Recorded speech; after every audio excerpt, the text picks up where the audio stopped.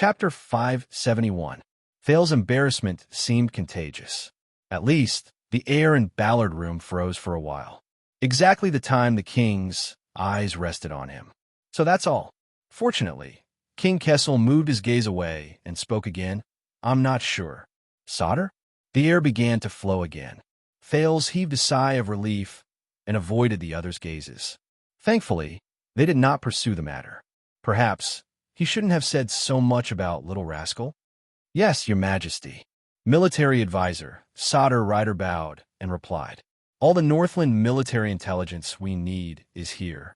In the dimly lit room, the Imperial Conference resumed its normal working atmosphere. Prime Minister Cullen shook his head thoughtfully. Military advisor Solder looked solemn. Viscount Kenny, who was in charge of trade, and Kirkman, the chief of finance, were whispering something. The Minister of Agriculture, Lord Croppen, continued to daydream. Archdeacon Stylianides did not say a word, but continued to listen intently. Thales maintained the gentle smile and elegant sitting posture of the Duke of Star Lake, low-key and dignified.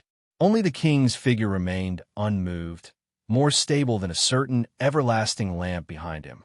Gilbert? The Iron Hand King's eyes flickered faintly as he swept his gaze over the map and chess pieces on the table. The former Foreign Affairs Minister had expected this. He calmly raised his glasses. Yes, Your Majesty. Gilbert flipped open his notebook again. Thanks to the generous cooperation of my colleagues in the Secret Intelligence Department, and thanks to Lord Solder and the Military Affairs Department sharing the battle reports, the Foreign Affairs Department has a new assessment of the post-war situation after understanding all the details. He cleared his throat. The overall conclusion is, although we won, but there was a glint in the cunning fox of Constellation's eyes. Extet was by no means the winner. Thale's gaze shifted. First of all, without the other two cities' attrition and restraint, Dragon Cloud City would not have been able to take down Fort Liberté so easily. Gilbert pointed to the black and white chess pieces on the long table. But now, fame and profit, city and land, all the good things have been taken by heroic Spirit Palace. Instead, the city of faraway prayers and Defense City suffered a crushing defeat and were ridiculed. Realization dawned on the participants' faces. And don't forget the Archduchess' peace decree, Solder added coldly, as well as her magnanimous forgiveness towards the prisoners of war. In contrast, Rockne and Letko's family suffered heavy losses and had no harvest. Thales thought of the resolute Archduke Rockne and the old but firm Archduke Letko and felt uneasy. And the troubled citizens.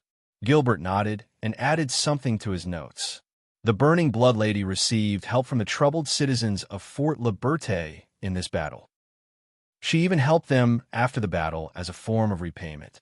Don't forget, as fellow Northlanders, the city of faraway prayers has been exercising oppressive rule over the troubled citizens in their territory. Gilbert looked up. Everyone, in summary, we have reason to believe that. Constellation's cunning fox narrowed his eyes behind his spectacles. After this battle, Dragon Cloud City will inevitably drift further and further away from Dragon Blood Gang, which is led by the city of faraway prayers, be it in terms of interests, ideals, reputation, or stance. When he heard the unfamiliar form of address, the king's eyebrows twitched. The Dragon Blood Society? Thales felt his heart clench. Dragon Blood. This was definitely not his favorite phrase.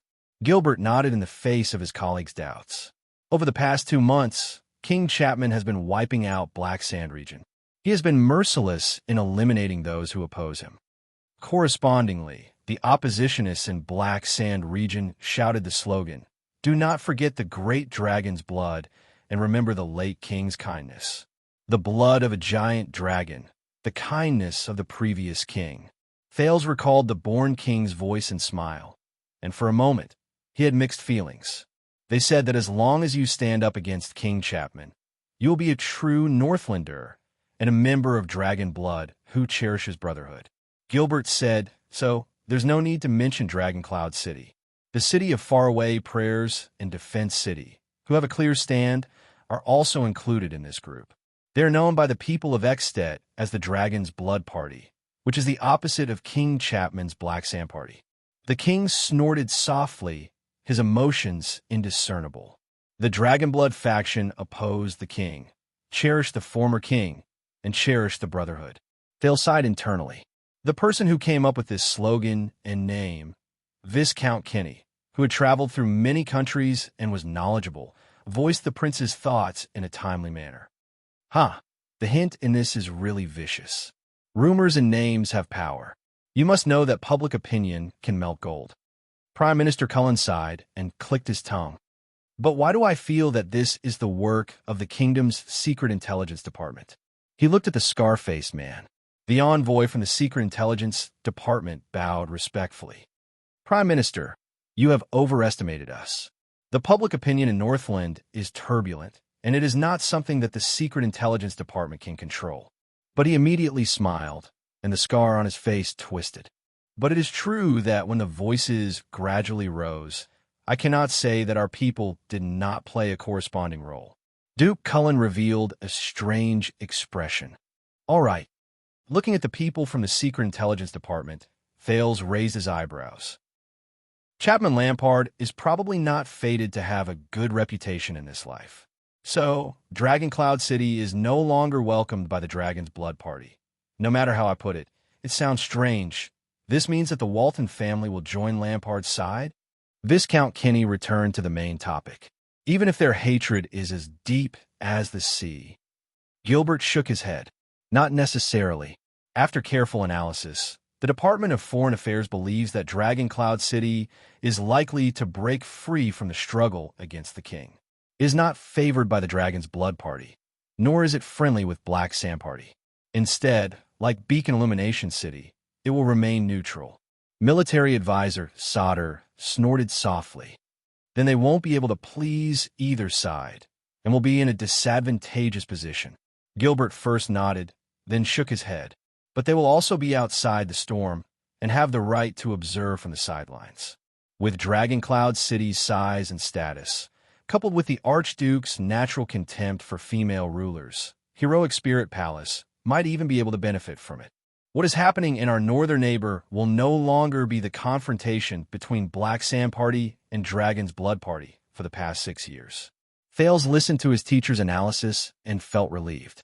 Even though all the nobles in Dragon Cloud City disliked King Chapman, and Saroma and Count Leespan had witnessed the Night of Dragon's blood with their own eyes, and their hatred was hard to resolve. But fortunately, Heroic Spirit Palace did not act rashly because of this. They chose the path that was most suitable for them. Viscount Kenny pondered and said, in other words, after this battle, Ekstedt will be even more chaotic? There will always be at least 3 parties involved in any issue? For now, that is indeed the case, Gilbert said. Very good. Kirkman's eyes lit up. A triangular chair is more stable than a 2-wheeled cart. Lord Croppen, who had been daydreaming, snapped out of his daze and exhaled. Finally, the damned Northlanders have their day. The atmosphere in the Imperial Conference improved greatly, and the ministers were in high spirits. But the king remained motionless, until Gilbert shook his head and poured a bucket of cold water on everyone's spirits. But we can't be too optimistic. More chaos means that conflicts will intensify, and the struggle will intensify. The former Foreign Affairs minister's eyes showed wariness. It means further progress towards the end. Prime Minister Cullen was deep in thought. The end? Gilbert nodded. 200 years ago, Ekstedt faced the mourning calamity. Tain rebelled, Prestige Orchid changed hands, and thus entered the cruel century of the last day. In that century, we, Constellation, fought against the Great Dragon. From Conqueror of the North Erica to Sailor John, 4 generations of kings, we were not weaker than our neighbors. Listening to Constellation's glorious past, the ministers were in awe. In contrast, the kingdom of the dragon became more divided and weaker. During the king's selection, 5 dukes fought, and the situation was tragic. 4 died, and 1 was crippled. The darkness and chaos became worse. Thales thought of King Chapman's old sword, which he never left, and clenched his fists. But Gilbert's tone changed, and he was filled with fear. But it was precisely the chaos and disorder that reached its peak that finally prompted Steelbreaker to be crowned and Dragon Clouds to ascend to the throne, starting the Walton family's monopoly on the throne for 3 generations. The Archdukes of 10 lands became one again, bringing the Kingdom of the Dragon back to its peak and dominating the Western Peninsula again. No one at the long table spoke. The shadow of the bloody year shrouded everyone's hearts. Gilbert's words were sincere and earnest. History has proven that Extet is not Camus Union, much less Thornland. They will not be divided forever. And a friend once told me, never underestimate the Northlanders' courage. At that moment, Thales felt as if he had returned to Dragoncloud City. All sorts of Northlanders flashed before his eyes. King Nuven, the dead-face Administrator Merk, Castellan, Chapman Lampard, Viscount Kentvita, the Fire Knight, the long-haired Rockney, the bowl-cut, the Red Witch, the veteran Gleeward, the tailor, the Raven of Death, the annoying Ian, but he suddenly thought of something. Little Rascal and Quick Rope. They were Northlanders as well. Well said. Military advisor Sauter Ryder raised his voice and glanced at the ministers who were previously celebrating Extet's decline. And we have no time to waste. His tone was firm and brooked no rebuttal. Thales noticed that the chief of finance, Kirkirkman, curled up the corners of his mouth in disapproval. But at that moment, Gilbert, King Kessel's voice suddenly rang out, and it was rather decisive. You will be reinstated immediately. The Foreign Affairs Department is yours, even though it has always been yours. The king's gaze swept across the crowd. I guess, whether it's Extet or Constellation, no one will raise any objections this time? The ministers at the Imperial Conference lowered their gazes. No one spoke. The king's orders shall be obeyed, Prime Minister Cullen replied gently. This sentence seemed to be a signal. The former Foreign Affairs Minister, to be precise, the current Foreign Affairs Minister, Honorary Earl Gilbert Casso, was silent for a moment, then nodded respectfully. I will do my best. Thales quietly savored the undercurrents in this question and answer. The king nodded and turned to another person. Sauter, I heard you have something to say? The military advisor bowed. Yes, Your Majesty. Thales leaned back in his chair. After learning about the outcome of the war in the Northwest, his mood improved significantly. Even the pressure that had enveloped him when he entered the palace had quietly dissipated. Now, all he had to do was quietly sit in on the meeting and then face the consequences of last night. He understood his role. Sauter flipped open the document in his hand and cleared his throat. Although the development of the war was somewhat unexpected, the conclusions of the Department of Military Affairs have remained basically unchanged over the past few months. The war between Extet and the Alliance of Freedom may be small, but it has far-reaching implications. This soldier stretched out his palm and gestured on the map. City walls, barricades, fortifications, catapults, eternal oil, military crossbows, mystic guns, military intelligence crows and hunting falcons, as well as the refined crystal drop weapons specially assigned to elite troops. These things have played an irreplaceable role, even more so than before. Sauter paused for a moment, his expression serious. War. Gentlemen, war. War in this era is no longer the same. Chief of Finance Kirkirkman, who sat opposite him, waved his hand unabashedly and looked impatient. Not again. Saldus' expression tensed, but he suppressed his displeasure and said patiently, War's demands on logistics are getting higher, and the reliance on it is also getting heavier. The military advisor gestured at the locations of several major battles on the map. Battle examples from the front lines tell us that the Northlanders' frontal combat power is still unparalleled, but Saldus' tone became urgent. Whether it's their strong physique, superb skills, or fanatical fighting spirit, the pride of the past cannot make up for hunger, broken armor, and broken soldiers.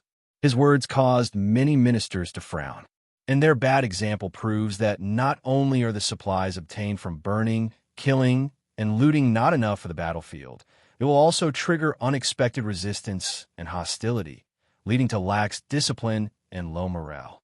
Sauter nodded in the king's direction. This is why the Alliance of Freedom is only a small place. but it can rely on the favorable terrain and the favorable human conditions to drag out the three great cities of Extet to the point that they are unable to attend to one thing and lose sight of the other. That taught us a lot of lessons. As soon as he finished, he scanned his surroundings, only to be greeted with an unexpected silence. The ministers seemed to be exchanging glances with one another, which puzzled Thales. This was his first time attending the Imperial Conference, and he did not understand the rules. Finally, as the highest-ranking Prime Minister of the kingdom, Duke Cullen coughed softly and took up the topic that no one wanted to continue. For example, Sada retracted his dissatisfied gaze. We cannot repeat the mistakes of the Northlanders. We must pay attention to the maintenance of supplies and ensuring the efficiency of transportation. Let's start with the regular royal army. There was another period of silence. Even King Kessel did not say a word, as if it was a terrible topic. Sir Sada, our logistical supplies for the regular royal army have always been our top priority. The Minister of Agriculture, Lord Croppen, who had been distracted for most of the meeting, suddenly snapped out of it and hurriedly distanced himself from the situation. Especially during wartime. Sunset can attest to that. At least we have never been short on provisions, Sada interrupted him. I have no intention of criticizing you, Lord Croppen. But in the next moment, the military advisor turned to Thales. A few months ago, the regular royal army and the suzerains of Western Desert worked together to rescue His Highness Thales, venturing thousands of miles into the desert. The Duke of Star Lake was startled. That was a valuable attempt. After the Desert War, we once again tested our ability to establish a unified supply line in a foreign land and expanded the limits of expeditionary logistical transportation. The detailed report has been presented to you before the meeting. Some of the ministers began to flip through the documents on the table, while others were unhurried, as if they had expected it. But Sada raised his voice and resounded throughout Ballard Room. Facts have proven that the independent logistical capabilities of the regular army are quite outstanding. The shortest routes specially designated by the Department of Military Affairs, the security of the rear defense line, and the ability to sweep back and forth in the desert have all effectively ensured the smooth flow of the supply line, and even supported the army all the way to the border of the Alliance of Freedom. His tone changed, but in contrast, the local suzerains of Western Desert organized their own logistical support. They were procrastinating, inefficient, and messy. From Blessingstown to the desert front line, countless greedy people changed hands along the way, and the transportation figures remain a mystery to this day. As a result, some illegal merchants smuggled eternal oil from Blade Fang's camp into the hands of the desert orcs, until they were intercepted by the regular army. Smuggling eternal oil. Thales gulped, took the document that Gilbert handed to him to read, and smiled in acknowledgement. Sada Ryder flipped through one of the pages of the document in his hand with an ugly expression. Baron Williams even reported a vicious incident. His vanguard officers dealt with their spoils according to the rules after a battle against the orcs, but they were unreasonably obstructed and illegally embezzled by the local conscripts of the Western Desert. The other party showed no respect for the royal family's dignity and almost attacked their allies. Hearing the familiar story, Thales rubbed his nose. Yes, the legendary Wings report also said, Kirkman's nonchalant words were interspersed with the sound of flipping pages. With a patriotic and loyal heart, he endured the humiliation after the incident.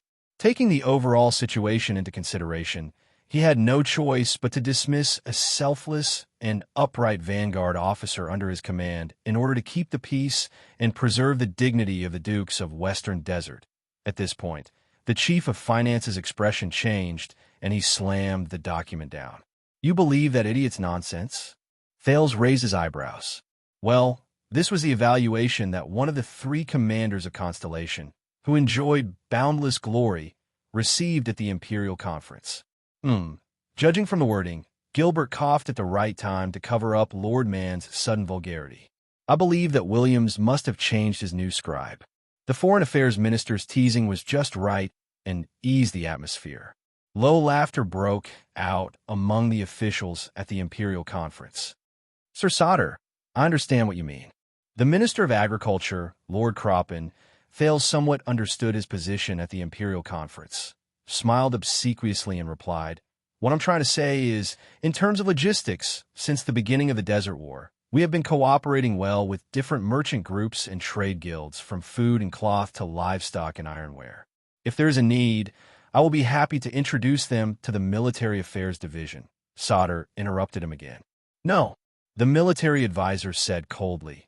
"In a war involving tens of thousands or even hundreds of thousands of people, war logistics is a combination of precision and complexity, scale and longevity. No suzerain, town, castle, or merchant group is qualified to take on such a heavy responsibility. Not even the Military Affairs Division." Lord Croppen's smile froze. Saldus' eyes sharpened. "Unless it is under the king's orders, unified deployment, followed by the entire country. And the practice of different suzerains providing their own rations and logistics and gathering supplies on the spot is long outdated." At these words, all the officials at the Imperial Conference fell silent. The military advisor's gaze was as sharp as a knife as he swept his gaze across the people at the long table. No matter how diverse the composition of the army is, or how many suzerains have the authority to lead troops, we need a more unified, efficient, and convenient logistics organization. Only then can we provide sufficient and continuous supplies to the front line in a war that will last several years in the future. The officials had different expressions as they pondered the meaning behind these words. King Kessel's face was still hidden in the darkness of the backlit room, leaving only a flickering shadow. Until Prime Minister Cullen exhaled and said meaningfully, "Sir Sauter, you're talking about logistics. But you're not just talking about logistics, right?" Sauter looked at the Prime Minister with an indifferent gaze. Ballard Room fell silent again. "Come on, soldier, we all know what you're up to." Chief of Finance Kirkirk scoffed and made no attempt to hide his displeasure. "What else? Say it all at once." Thales noticed that Gilbert had begun to wipe his handheld glasses, a sign that he had misgivings and was looking for an opportunity to think. Sauter gave Kirkirk a deep look. "That's not the only lesson the Northlanders have taught us." The military advisor bore the scrutiny of the entire Imperial Conference, but he appeared even more unyielding, without the slow-wittedness typical of his age. Take the Alliance of Freedom's battle as an example. Luring the enemy, harassing, occupying, concealing, dividing, circling, decapitating, spying, and gathering intelligence. The cycle of war is prolonged, the scope is expanded, the tactics are complex, and the impact is multifaceted. It's no longer something that can be summed up by a few key battles. Sauter stared at the chess pieces on the long table. As we can all see, Ekstedt has unparalleled numbers and a head-on advantage. But it's also because of this that it's inconvenient for the army to move around and overstaffed. In the face of Surprise Ivan and his nimble and small number of elites, they appear flustered and at a loss as to what to do in a foreign land. Not only that, Carcagel is only the commander-in-chief in name. The three armies of the Northlanders are not unified. At most, they cooperate with each other. The delivery of orders is time-consuming and inefficient, and it's difficult for multiple commanders to work together. In the end, it's a bitter outcome. His tone changed to one of anguish.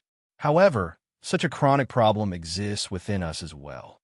Sauter slammed his palm on the long table. Based on what I saw during my trip to Western Desert, the regular army of the royal family and the conscripted army of Western Desert work together, but they are under different command systems. The former are clearly professional elites who have gone through hundreds of battles, but are often held back by the conscripted army of the same profession. The latter are under the command of their respective suzerains, do not listen to orders, have poor coordination, lacks discipline, and low combat power. The back-and-forth wrangling between the major feudal vassals of Western Desert has seriously affected the entire war situation. As he spoke, the military advisor gradually forgot the official language he had developed through years of frequent visits to Renaissance Palace, and began to use the slang he was used to when he was young. Two armies of the same rank can't get along just because there's a rift between their respective commanders.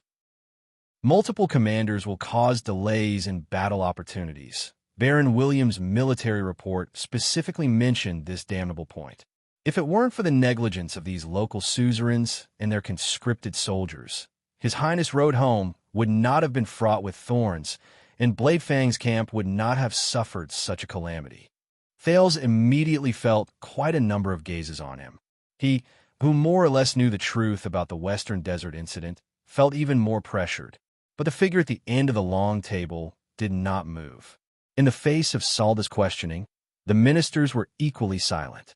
The only secret intelligence department emissary standing at the side, the scar-faced man, was like a statue and did not move an inch. Duke Cullen spoke slowly, seemingly used to this job of continuing the silence in the Imperial Conference. So, Sauter took a deep breath. The Starlight Brigade has already proven this during the Bloody Year. Today, Extet and the Alliance of Freedom have reaffirmed this point. In modern warfare, the key is no longer quantity and strength, but quality and efficiency. He clenched his fists and spread his arms. For this, we need a unified chain of command, reliable logistics and transportation, more officers and soldiers who are proficient in military affairs, including strict organization, efficient military intelligence transmission, and of course, the spirit and awareness of selfless dedication. Sauter spoke passionately, disregarding the increasingly ugly looks in his colleagues' eyes. And we cannot count on the conscripted soldiers of the suzerains to achieve this, whether it be His Majesty's direct vassals or the faraway feudal dukes. The only ones we can rely on are the regular soldiers of the royal family, whose profession is war. Prime Minister Cullen raised his voice. His tone was solemn, unlike his usual leisurely manner. Sir Sauter, what are you trying to say? The military advisor pounded the table and raised his voice. My lords, times have changed. For the sake of the future, we need more officers and more professional soldiers to undertake stricter and more important missions in the country in case of emergencies. The expansion of the regular soldiers of the royal family must be put on the agenda. Salda's words were met with another round of silence. In the stiff atmosphere, Thales exercised his back, which was also stiff. He saw that Gilbert had closed his eyes gently. Expansion, Duke Cullen sighed. How many times has this been? The third time. Kirkirkman quickly continued without blinking, obviously very familiar with the process.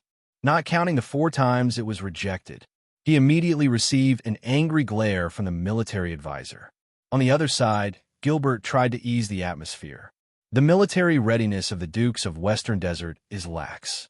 This is a problem that needs attention. But it would be making a mountain out of a molehill if we expand it too quickly to the entire kingdom. It's not just Western Desert, Sauter quickly interrupted. Even across the country, even after the previous expansions, the regular soldiers of the royal family still do not account for enough of our total army. Our actual combat strength is heavily dependent on the cooperation and quality of the conscripted soldiers. The military advisor's stance was irrefutable. The separation of logistics, multiple commands, communication barriers, inconsistent training, all these bring about too many problems. Pardon me for interrupting. Chief of Finance Kirkirkman coughed heavily. Soldier, have you seen last year's financial statements? The military advisor frowned at being called out by his nickname. Do you know how much the regular soldiers of the royal family, which you are so proud of, spend every year on the budget of the Department of Finance? The Chief of Finance looked at Sauter with a dark expression. Take the 3 main guards of the regular army, Fury, Starlight, and Stardust. Although they are called guards, do you know how much they are overstaffed and how much they cost to maintain? And this doesn't even include those who are not part of the establishment. Do you know that the amount of money spent on them is enough to recruit another 30 companies and form 10 armies, if placed in the general conscripted soldiers? Kirkirkman looked disgusted. It was obvious that he had been troubled by Sauter for a long time. Expansion? How are we going to expand? Spittle from your spittle? But Sauter was in no hurry to refute. He waited until Kirkirk's breathing stabilized before he spoke again. That is also the second point I wanted to make. He turned to the dark figure at the end of the long table. "Your Majesty, I propose to enact a new bill to reform the kingdom's military system." The next moment, Soldier Solder stood up decisively, and his voice reverberated through the secret chamber. "We should gradually reduce the number of private conscripted soldiers under the suzerains of the various lands throughout Constellation." Once he said that, everyone in the room, including Thales, was stunned for a moment. They could not react, but Salda's cold words continued. "Gradually reducing the length of service, reducing the frequency of conscription, we can even exempt the suzerains from the obligation to respond to expeditions. We can even ultimately remove their right to conscript soldiers in their territories." 1 second, 2 seconds, everyone's expression changed. Thales, who had been in Dragon Cloud City for 6 years and was deeply influenced by Extet's military culture, blinked. "Reduce." The moment he understood what solder meant, Kirkman turned pale with fright. "What?" At the end of the long table, the king's figure moved slowly. His cold gaze pierced through the darkness again, like an unsheathed blade. The military advisor raised his voice. "I believe that this can save on the cost of conscription every quarter, streamline the army, focus on agriculture, livestock, industry, and commerce, increase tax output, and perhaps even make up for budget shortfalls." Prime Minister Cullen looked at his longtime colleague in disbelief. But Solder Rider did not care. "And the regular army is ready to take on the heavy responsibility of national defense." He looked up abruptly, as if he had turned into an immovable rock. "The armaments of the nation, the weapons of Constellation. Henceforth, only one command. No exceptions." The narrow and dim Ballard room fell into an unprecedented silence, followed by a slight chill unique to stone rooms. Solder looked around the long table, strong and unyielding, like a veteran who had been through many battles. The shocked ministers all turned to look at him. Thales was stunned. When discussing the war in the north earlier, he was so focused that he was not affected by the atmosphere of the meeting. But it was at this moment that Thales truly realized this was the Imperial Conference. The matters he heard at this long table concerned the future of tens of millions of people in the entire country. At this thought, he felt a sudden sense of suffocation. It was a feeling that neither the duel in the Hall of Heroes nor the day of Heroic Spirit Palace's State Affairs hearing had given him. "Everyone," after a long silence, someone finally spoke in a soft voice. "Please do not leak the contents of today's meeting, not even to the people closest to you, not even the slightest bit or a word," the Prime Minister said in a low voice, tired and hesitant. "And, Solder," Duke Cullen raised his head to look at the kingdom's military advisor, who had a determined expression on his face.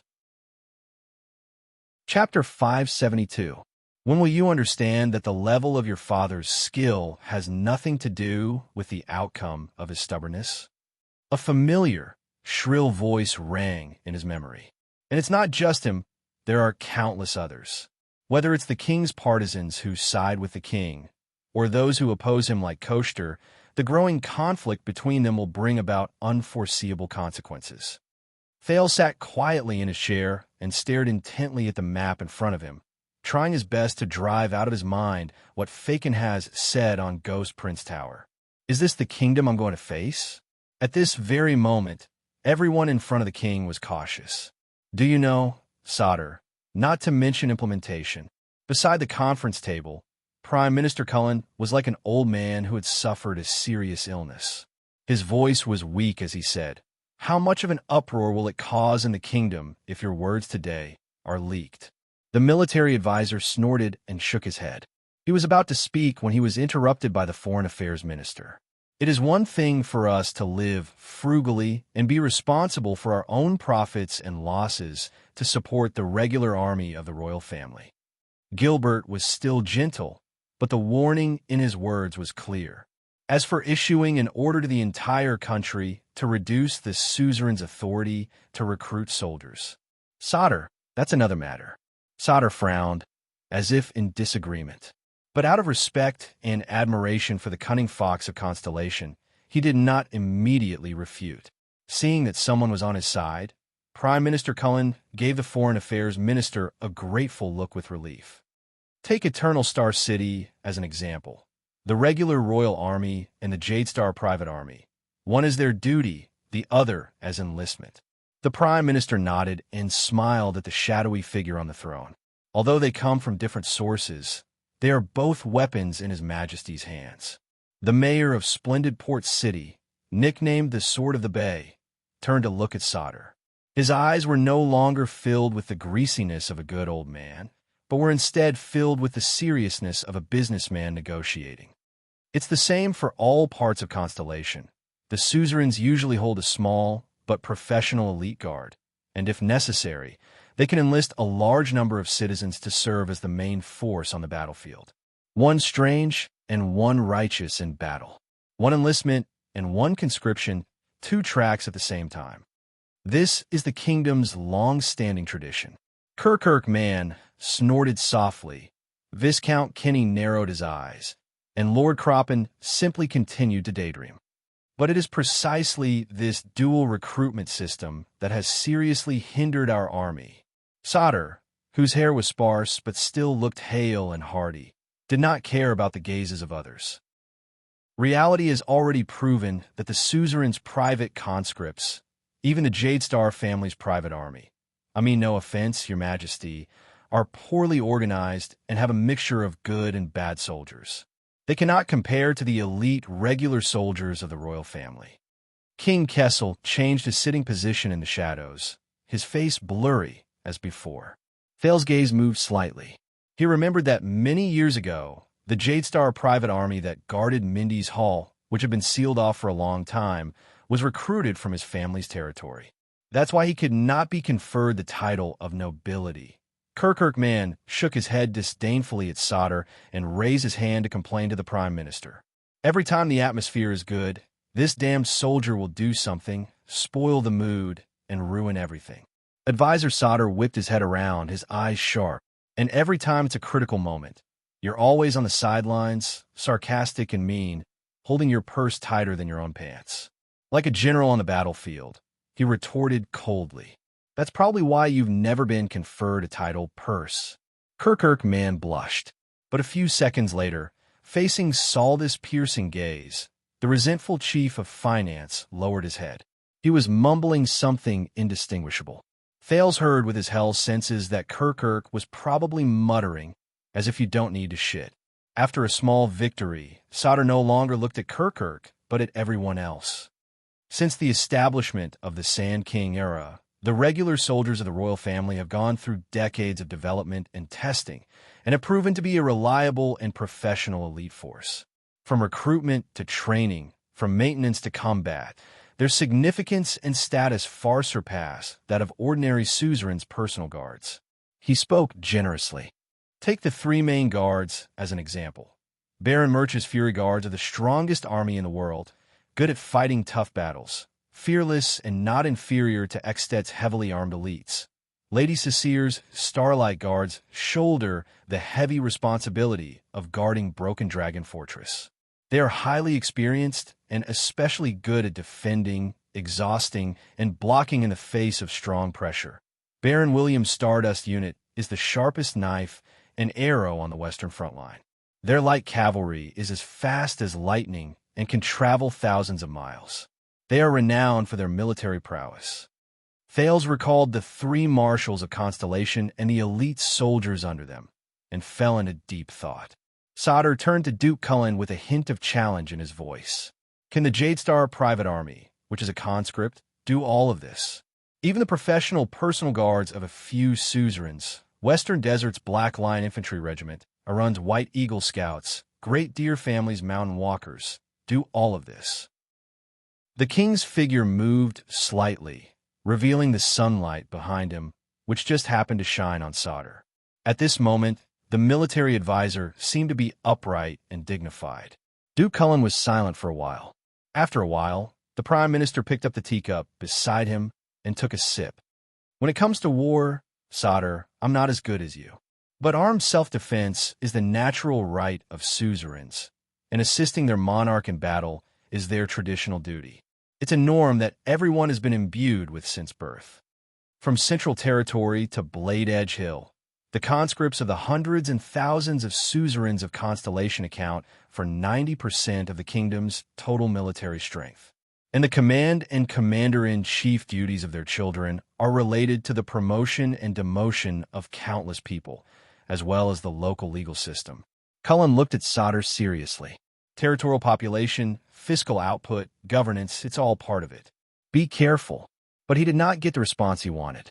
90% of the kingdom's total military strength? Sauter scoffed.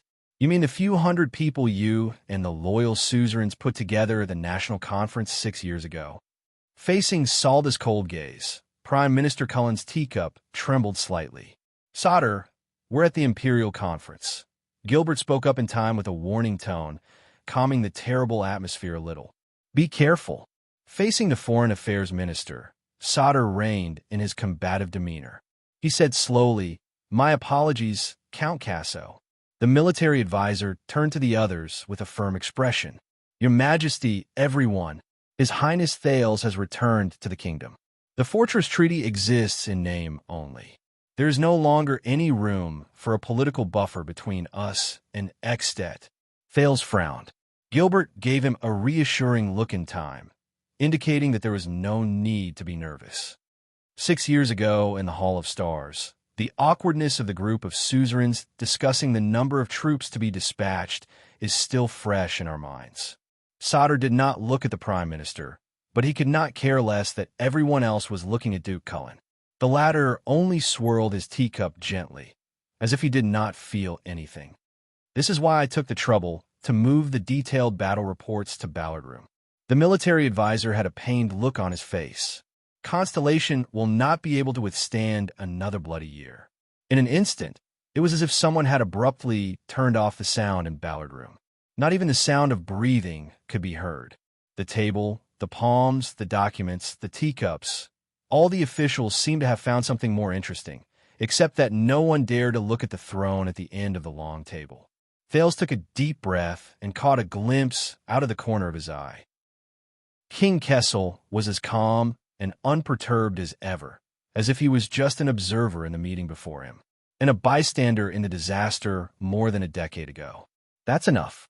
Don't try to scare me anymore." A few seconds later, Kirkman, the chief of finance who had long been dissatisfied, finally spoke up. "Count Casso made it very clear just now. Exted is suffering from internal strife and is in decline." Salda's expression turned cold, and he quickly retorted. "So the balance is no longer there, and the situation is in turmoil. More than ever, we need a powerful army."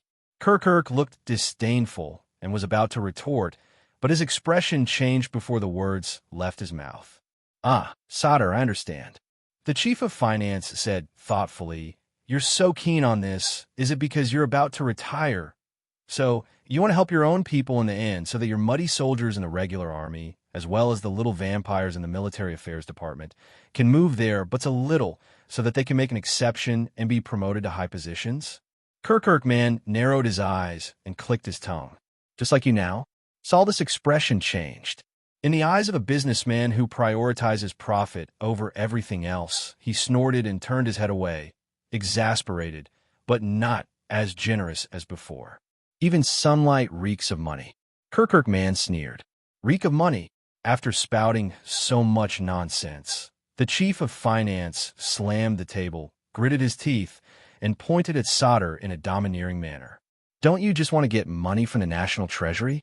By the sunset goddess, after the mess Williams created in Western Desert, I was hoping that the military affairs department would calm down a little." Sauter took a deep breath and looked like he was about to flare up, but finally held back under Gilbert's gaze. Thales watched the two of them argue and observed their attitudes towards each other. Slowly, he began to understand the rhythm of the Imperial Conference. It was precisely what happened in Western Desert that strengthened my resolve. The military advisor's voice trembled slightly. It was obvious that he was holding back his anger with great perseverance. Needless to say, most of the conscripted militias are faced with lax discipline, inefficient organization, and an awkward position on the battlefield. Although the regular professional soldiers are few in number and good at fighting, If they only listen to the orders of an unruly suzerain, it is very easy for internal command problems to arise when cooperating in battle. The harm is worse than that of conscripted militias. Just like the chaos in Blade Fang's camp and Extet's defeat. Sauter said seriously, "We thought that by running the two systems of conscription, we would be benefiting from both. But in fact, we are suffering from the disadvantages of both. Whether it's for war or politics, whether it's for the regular army or conscripted militias, reform is imminent." His words were full of reason and lacked his previous indignation and accusations. Even Kirkuk, who disliked Sauter, could not refute him for a moment. Unexpectedly, this time, the one who spoke was Gilbert, putting aside the expansion of the regular army of the royal family around Eternal Star City. The Foreign Affairs Minister advised earnestly. "But Sir Sauter, in the eyes of more people, interfering with the autonomous rights of local vassals, especially restricting the conscription of armed forces, will be interpreted as the royal power's persecution of freedom." Perhaps because he did not expect his old friend to not support him, Sauter snorted angrily this time and did not spare Gilbert any face. "Do you think they won't understand if we keep giving in without saying a word?" Gilbert's expression darkened. "Look at last night," the military advisor said coldly. "The accident that happened at the royal banquet. No matter who it is, if they dare to reach out to the heir of the kingdom, we must respond." Thal's expression did not change. He pretended not to see the looks in everyone's eyes.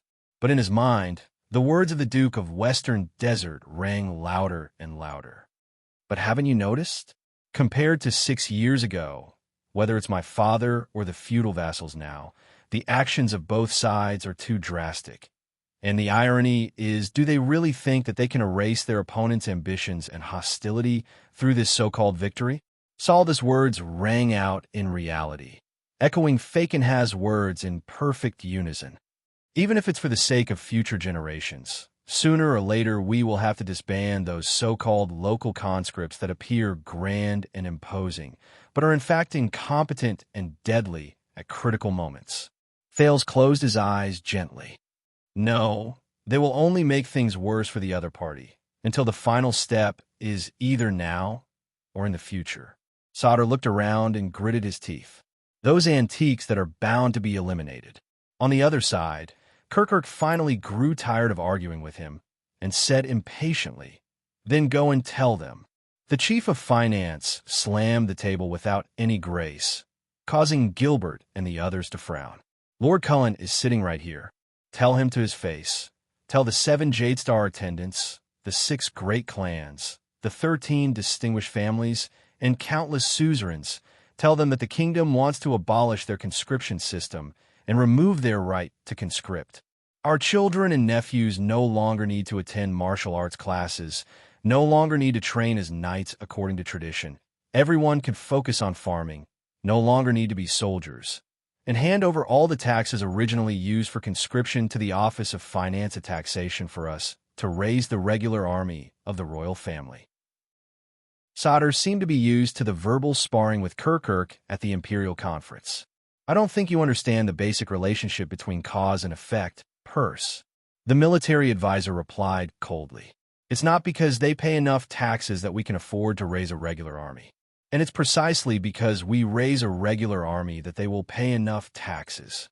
As soon as he said this, many people had strange expressions on their faces, as if they had seen through something.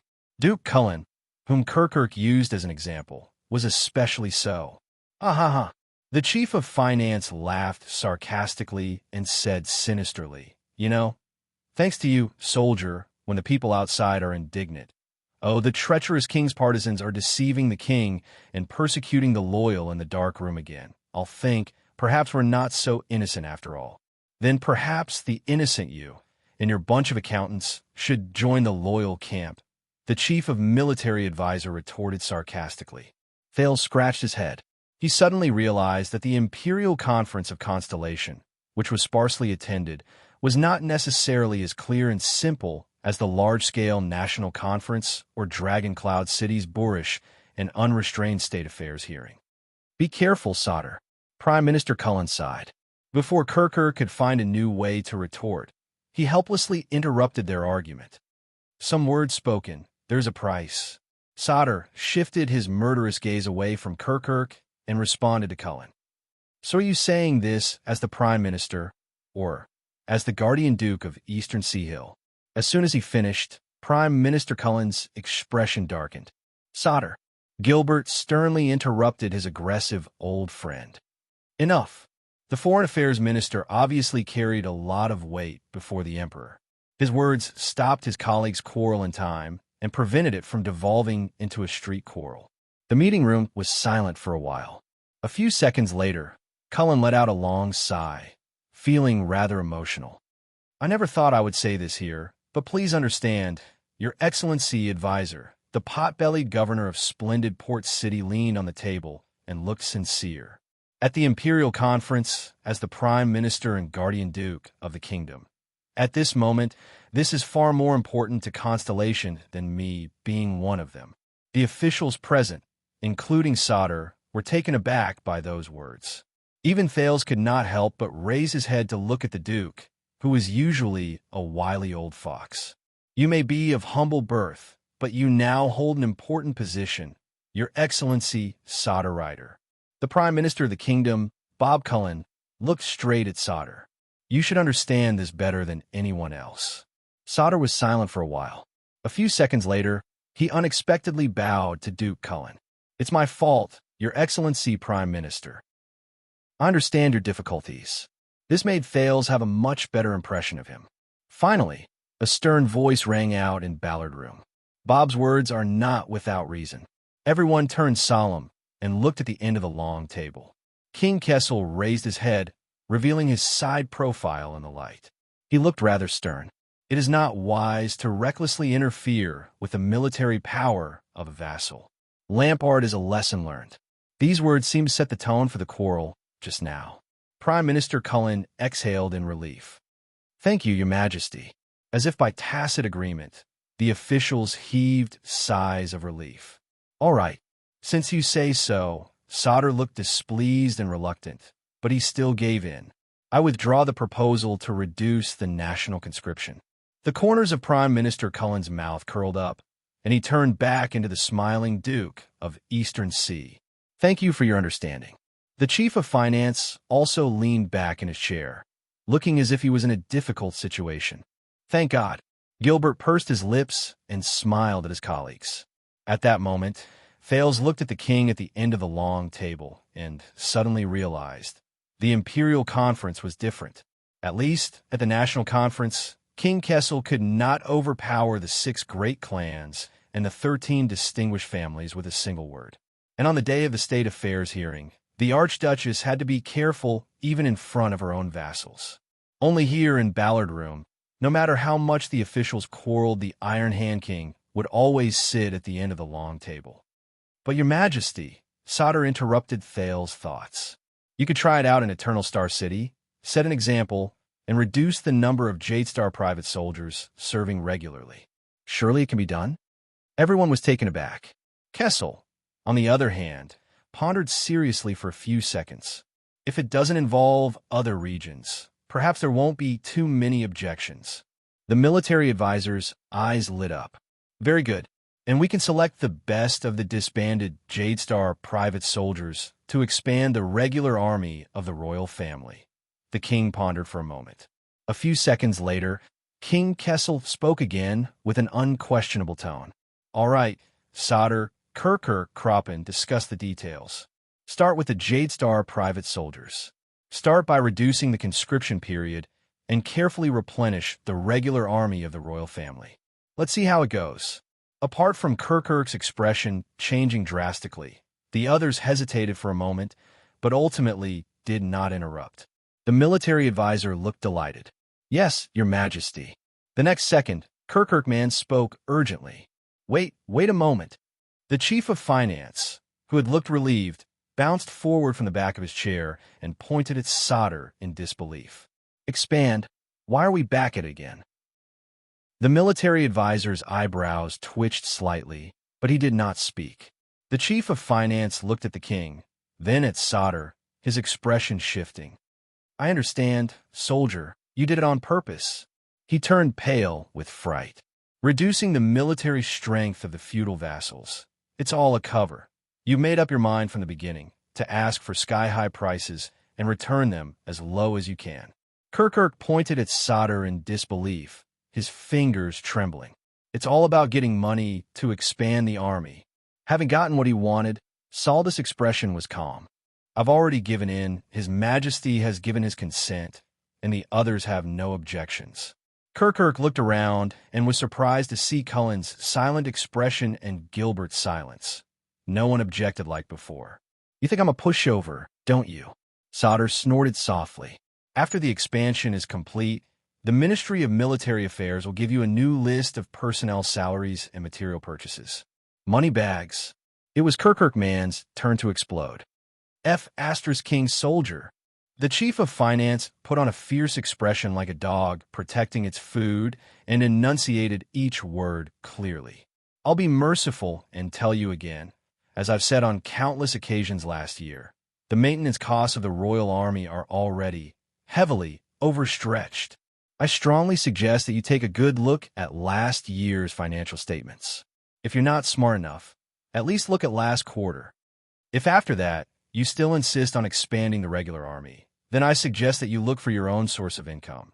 By the way, it's popular to do business with rich ladies in Red Street Market, and those strong six-pack soldiers under you are in high demand. Sodder frowned slightly. How do you know? Lord Kirkirkman blushed and coughed. Managing finances, coordinating taxes, formulating economic policies, I naturally have to be proficient in that industry. In the midst of the awkwardness, a trembling voice rang out. Can I say something?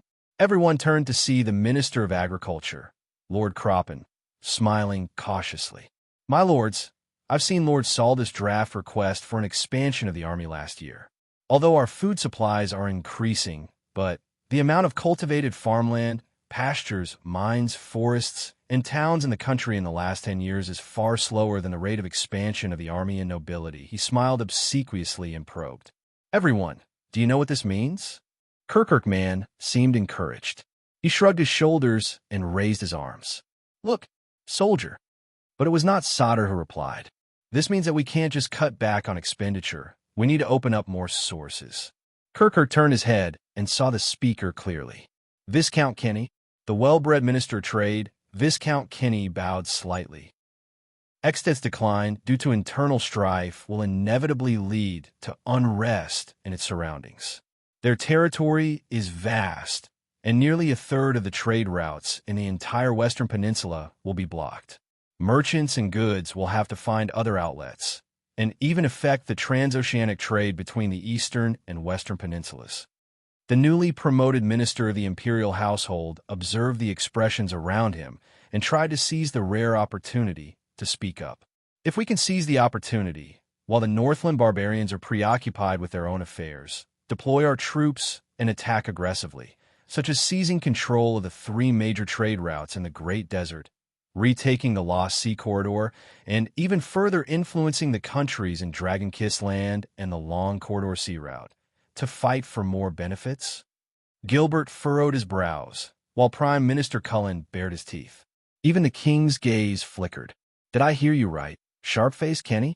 Kirkirkman said in disbelief. Forget it if Sodder wants to ask for money to expand the army. You still want to go abroad to fight. Viscount Kenny flashed a friendly smile, but unfortunately, it was ineffective on that pointy face. Chief Kirkirk, we're talking about absolute control over key trade routes, strategic hubs, resource-rich lands, and transoceanic trade. That's a huge sum of money. If we succeed, I guarantee that you will never have to worry about financial resources again. But the chief of finance only caught one keyword. His face was full of suspicion.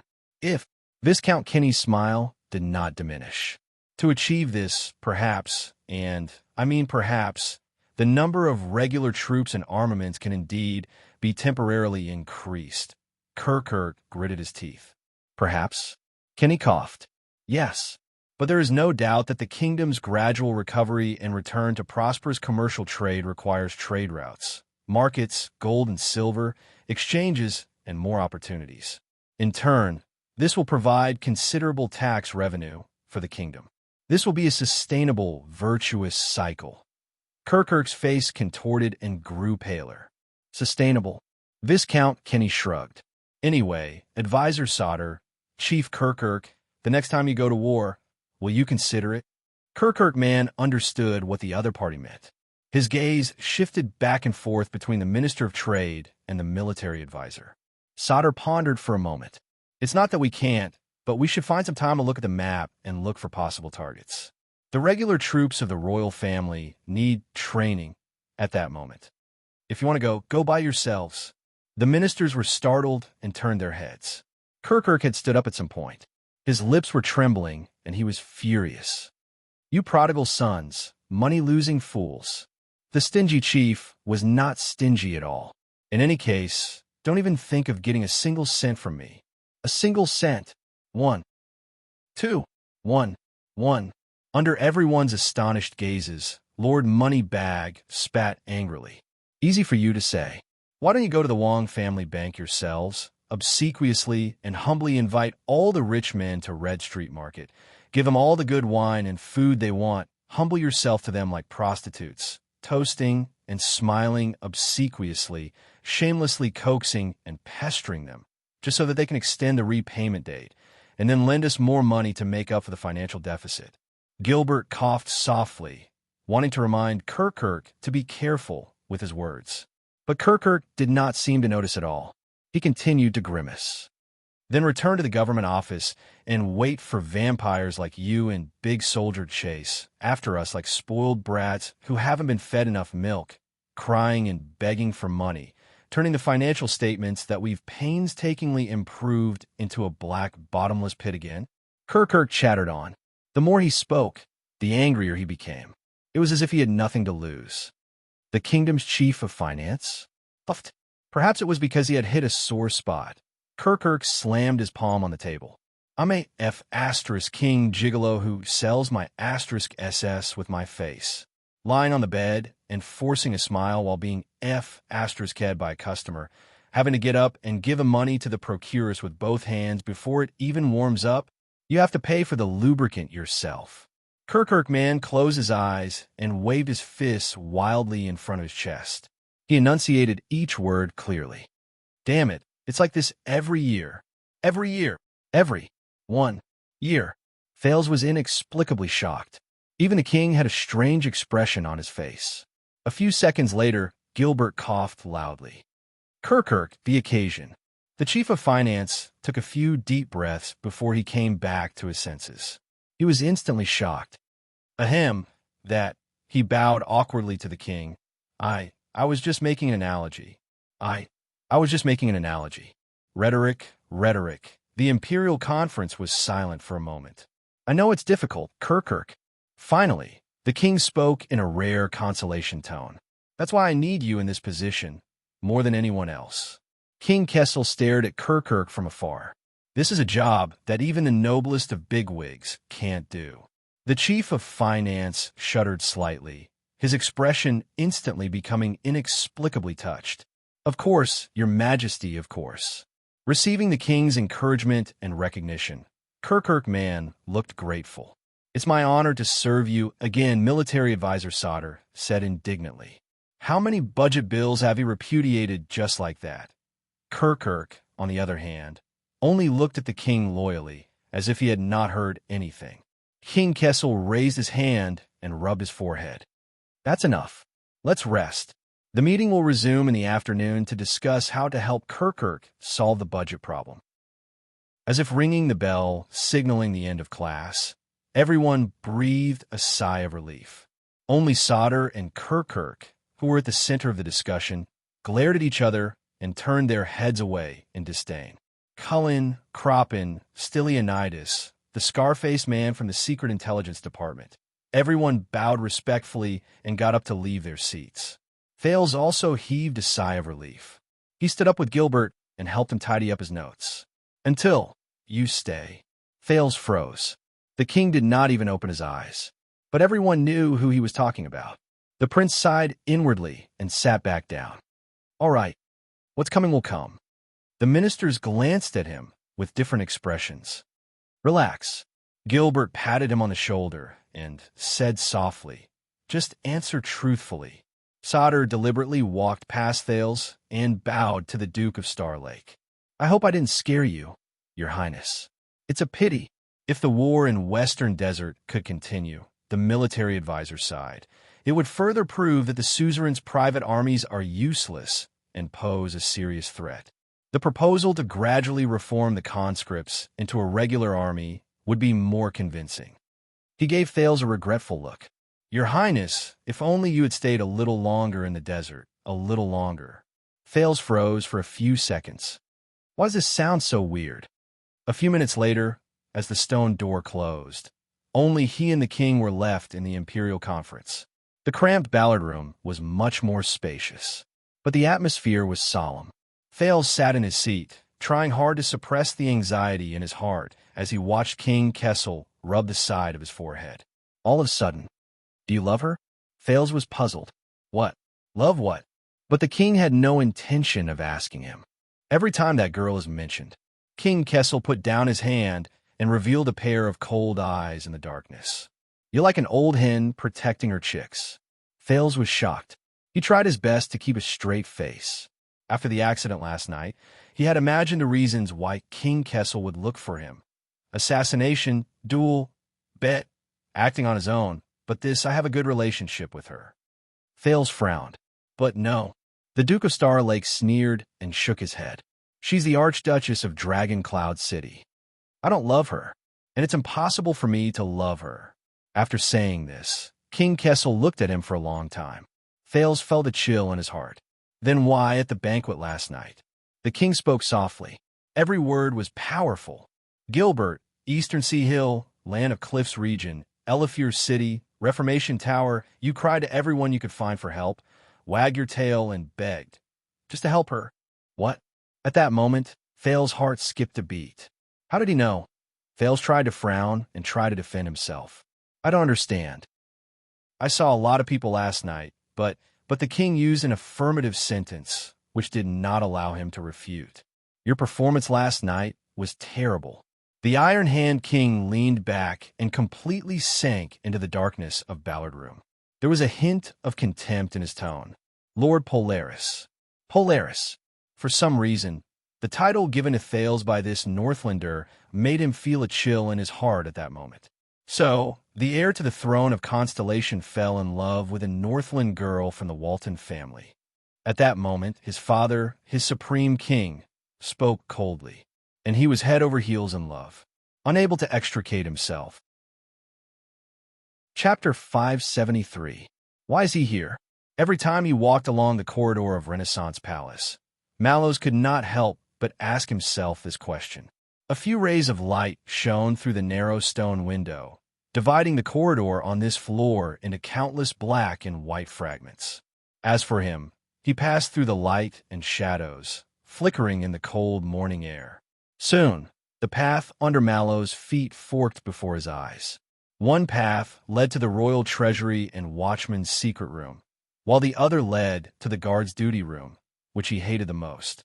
Why is he here? Mallows did not hesitate to walk down one of the paths, because he was destined to be here. When he passed by the precious portrait of the wise prime Minister Halva from the era of the King of Renaissance, the watchman greeted the two logistics officers of the royal guards who passed by. But he was sensitive enough to notice that their attitude was very strange. It's normal. After all, after last night, Mindy's Hall has become the center of attention in the capital. Mallows thought calmly. What's more, the person who's really bearing all this pressure. Mallows turned a corner with familiarity, pushed open a wooden door, and walked into the guard's first duty room. So, what are the benefits for New Year? Mallows stopped in front of the wall with the duty roster. He greeted the people in the room while he removed his saber and hung it on the sword rack. Touching weapons, meeting others, his power of eradication awakened in his body like an instinct. The entire world became quiet, barren, dead silence, cold, heavy, dark, until someone disturbed him. Mate T, at the other end of the duty room, a young man, flag-bearer Will, put down his teacup with a bitter expression and looked up from behind a desk full of documents. A merchant group brought it back from the Sante archipelago. It's so bitter that it can't be sold in the capital. So the logistics division got a large batch of it at a low price. It helps to refresh the mind. At least, that's what they said. Will was depressed, and the reason was unknown. Mallows controlled his face and made a smile that made people feel that it was sincere. Not bad. The watchman picked up the teapot and poured himself a big cup. Bitter. This is the style of the logistics division. Mallows took a sip, and the taste in his mouth made him frown. It's especially suitable for your job.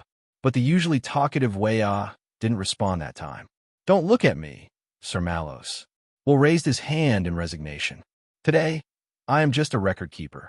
Mallows paused when he saw Wuxia's unusual caution. Not only was he depressed, but he was also trying to hide his nervousness. But why? The sound of footsteps could be heard from inside the room. A new fluctuation appeared in the dead world, attracting Mallows' attention. You're late. A voice rose in the duty room. It was steady but stern. Lord Mallows. The voice was full of displeasure. The watchman turned around. A man about his age, with a pair of thin lips and a pair of narrow eyes, walked out of the inner room and stopped in front of him. It was him. Mallows' expression did not change, but he sighed in his heart. Why did he still feel disappointed? He knew he was coming, didn't he? I didn't expect it to be you. Mallows put down his teacup, flashed a smile, and faced the newcomer. Lord Talon, Vogel Talon, the vice-captain cum chief flag-bearer whom he had just met last night, scoffed at him.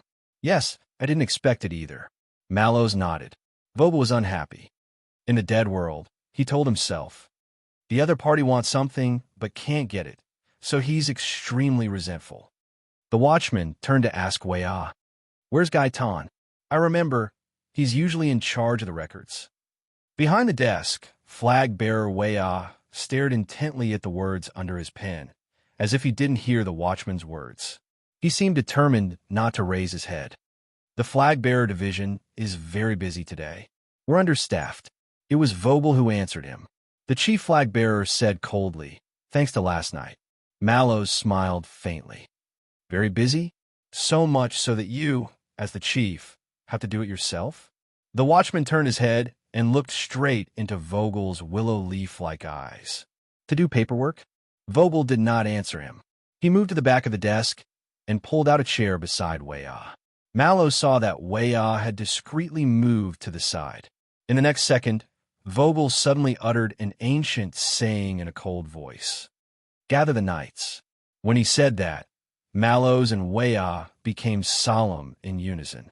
Despite having other thoughts, the watchman had no choice but to respond with a straight face together with Wuxia. By the Emperor's command. He did not know the meaning of this ancient ritual, but as far back as he could remember, the royal guards had been following this rule, as if this would restore the demeanor of the Emperor's Praetorian guards. He could only obey. The atmosphere became solemn. Vogel stared at him silently, as if to test the veracity of his words. A few seconds later, the vice-captain nodded. Lock the door. Let's begin. Wuxia took a deep breath and got up to do as he was told. He pulled out a black box from the locked cabinet and took out a crystal drop and a coarse, oval-shaped stone. Mallows' gaze froze. Then, esteemed watchman of the guards, Tormund Mallows, please take a seat. Wuxia respectfully invited Mallows to take a seat as he pulled open an iron gate behind the wall. The wall under the iron gate was engraved with strange but intricate patterns, on which were written many ancient runes that could only be understood by scholars. Wuxia obviously did not understand these, but this did not affect him from following the procedure and embedding the crystal drop and stone into the intricate holes in the wall. His movements were careful, familiar, but also reverent. Wuxia closed the iron gate. A few seconds later, the gap in the iron gate glowed with a strange light. What does this mean? Mallows stared at the light. Sound reproduction stone, Wuxia replied excitedly. It seemed like he also found it novel. Impressive, isn't it? I heard that it can be activated like this. Mallows interrupted him. I know what this is. I'm asking why. Wuxia was stunned for a moment and subconsciously looked at Vogel. As you know, important records in the Royal Guards usually need to be recorded in eternal files, especially the flag-bearer division. Vogel suddenly coughed. Wuxia immediately stopped talking and put on a serious expression.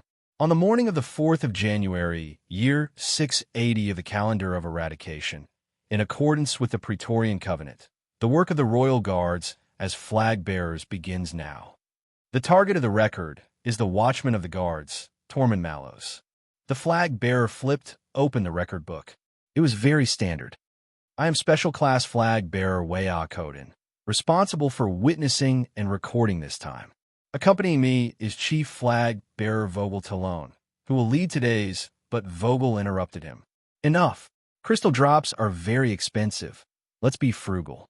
Under Wuxia's awkward expression, Vogel took over the reins of the conversation. First of all, about last night in Mindy's Hall. Vogel flipped open a page of records in his hand and looked straight at Mallows. Whether it was an impulsive act or a proxy duel as the captain of the guards, you know the pros and cons. Why did you not stop it, but instead condone Prince Thal's impulsive act? Mallows retracted his gaze from the inlaid sound reproduction stone and crystal drops on the wall. He no longer looked at the ancient sound reproduction spell that had been tinkered with by countless amateurs over the past 600 years and was now barely usable. He returned to last night. I have neither the right nor the ability to interfere with His Highness' decision. Since he has spoken, I can't go against him in public. Vogel snorted indecipherable. Is that so? But why do I feel that you were quite eager to disagree with your superior last night?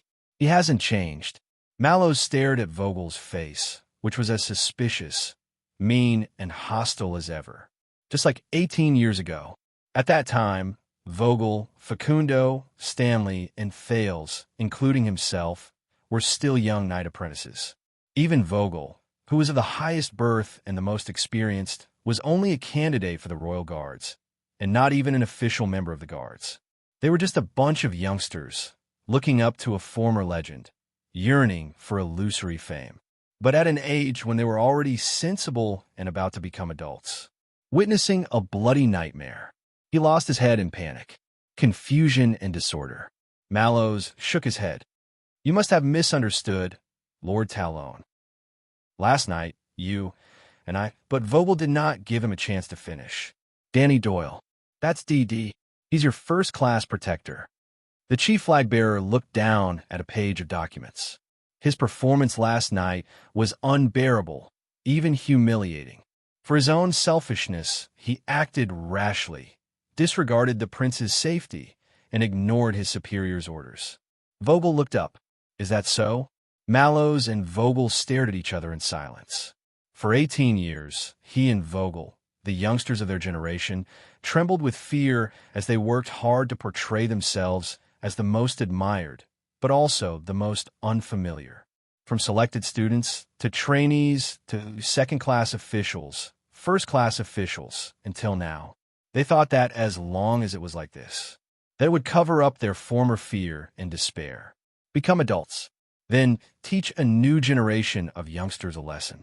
Yes, Mallows said straightforwardly. He was very foolish last night. Vogel snorted, his meaning unclear. As for first-class vanguard, Caleb Glover, the chief flag-bearer switched to another page. As far as I know, Doyle broke free from his grasp and endangered the situation. Is that so? Mallows suddenly felt a little sleepy, but he could not yawn in front of them. Not polite. Not very polite. I can't deny it. Mallows picked up the mate tea beside him, covering up his yawn as he savored the stimulation of the bitter taste in the dead silent world. This made him very excited. The logistics division occasionally does good deeds, doesn't it? So they deserve to be punished. Don't you agree? While Vogel interrogated, Will scribbled something on the side. Watchman? Mallows lifted his nose out of the teacup and smiled faintly. Of course. Vogel looked at him for a long time, as if to confirm that this was really his reaction. He pulled out a report and pushed it backwards in front of Mallows. Very well, then sign here. I'll send it to Chief Penal Officer Facundo. For your sake, the flag-bearer division will not pursue the responsibility of others. Mallows looked at the flag-bearer's report in front of him and caught a few key words. Dereliction of duty. Overstepping. Loyalty. Dealt with. Mallows lifted the corner of his lips. but he still obediently grabbed the pen and flipped open the report. Don't worry. Although the mistake has been made, I think that both Doyle and Glover are pardoned and will not be imprisoned by the guards. Vogel continued to stare at him with bright eyes. His words softened considerably. I suggest that Facundo only demote them to second class. Mallows was as indifferent as ever. He tested the ink on the draft and grunted. That's very generous of you. He was not. Vogel was eager to do so. Mallows told himself, to assert the power he never had elsewhere, to numb the pain he felt elsewhere, to cover the frustration he had been feeling for decades. The world was still dead silent, allowing Mallows to sense Vogel's emotions more clearly. But even after he did so, he was still not satisfied. Just like how revenge could not fill the emptiness. The future could not make up for the past. But there's no doubt that these two are no longer fit to stay by Prince Thale's side. Vogel's tone changed. I think they should return to their original positions in the wings, reflect, and await further orders. Mallows nodded as he looked at the report. There's only one small problem, Vogel paused. What? The sound replication spell flickered slightly. Wuxia frowned and knocked on the wall tentatively. Under the witness of Prince Thales and the entire team, I have already carried out the punishment. Mallows' attitude seemed indifferent. Doyle and Glover have also paid the price they deserve. Vogel was silent for a few seconds. When, this morning, Mallows flipped to the next page. Oh, this was the signature page. The specific records are with Vice Penal Officer Gray Patterson. Of course, I believe that Hugo Fubel will also report this to the Flag-Bearer Division as soon as possible. Vogel did not speak, but in the dead silent world, Mallows felt that the pressure from Vogel was rising, like a stove for boiling water. This morning, Vogel exhaled. Isn't it a little hasty to deal with last night's incident in such a hurry? It was indeed hasty. Mallows dipped his pen in ink. Unfortunately, Prince Thales could not suppress his anger. We dared not delay under a forceful order. Vogel frowned fiercely. Mallows, on the other hand, laid out the report meticulously. He was prepared to sign the most perfect signature in his life on the report. After a few seconds, the vice captain in front of him slowly forced out a sentence. Is that so? Vogel stared at Mallows. Prince Thales, is he so harsh, ungrateful, and unreasonable? At that moment, Wuxia suddenly felt a little suffocated and had to concentrate on maintaining the sound replication spell, as if he really knew that stuff. Mallows shrugged and chuckled as he began to write the letters. You can't imagine. Vogel lowered his eyes and looked at Mallows' beautiful handwriting. Are you sure the punishment is appropriate? I don't know. Mallows dipped his pen in ink and shook his head. Of course, if you feel that His Highness was unfair and needs to be resentenced, it is not incomprehensible. Bang!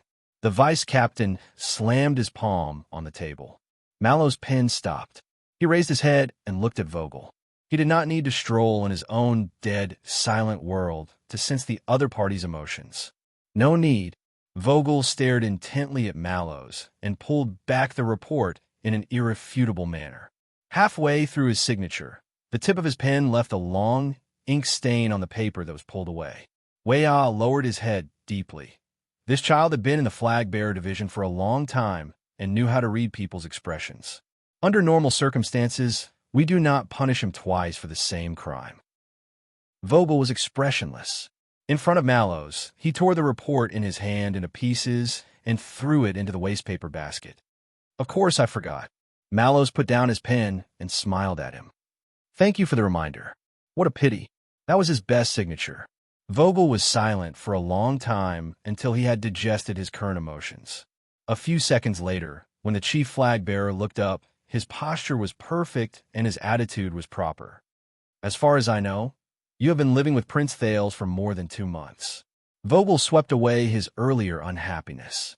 He took out another report and returned to his current work. How has His Highness' personality been these days? Personality? That child's personality? Mallows' gaze was slightly unfocused. Fighting with no regard for his life. He said slowly, still reluctant to admit defeat. Vogel frowned and looked down at the report. It's not just martial arts, it can also be. The chief flag-bearer paused.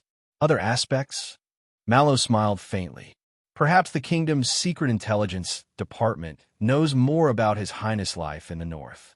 Vogel looked up. But I'm asking you. There was a momentary pause between the two. Mallow stared at Vogel quietly, just like when they were young. Bardic poetry.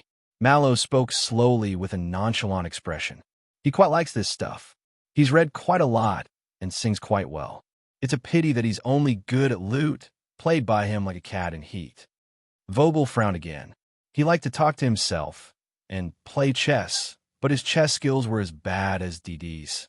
He liked to carry a book wherever he went, pretending to be a cultured person. Mallows picked up his teacup and gradually felt that the tea inside was not so bitter. But he never flipped through it. What else? Vogel interrupted. For example, some abnormalities? Mallows looked up. Vogel's expression did not change. We all know that the prince is a genius, different from ordinary people. Different from ordinary people. The watchman stayed in the dead world that only he knew about for a while, before scoffing and returning to reality. His Highness's venomous mouth is unforgiving. But strangely, his usual temperament is gentle and unhurried.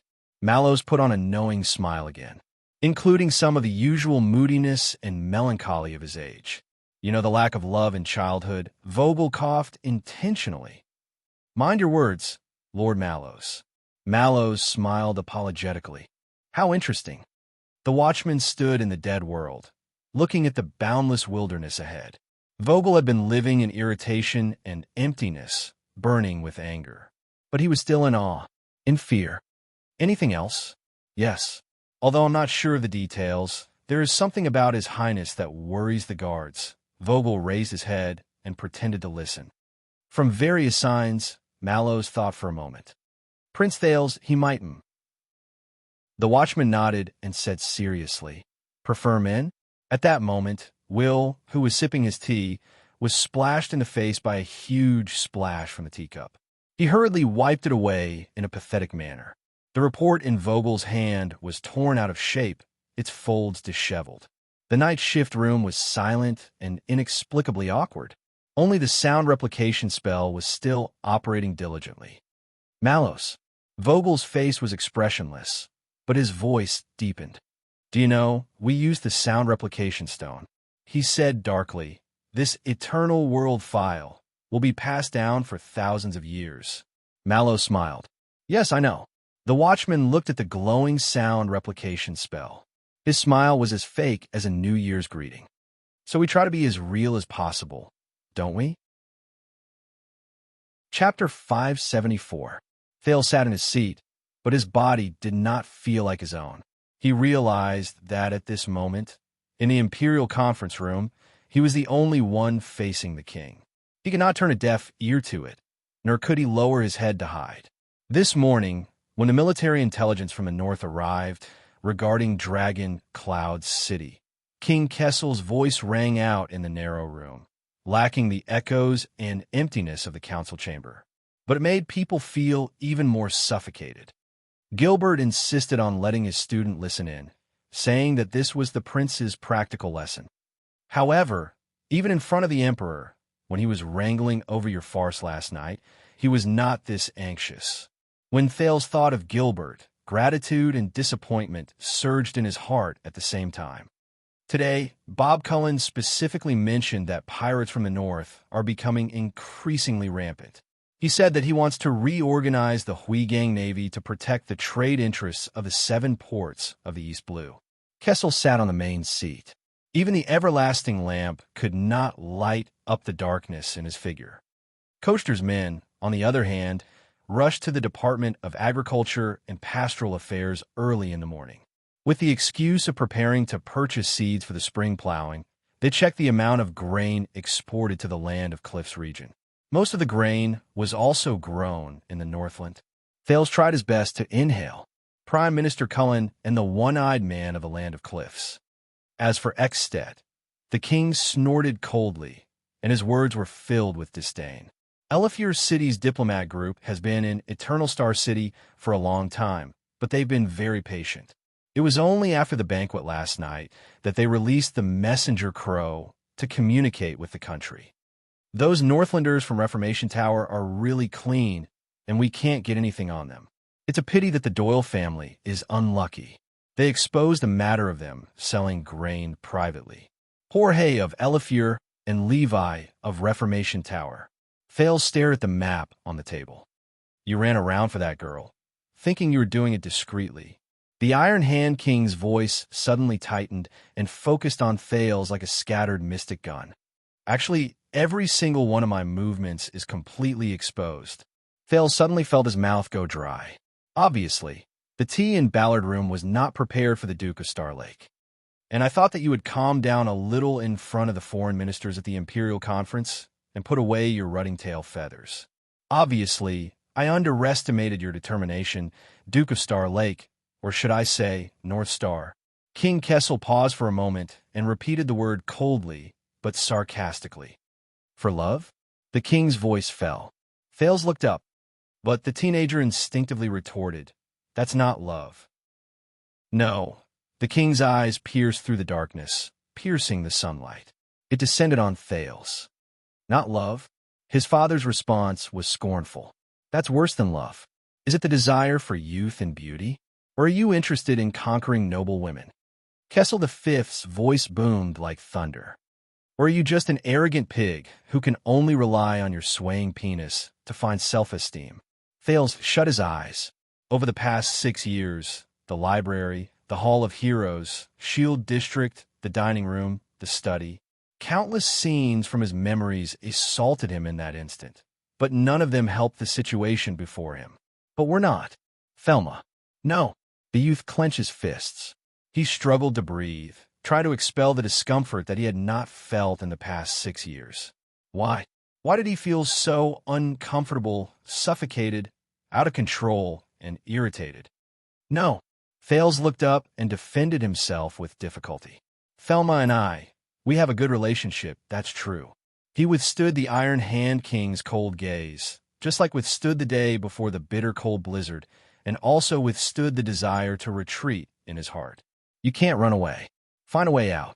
Face him, just like facing his past opponents. King Nuven, King Chapman, but outside of our personal friendship, I treat her.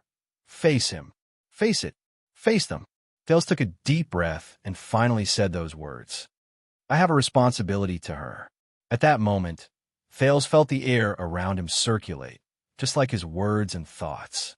A rhetorical question came from the dark room, not much better than before. Responsibility? Thales found himself nodding slightly. That's right. 6 years ago, no, I should say that you and the kingdom used all of our power to send that girl to the throne of Heroic Spirit Palace. King Kessel did not speak. The youth met the king's gaze, slowly regained his train of thought, and said in a firm tone, all of Constellation, we all have a responsibility to bear. The prince seemed to have returned to the state he was in when he faced the vassals in Ekstedt, and I don't think that this responsibility is a meaningless moral burden. Thales suddenly realized that Ballard Room actually had quite a few windows, but what entered the room through them was cold air, not light. Because of what happened 6 years ago, that girl is naturally close to us, to Constellation. The Duke of Starlake sorted out his logic and spoke methodically. In Ekstedt, in Dragon Cloud City, in a group that is incompatible with us in terms of interests and ideology, this is especially valuable. The king did not move. Only his gaze remained the same. So I believe that Saroma can be trusted and expected. Even from the kingdom's point of view, my attention and help to her is not a meaningless effort. Thales tried his best to portray himself as a counselor in front of the king. His words were confident and firm, just like Sodder and Kirkirk just now. As I said, she is enough to be Constellation's ally. He stared at his father intently. King Kessel chuckled. Constellation's ally? He asked hoarsely, like a beast opening its eyes from hibernation. Or your weakness? Weakness. For some reason, Thales suddenly thought of the Black Prophet, whom he had not seen for a long time. He thought of their first meeting. Thales gulped. I understand your concern. He armed himself to the teeth, braced himself, and treated the person in front of him as a formidable enemy, like Nuven and Chapman. A Camion once told me that you can't just look at numbers and profits when doing business. Sometimes, you also have to rely on word of mouth and connections. The king snorted. Business. But Thales just continued. Even in the most ordinary of wars, our allies will be attacked, our friends will be attacked, and our comrades will be threatened. But this does not mean that there are weaknesses. Thales tightened his croaky voice, which had yet to go through puberty, to make himself sound more mature and rational. On the contrary, to reap profits, you have to take a relative risk. So last night, for the sake of our interests, I could not stand idly by. He had to be resolute and certain, because I believe that the girl will bring us greater value and benefits. Thales stared at the pair of eyes that were incredibly piercing in the darkness and tried his best to raise the shield that belonged solely to him. King Kessel was silent for a long time, so long that Thales' sitting posture became stiff. Finally, "We," the Iron Hand King sneered. "You use 'we' to coerce your reasoning. You tell me that this is what we should do." The next moment, the king pressed down on the arm of the chair. Kessel came out of the darkness into the sunlight, revealing his figure, his face, and his gaze like a stone statue, and a 9-pointed star symbol on his clothes. It was even more obvious than the symbol on Thales' collar. "But what about yourself?" For some reason, the king's action sent a chill down Thales' spine, like a fierce beast revealing its claws from the fog. "Your own feelings, your own intentions, your own considerations, your own preferences," the king said coldly. "And where are you? Where am I?" Thales frowned. He stopped thinking about other things and replied, "I am among us. If, in addition to the interests and standpoint of the kingdom, you can also consider sincerity and not betray my personal friendship with her, then everyone will be happy." But the king's response came like a shadow. "No." Kessel's tone was steady, but there was an unshakable majesty to it. "You're pretending to be among us." Thales furrowed his brows. "Because you think that I am a rational and calm king born for constellation, a cruel king who only has eyes for the kingdom." The Iron Hand King's words were incomparably cold. "I despise emotions and impulsiveness, and only care about gains and losses. That's why you racked your brains and spent so much effort just to disguise yourself as me and face me." Thales was stunned for a second. "To prove that what you are doing is in line with the principle of interests and political considerations," the king's words were calm. "So that I will believe in your words. So that I will let go of your recklessness and let go of your girlfriend." Thales was about to retort, but the Iron Hand King's next sentence completely froze him. "Just like your usual trick, to understand your opponent's methods, their logic, and then defeat them on their battlefield." Kessel snorted coldly. He rubbed his fingers gently. "To deal with King Neuven with exquisite calculations. To fight back against Chapman Lampard with a desperate gambit. To deal with Williams with a domineering attitude, or like last night, using the weakness of human nature to play a remote game with the boy from the Covendier family." Thales stared at the king in a daze. He knew. The king's words echoed in Thales' mind. Usual trick to pretend to be like him and face him. The teenager suddenly had an illusion that he was stripped naked from head to toe and was standing naked in front of the king. There was nowhere to hide, nowhere to adapt, and nowhere to escape. But some things can't be disguised. Kessel V raised his eyes. Just like last night. Last night, Thales' pupils moved. The Iron Hand King stared at him from afar. That feeling came again. The kind of oppression that neither King Neuven nor King Chapman had ever given him. The kind of powerlessness that made him feel as if 1,000 pounds were weighing down on him. And he opened his mouth to speak, but felt as if a fishbone was stuck in his throat. "Why?" The king spoke softly, but found it difficult to parry. "Last night, why did you put yourself at risk? You personally participated, and you enjoyed it?" Thales felt as if he was seeing double. It was Anchor and Doyle's faces. The teenager took a deep breath, focused, and tried his best to explain. "The situation at last night's banquet was tricky. I was in a dilemma, and no choice was appropriate. So I personally participated in order to find a third way, to show them a completely different Thales Jade Star, so that we but at this moment." "Lies." Thales stopped talking. You personally participated, not because of US. King Kessel stared at him from afar, as if he was watching a game of chess. And it was because of you. You wanted to save the chess pieces and the game at the same time. Thales felt a chill in his heart. Because this is who you are. No matter what, you always want to find a way for everyone to be happy. A perfect choice that meets the highest expectations in your heart. It's best if there are no ripples, no harm. To avoid the ugliness and sacrifice that you are most unwilling to face. Thales felt his breathing become more and more sluggish. He wanted to speak, to relieve the pressure, but it's useless, Thales. The teenager opened and closed his lips in vain, thinking bitterly. It's useless. He knows. Thales lowered his head in a daze. And just like he said, you have nowhere to hide. No excuses.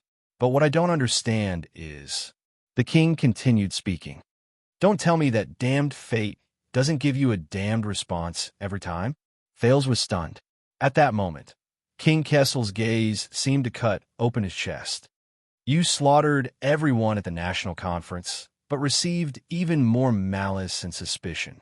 You turned the tide in Dragon Cloud City, but brought up an enemy more terrifying than your predecessor. You spoke up for the Archduchess in Heroic Spirit Palace, but put yourself in danger of being targeted by public anger, and had no choice but to turn to an even worse ally.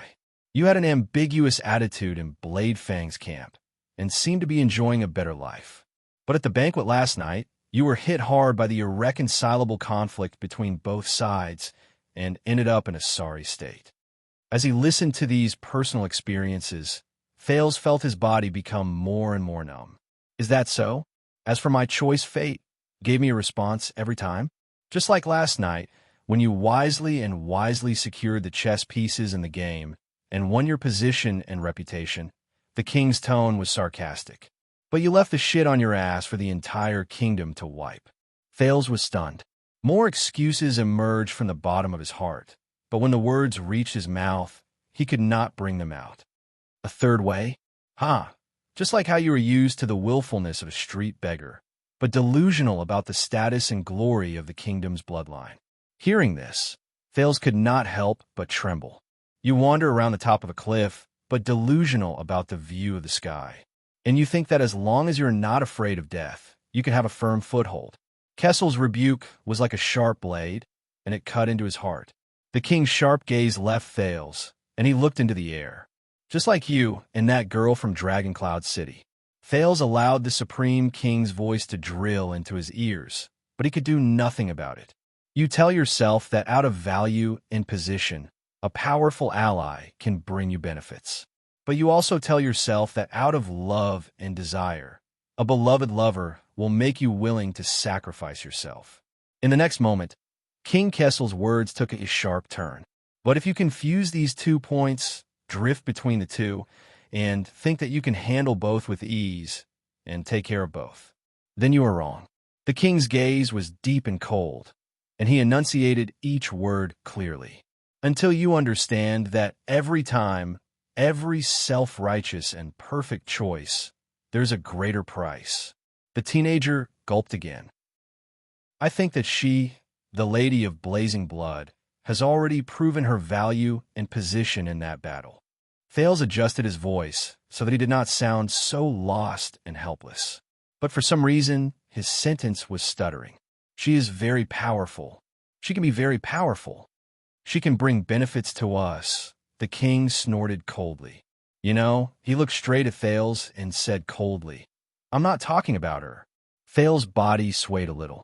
The Iron Hand King said sarcastically, Polaris, Polaris, Polaris again.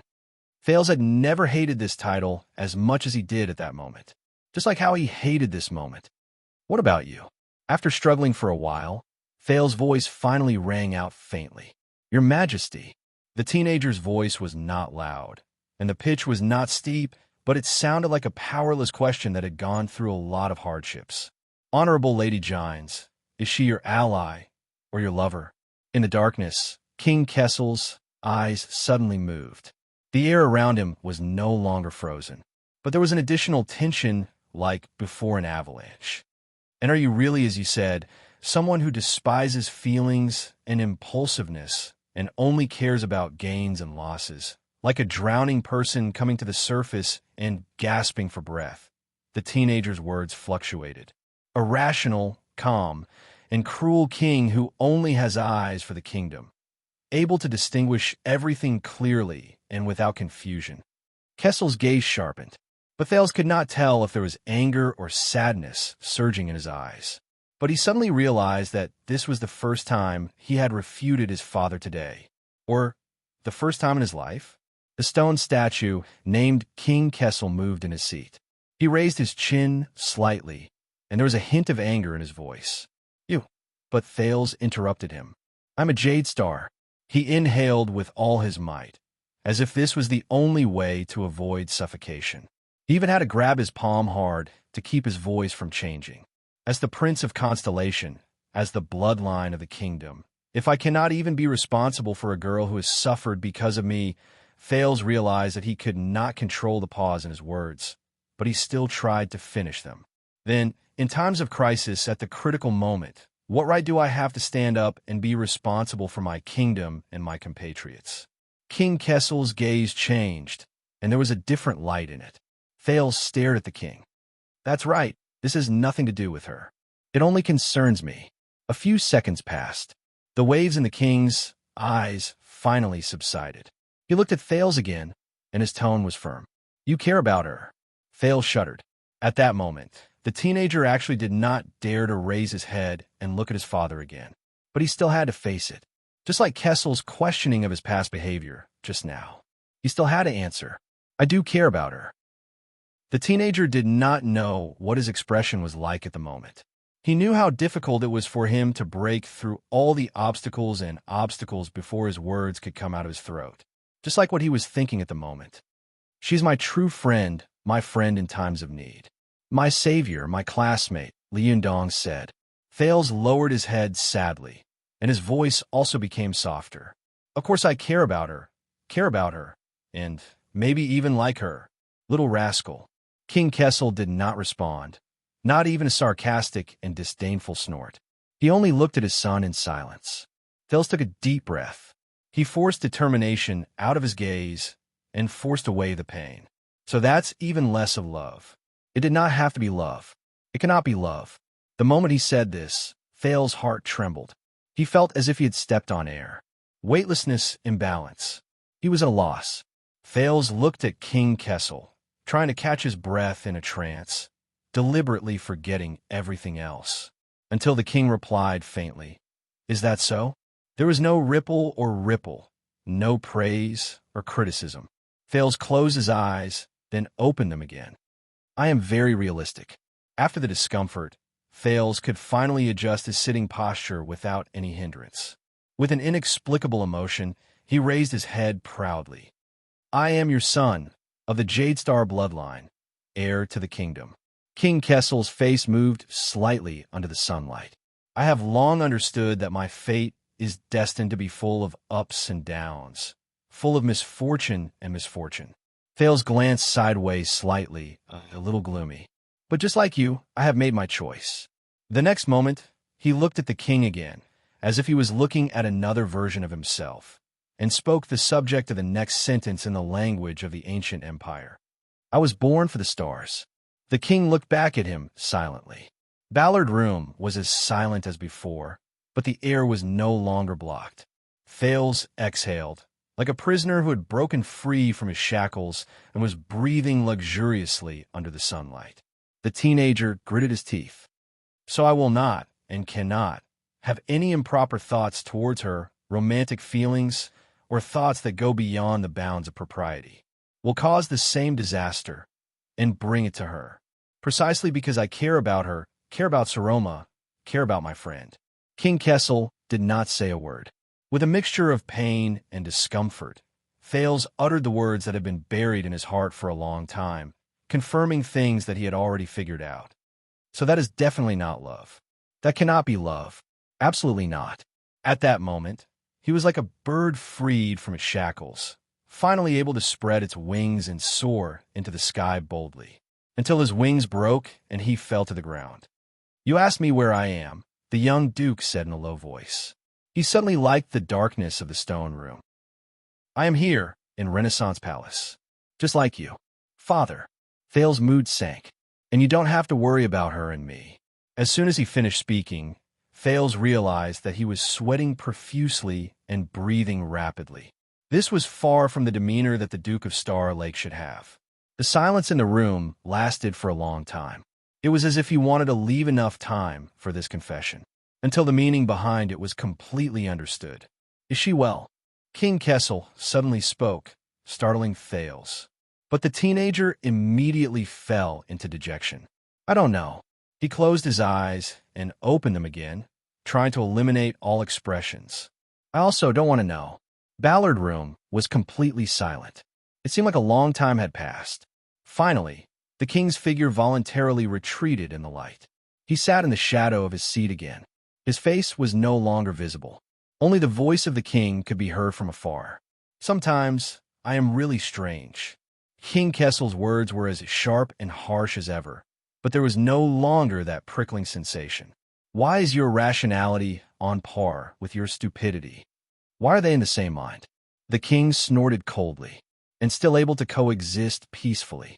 Thales did not speak. He sat at the long table in a daze. Just now, the teenager understood a little. In his life, he had faced 3 kings. King Nuvin's tyrannical methods were a combination of strength and gentleness, a mixture of kindness and authority as unfathomable and immeasurable as the sea.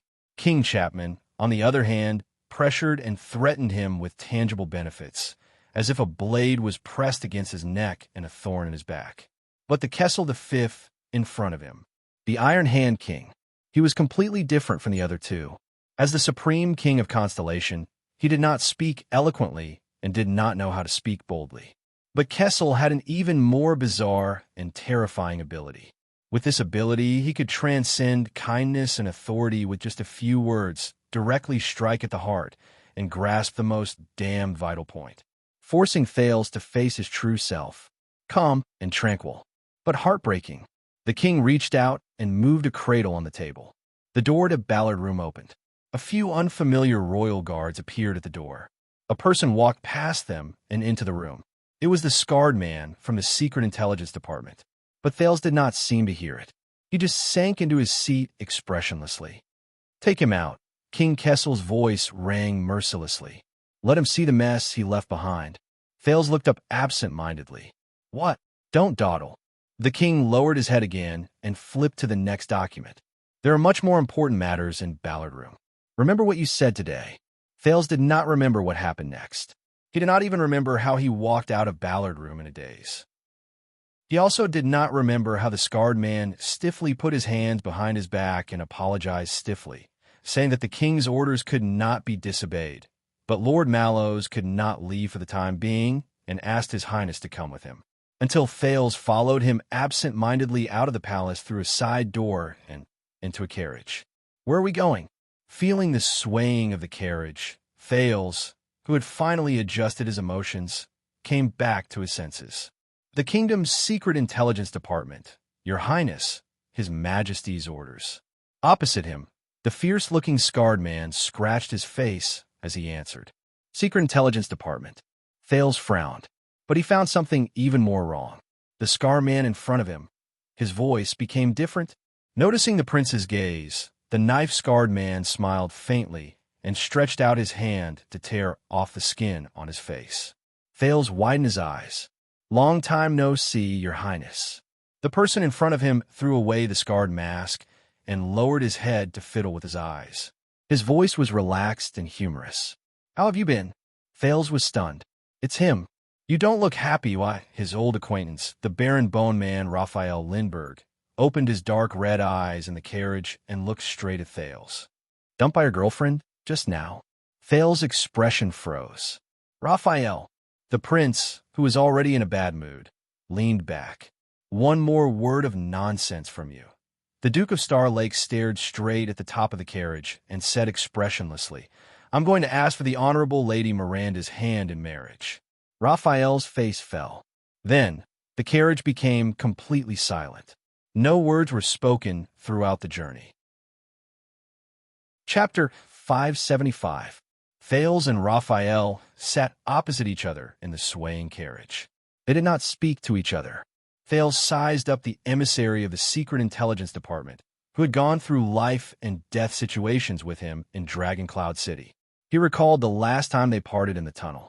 Raphael remained calm, a faint smile in his dark red eyes. He was as confident as he was when they first met. Why was he always so confident? Then he would do all sorts of shameful things, and when he messed up, he would need someone else to clean up after him. Thinking of this, the youth who had just escaped from Ballard Room felt even more gloomy. Weren't you supposed to stay in the north and play hide-and-seek with the Star Killer? When did you return? Thales was the first to break the silence. He could not stand the other party's enchanting smile. Raphael smiled and looked out the window. Recently. Look, it's so fast. Could there be a more mysterious answer? Thales coughed.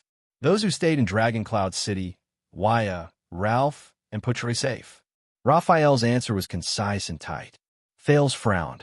Gilbert said that he could not find you in the Secret Intelligence Department for the past few years. It's a secret. Then the disguise you put on at the Imperial Conference just now hide. So why did you bring me to the kingdom's Secret Intelligence Department? It's important. After going back and forth for a few rounds, Thales, who felt that he was talking to Yodel, laughed out of extreme anger. Can't you say a few more words? Finally, Raphael turned around. There was a profound meaning in her red eyes. But you're the one who said it. If I say another word of nonsense, you're going to marry Miss Miranda? Thales choked. After a few seconds, he sighed. He was both mentally and physically exhausted. How petty. Thales waved his hands in resignation and logged out of the game. Just kidding, okay? Raphael smiled, leaning easily against the side of the car. I know, he said with a pleased expression. Me too. The corners of Thales' lips curled into a fake smile. Is there any point in being so talkative? It's meaningless. Raphael sized up the prince's small, deflated face. It's just interesting. For a moment, Thales did not know how to reply. He could only sigh wordlessly. A few minutes later, Raphael, have you seen Miranda in the last 6 years? Raphael raised an eyebrow. You want to hear the truth? Of course. Then I have to lie. Thales took a few seconds to digest this information. Oh, the prince nodded. Then what about meeting Cohen? Who is he? The carriage swayed for a few more minutes before Thales sighed. Raphael, if you never plan to leave the Secret Intelligence Department for the rest of your life. The prince looked at the Baron Bone Man seriously. Then what does she mean to you? How are you going to face her? Raphael raised her red eyes. Why do you suddenly ask? He cares about his subordinate's love life. Raphael smiled sarcastically. What about you? He asked back. What does she mean to you, Your Highness? Thales leaned against the carriage and sighed. I've already said that I won't marry Miranda, but Raphael's next sentence made Thales stop talking. But I'm not talking about Miranda. The air was silent for a moment. The scenery outside the window changed inch by inch, from a city street to a country road. Thales was silent. When you were in Dragon Cloud City, you had a deep and intimate relationship. Raphael looked to the north. His voice was light. Can you really give up on this relationship and become strangers from then on? Thales clenched his teeth. Don't talk about other things, Raphael, the prince said unhappily. I have nothing to do with her. Raphael chuckled, unconcerned. If you are destined to become the king of Constellation, Your Highness, strategizing in Ballard Room. In Thales' ears, the Baron Bone Man's words became extremely sharp. How are you going to face her? Face what I like. Thales felt a wave of irritation. I will only say it once, Raphael. The prince turned his head and said coldly. I definitely don't have that kind of relationship with her. No. Yes. What kind of relationship? Why do you care what kind of relationship I have? But no buts. I just want to say, don't say it. After going back and forth, Raphael could only sigh and admit defeat. Fine. Thales snorted and hugged his arms tightly. The Baron Bone Man sighed.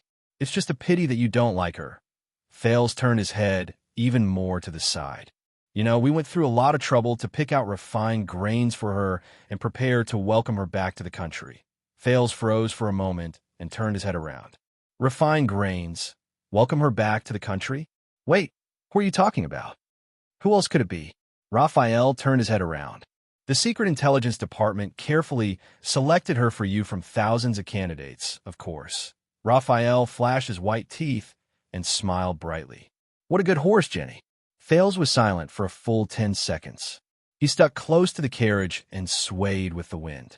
Only then did he give his middle finger expressionlessly. F***CKU. Raphael laughed heartily when he saw his expression. Fales swore with a dark expression that if Raphael told this joke again, the first order he gave when he became king would be for Miranda to marry Cohen. At that moment, God knew how much he missed Cohen. Raphael sat back in his seat. Are you feeling better now? Not all, Fales said listlessly. But thank you for livening up the mood. You're welcome. Raphael did not care about the resentment in the prince's words at all. You'll only feel worse later anyway. Fales' mood, which had improved a little, collapsed again. This time, is it because of what happened last night? A shadow flashed across Raphael's face. What else could it be? When it came to serious matters, it was as if the relaxed mood just now had disappeared. The Baron Bone Man sighed. 14 hours ago, I was still busy sorting out the Alliance of Freedom's battle report, and then I received news of an accident at the royal banquet. Anyway, no matter where you are, you can always stir up trouble.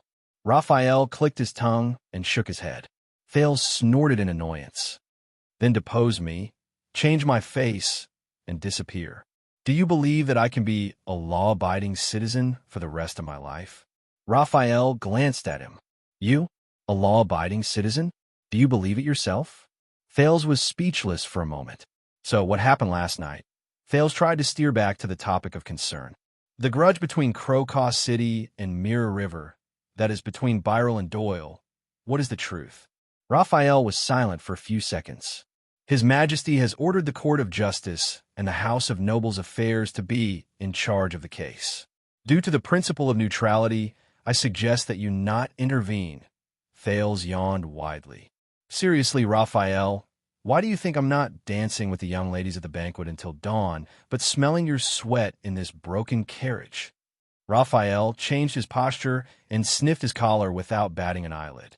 Or do you think I'm as gullible as Cohen, or as tolerant as Miranda? Fales winked at him. Just take it as giving me some personal inside information. Raphael frowned. Fales raised his eyebrows, his gaze inadvertently falling on Raphael's sleeve. The latter's forearm was as fair and perfect as ever. It was hard to imagine that it used to be. The Baron Bone Man was silent for a moment and instinctively pulled up his sleeve. You should not talk about personal relationships. His red eyes sparkled. You are a prince, and I am a servant. We should do business according to the rules. Hey, who was the one who was trying to establish a personal relationship with him? If it were someone else, it might be. But you are still different, Raphael, Fales said in a half-sincere and half-conventional manner. That night in Dragoncloud City was different. Raphael tilted his head at him. By the way, Fales added, if we really want to work together for the next 50 or 60 years and meet at the Imperial Conference, then it's best to start learning how to get along with each other from now on. Perhaps convinced by the last sentence, Raphael took a deep breath and sat up straight in the carriage. He said sternly, from the information gathered by the Secret Intelligence Department, this is an unfortunate tragedy. Yes, tell me something I don't know.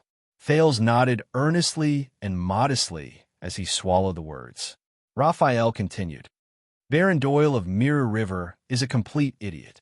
His greatest strength is his shamelessness. But he was lucky. His remarried wife was a business expert. Over the years, she managed the family and amassed wealth. Or rather, she speculated and groomed for personal gain, amassing wealth everywhere. So the Doyle family became richer and more daring. Their reach grew longer and more unscrupulous. Fales thought of Baron Doyle and his wife and nodded with lingering fear. Raphael snorted softly. On the other hand, the ruler of Crowcaw City is not a good person either. He never had good intentions when he borrowed money. Old Byrel doesn't know how to manage money, but he's good at the traditional arts of coercion, intimidation, and blackmail. Over the years, just the number of victims he blackmailed, threatened, and reneged on their debts is enough to form a team of guards. Perhaps there's even a reserve force.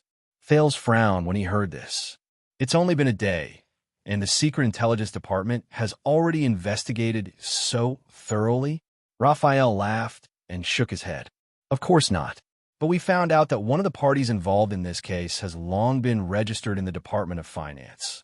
Sir Kirkman has been eyeing the Doyle family for a long time, eyeing their gray income, waiting for them to fatten up so he can slaughter them.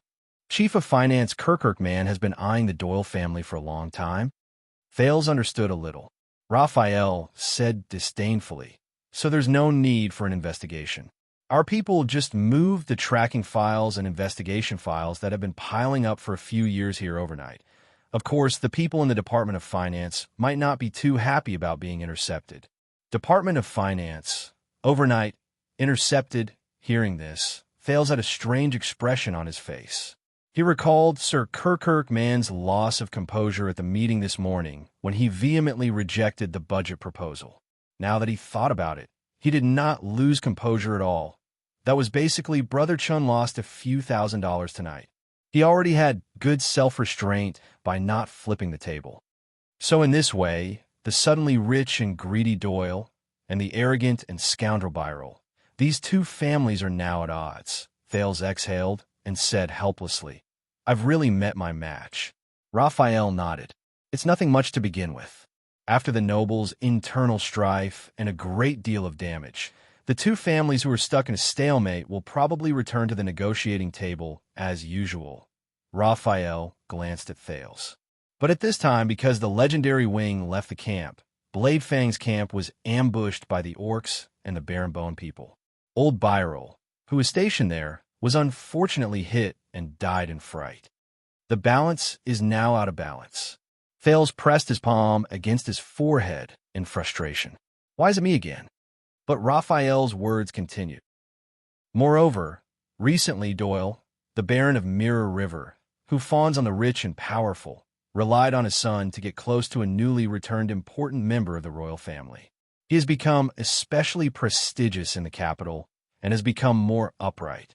Thales' expression became increasingly unpleasant. Raphael deliberately dragged out his words and repeated them. Important people of the royal family. Do you understand? Thales sighed. Why is it still me? If that's the case, then it's fine. It's just a win and a loss. One side benefits, the other falls. Until old Birol's eldest son returns from the Tower of Eradication. As you can see, he's a hothead. His mind is filled with radical ideas that the traditional nobles in the country don't have, and he decides to go to a banquet and make a big splash. Thales curled up in the corner of the carriage and smacked his lips numbly. Why is it always me? Raphael said helplessly. So, Your Highness, you have to stay here and smell the stench of my sweat. As soon as he said that, both of them sighed at the same time and hugged their arms. So, Anchor Birol, how is he now? We're still interrogating him according to procedure, from the motive process to the mastermind behind it, Raphael said calmly. In my opinion, among the guests the kingdom's secret intelligence department has received, that child is considered very strong. Interrogation, Thales' heart dimmed. What else is there to ask? The prince said indignantly. The mastermind is Zayn Covendier. That guy admitted it in front of me last night. He's the one who should be here, smelling the stench of your sweat. Raphael's expression was a little strange when he heard this name. I think you should know, Your Highness. Guardian Duke of South Coast, Zayn Covendier, left the capital this morning due to urgent family matters and returned to Jade City. Thales was shocked at first, then he understood. That was fast. Of course, as the mastermind, he has to save his own life. Thales sneered with his arms crossed. Isn't it an urgent matter? If the Archduke of Beacon Illumination City had Zayn's ability to slip away, perhaps his neck would not have been broken by King Nuven. But Raphael's tone was grim. Before he left, Duke Covendier sent His Majesty the Jade City Substitute Servitude petition. Thales did not react for a moment. What? Raphael glanced at Thales. He applied to His Majesty that the vassals under Iris Flower can voluntarily pay a new quarterly tax according to their needs, and be exempted from military service and labor accordingly. Jade City's business is prosperous, and there are many suzerains who are willing to do so. The Covendier family will lead by example and pay taxes to the royal family in lieu of servitude to make up for the loss in the form of subsidizing the regular royal army. Thales took a few seconds to understand the meaning of this sentence. What? The Covendier family will lead by example, pay taxes, substitute servitude, subsidizing the regular royal army. In the next second, the shocked Thales struggled to get up from the back of the chair. We just argued about this at the Imperial Conference. But isn't this too fast? And it's a major matter concerning the suzerain's rule of the entire South Coast. Unless it's in advance. Raphael shrugged. The official announcement will probably arrive in the afternoon. Afternoon. Thales suddenly remembered his father's words in Ballard Room. The meeting will be held in the afternoon to discuss how to help Kirkirk solve the budget problem. Afternoon. Budget. At that moment, some joint connected at that moment. Zayn. And my father, actually. Thales was in disbelief. F***CK. He cursed in displeasure. The prince then looked at the Baron-Bone man, not without disappointment. So our Duke of South Coast, he won't be held accountable, right? At least not for instigating assassins to harm the Duke of Star Lake. Raphael patted his shoulders sympathetically. Not only that, the Secret Intelligence Department has to send someone else to refute the rumors, Raphael said with a displeased look. There are always people spreading ignorant lies like the Duke of Star Lake accused Covendier in public last night. Ignorant lies. Thales took a while to put away his incredulous expression. No way. Not only did I gain both fame and fortune, and even control the comments. So, I messed up your business again? Thales asked woodenly. It doesn't matter. Raphael looked as if he had nothing to lose. The Secret Intelligence Department is used to it anyway. In the past 6 years, I've set up a special emergency response team. You're their favorite. You've greatly increased their sense of existence and budget.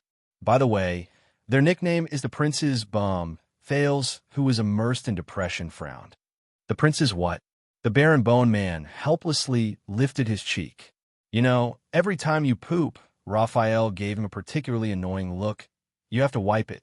Thales was flabbergasted and speechless. Raphael even gave him an evil smile. All right, Covendier. Having figured something out, the prince exhaled in annoyance, buried his face in his palms, and rubbed it up and down. I really should have gotten rid of him last night. What did you say? Nothing. Thales pulled his face out of his palms and put on a serious expression. Anchor Byrel, what will happen to him? Raphael put away his doubtful expression. If His Majesty has no other opinion, the Court of Justice will convict him, but based on the facts, he stormed a royal banquet with a weapon, injured fellow nobles, threatened the Duke of Star Lake, assassinated a member of the royal family, despised the dignity of the royal family. Listening to Raphael's list of crimes, Thales recalled Anchor's desperate gaze and his last conversation with him. His heart felt heavy. If I let go, what should I do? I don't know, but I'll try my best. I've tried my best. No, you haven't. You didn't see me. Thales subconsciously clenched his fists. What about his family? What about his family? Raphael glanced at him, but did not speak. Thales sighed, but his gaze immediately sharpened. Listen, Raphael, if I say, with your help, the Duke of Star Lake wants to do something and affect certain outcomes, is it possible? Raphael's red eyes flashed with a similar light. It depends on what you want to do, the Baron-Bone man said cautiously. Different options, different outcomes. Thales was silent for a while. All right then, from difficult to easy. The prince gave it some serious thought and asked 3 questions in a tentative manner. Jailbreak. Release. At least avoid death. Raphael silently recited these 3 options and smiled amiably. Without hesitation, he answered the 3 corresponding answers in a considerate manner. Impossible. Impossible. And impossible. There was a minute of silence in the carriage. For a moment, only the sound of wheels could be heard. Raphael Lindbergh, Your Highness, what do I need you for? All right, there's one last way. What? You're crowned king. That's not funny. I know. Chapter 576. Renaissance Palace, the Royal Guard's duty room. Lord Mallows, you mentioned that Prince Thal's power of eradication is the wrath of the sea. As the chief flag bearer come vice captain, Vogel no longer harped on the prince's sexual orientation. He switched to the next report and used his peripheral vision to intimidate the flag bearer Wuxia, who was frantically wiping the stains off to the side. But as the target of interrogation, Mallows felt that the tension in the room was even more intense than before. Yes, the watchman stood in his own silent and barren world, expressionlessly sensing Vogel's emotions. Extreme anger, but calm instead, leaving only turbulent undercurrents. When did it awaken? Given that His Highness is 14 years old, it should be not long ago. Vogel flipped open the report, his gaze never leaving Mallows. Awakening at 14 years old, almost the earliest record. No exact time? Lord Talon, Mallows looked helpless.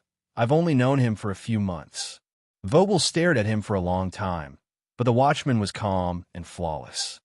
You said in the report that it's a variant of the Wrath of the Sea. What do you mean? Mallows pretended to think seriously. I mean it literally. That means that at certain times, it will display characteristics different from the Wrath of the Sea that we know. After all, the power of eradication varies from person to person. Vogel scoffed. If it varies from person to person, how can you be sure that's it? Mallows smiled courteously. Perhaps you've forgotten, but I'm the watchman of the guards, the watchman of inheritance. Sure enough, the moment he said this, he saw Vogel's expression stiffen. I came into contact with the eternal file of the guard's inheritance. There are many records about the enemy of the wolves, including his incredible power of eradication. If you have any questions, Lord Talon, you are welcome to request permission from His Majesty to enter the watchman's chamber and read top-secret files at any time. Vogel was silent, but at that moment, Mallows felt the flames in Vogel's chest leap. Manic, restless, frustrated. He cares, Mallows told himself. It's been more than a year since the watchman's selection ended, but this guy still cares. Why? Why does everyone grieve, obsess, and go crazy over something unattainable? The atmosphere was a little strange. Will cannot help but gulp. A few seconds later, Vogel moved his razor-sharp lips. No need. Mallows responded with a smile. The prince's physique is very good. His recovery rate is several times that of an ordinary person. Vogel quickly returned to normal, displaying his good qualities as a flag-bearer. Is that so? I'm not sure about that. I heard that Madame Gines took care of His Highness' daily life 6 years ago, but Vogel would not let him off so easily. But I'm asking you. Mallows was silent for a few seconds before he nodded naturally. It should be. The watchman spoke again, but his voice became even more stern. At least in martial arts training, no matter how vicious the beating, he can quickly jump around. Although he likes to sleep on the floor and wash his hair every few days, he has never had a serious cold.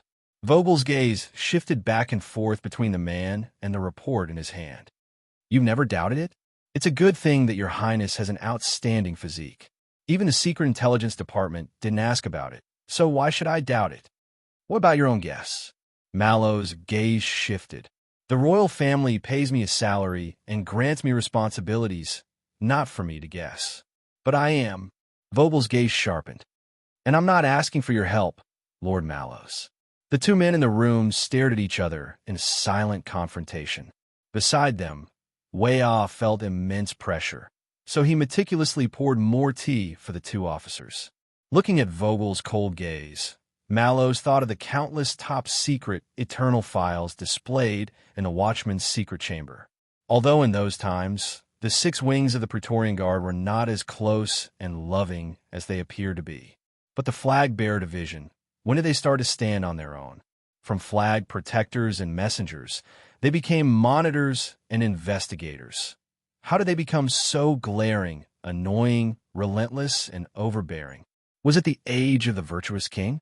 After the kingdom's secret intelligence department shed its gray coat and became a formal and grandiose state organ, a few seconds later, Mallows finally took a step back. If I had to guess, that physique might be a special effect of the wrath of the sea and stormy waves. Just like what was recorded in the watchman's files. Enemy of the Wolves can predict and adapt and avoid death like a miracle. But he changed the topic, as if he suddenly realized something. Oh, sorry, I shouldn't have told you. Vogel's breathing paused for a second. An undercurrent surged in his eyes. In this barren world, Mallows felt the flames in the vice-captain's chest rise by an inch. Anger, humiliation, patience. Vogel wasn't just concerned. Mallows told himself sorrowfully. He cared too much, too deeply too much. So he didn't notice it. Unlike me, who was locked in and unable to extricate myself. But you just said, Vogel breathed expressionlessly. Prince Thales only recently awakened his power of eradication. But his physique is at least 6 years old. Mallows took a sip of tea. You look much clearer than I do. Answer the question. The watchman stared at him for a while. I don't know, but I think someone might know. Oh, extensions, especially that Star Killer. It was said that he supervised His Highness outdoor training in Dragon Cloud City. Vogel paused slightly. That's right, the murderer who killed Prince Horus. Mallows smiled faintly. Are you going to summon him for questioning? Like this. There was a moment of silence in the night shift room, until Vogel leaned forward slowly, as if trying to get a good look at Mallows from the inside out. Haven't you thought of another possibility? Mallows did not answer immediately. In this barren world, he sensed that the Vogel in front of him had turned into a huge shadow, igniting everything around him with the cold flames in his chest. Strange. What else does Vogel want besides this? The watchman met Vogel's gaze. I don't understand what you mean. Vogel's expression turned colder. His Majesty and Captain Adrian, do they not understand like you, watchman? Mallow's pupils constricted slowly. Then why don't you ask them? At this moment, click. The two men facing each other turned their heads in unison. Beside them, Wuxia looked awkward. He pointed stiffly at the broken pen tip in his hand, his smile terrible. Realizing the presence of a third party, Mallows and Vogel exchanged a look and retreated. Wuxia heaved a sigh of relief. It's all right. Vogel's tone softened, but his gaze was like a venomous snake's tongue, licking Mallow's calm face from time to time. Let's talk about something else. Mallows picked up his mate tea and let the bitterness hit his taste buds. Vogel waved his hand, and Wuxia placed a new stack of documents on the table. 24 royal knights, transferred from the royal guards to stand by under your command, to welcome the return of Prince Thales. But from now on, stationed at Mindy's Hall, by the side of the Duke of Star Lake. Vogel sneered. So, Lord Mallows, how does it feel to leave Renaissance Palace and establish a new position? Establish a new position. Wuxia, who had just relaxed, had to hold his breath again. He turned his head and focused on monitoring the sound replication spell. In the first few months, the work of the guards was still a little rusty, Mallows thought for a while, as if he did not understand what Vogel meant. But thank you for your concern. We are gradually getting on track. Vogel lowered his head and snorted, his meaning unclear. In fact, the accident at last night's banquet had a profound impact. The vice-captain picked up one of the reports. The sharp-eyed Mallows recognized it as the personnel files of the Star Lake Guards. Each file on the table had so many pages and so many entries that even if the person in question were to write an autobiography, it would not be as exaggerated as this. An old trick of the Flag-Bearer Division. Damn it, who sketched this? Can't they make my hair look nicer? I'm a watchman, after all. This made me realize that your daily work in Mindy's Hall has many shortcomings. The vice-captain was unhurried. Out of the 24 people, you chose 3 from the Command Division, 8 from the Vanguard Division, 6 from the Guard Division, 3 from the Punishment Division, 3 from the Logistics Division, and the Flag-Bearer Division. Only one person. Vogel paused. There was a profound look in his eyes. You don't like our division very much, do you? Don't like it? Old friend, your choice of words is too elegant. I chose Flag-Bearer Hugo Fubel because he is experienced and capable. Mallows looked at Vogel, then at Wuxia, who was standing beside him. I think that in Mindy's Hall, he alone is enough to replace 2. Vogel snorted coldly. Not just him. He picked up a file. And Danny Doyle, he almost lost his life last night, and even implicated others. Well, since something was amiss. He seemed to be involved in the political struggle between the Watchman and Vice Captain, the people around the future king. Mallow smiled and decided to go on the defensive. I thought we discussed Doyle earlier, and His Highness is already punished, but Vogel's voice drowned him out. You think you're protecting them? Vogel pushed the file towards Mallow's. On the file, Doyle's handsome, sketched face smiled at him. But as you can see, Danny Doyle has a bad reputation in the capital. He indulges in beauties, indulges in rouge, and there are even rumors accusing him of being a womanizer and abandoning women. Mallow's expression remained the same. In this barren world, Vogel's flames were burning brightly. Radical, incisive, determined to win. The Watchman shook his head. Doyle is of noble birth, handsome. It's not his fault that he's popular with the opposite sex. Vogel sneered. So last night's loss of composure was no accident, but the inevitable result of his usual indiscretions in life, not to mention the mess his father created. You expect someone like this to protect the kingdom's bloodline. Mallows stared at him without retorting. This concerned the rights and wrongs of the guards. Well, who was taking notes? Dare not even breathe loudly. There was a long silence in the night shift room. Vogel pulled out another file. His voice was even colder. Caleb Glover. To be honest, I was pleasantly surprised when I saw this name. Mallows did not speak. Let's hear what Staley's report has to say. Vogel sneered and read. Vanguard Glover is socially inept, eccentric, and extreme, with hidden violent tendencies. They call him Zombie. Vogel put down the report and looked at Mallows. Mallows did not argue. He merely raised his teacup and stated calmly. The strong always have their own personalities. Vogel interrupted him like a selfless flag-bearer. Vanguard Glover has attacked his own people during missions, more than once. In the most serious case, this son of a B*TCH severely injured 6 of his Vanguard Division colleagues in Blade City, causing 3 to retire and 1 to be permanently disabled. This is your so-called personality? Mallows furrowed his brows.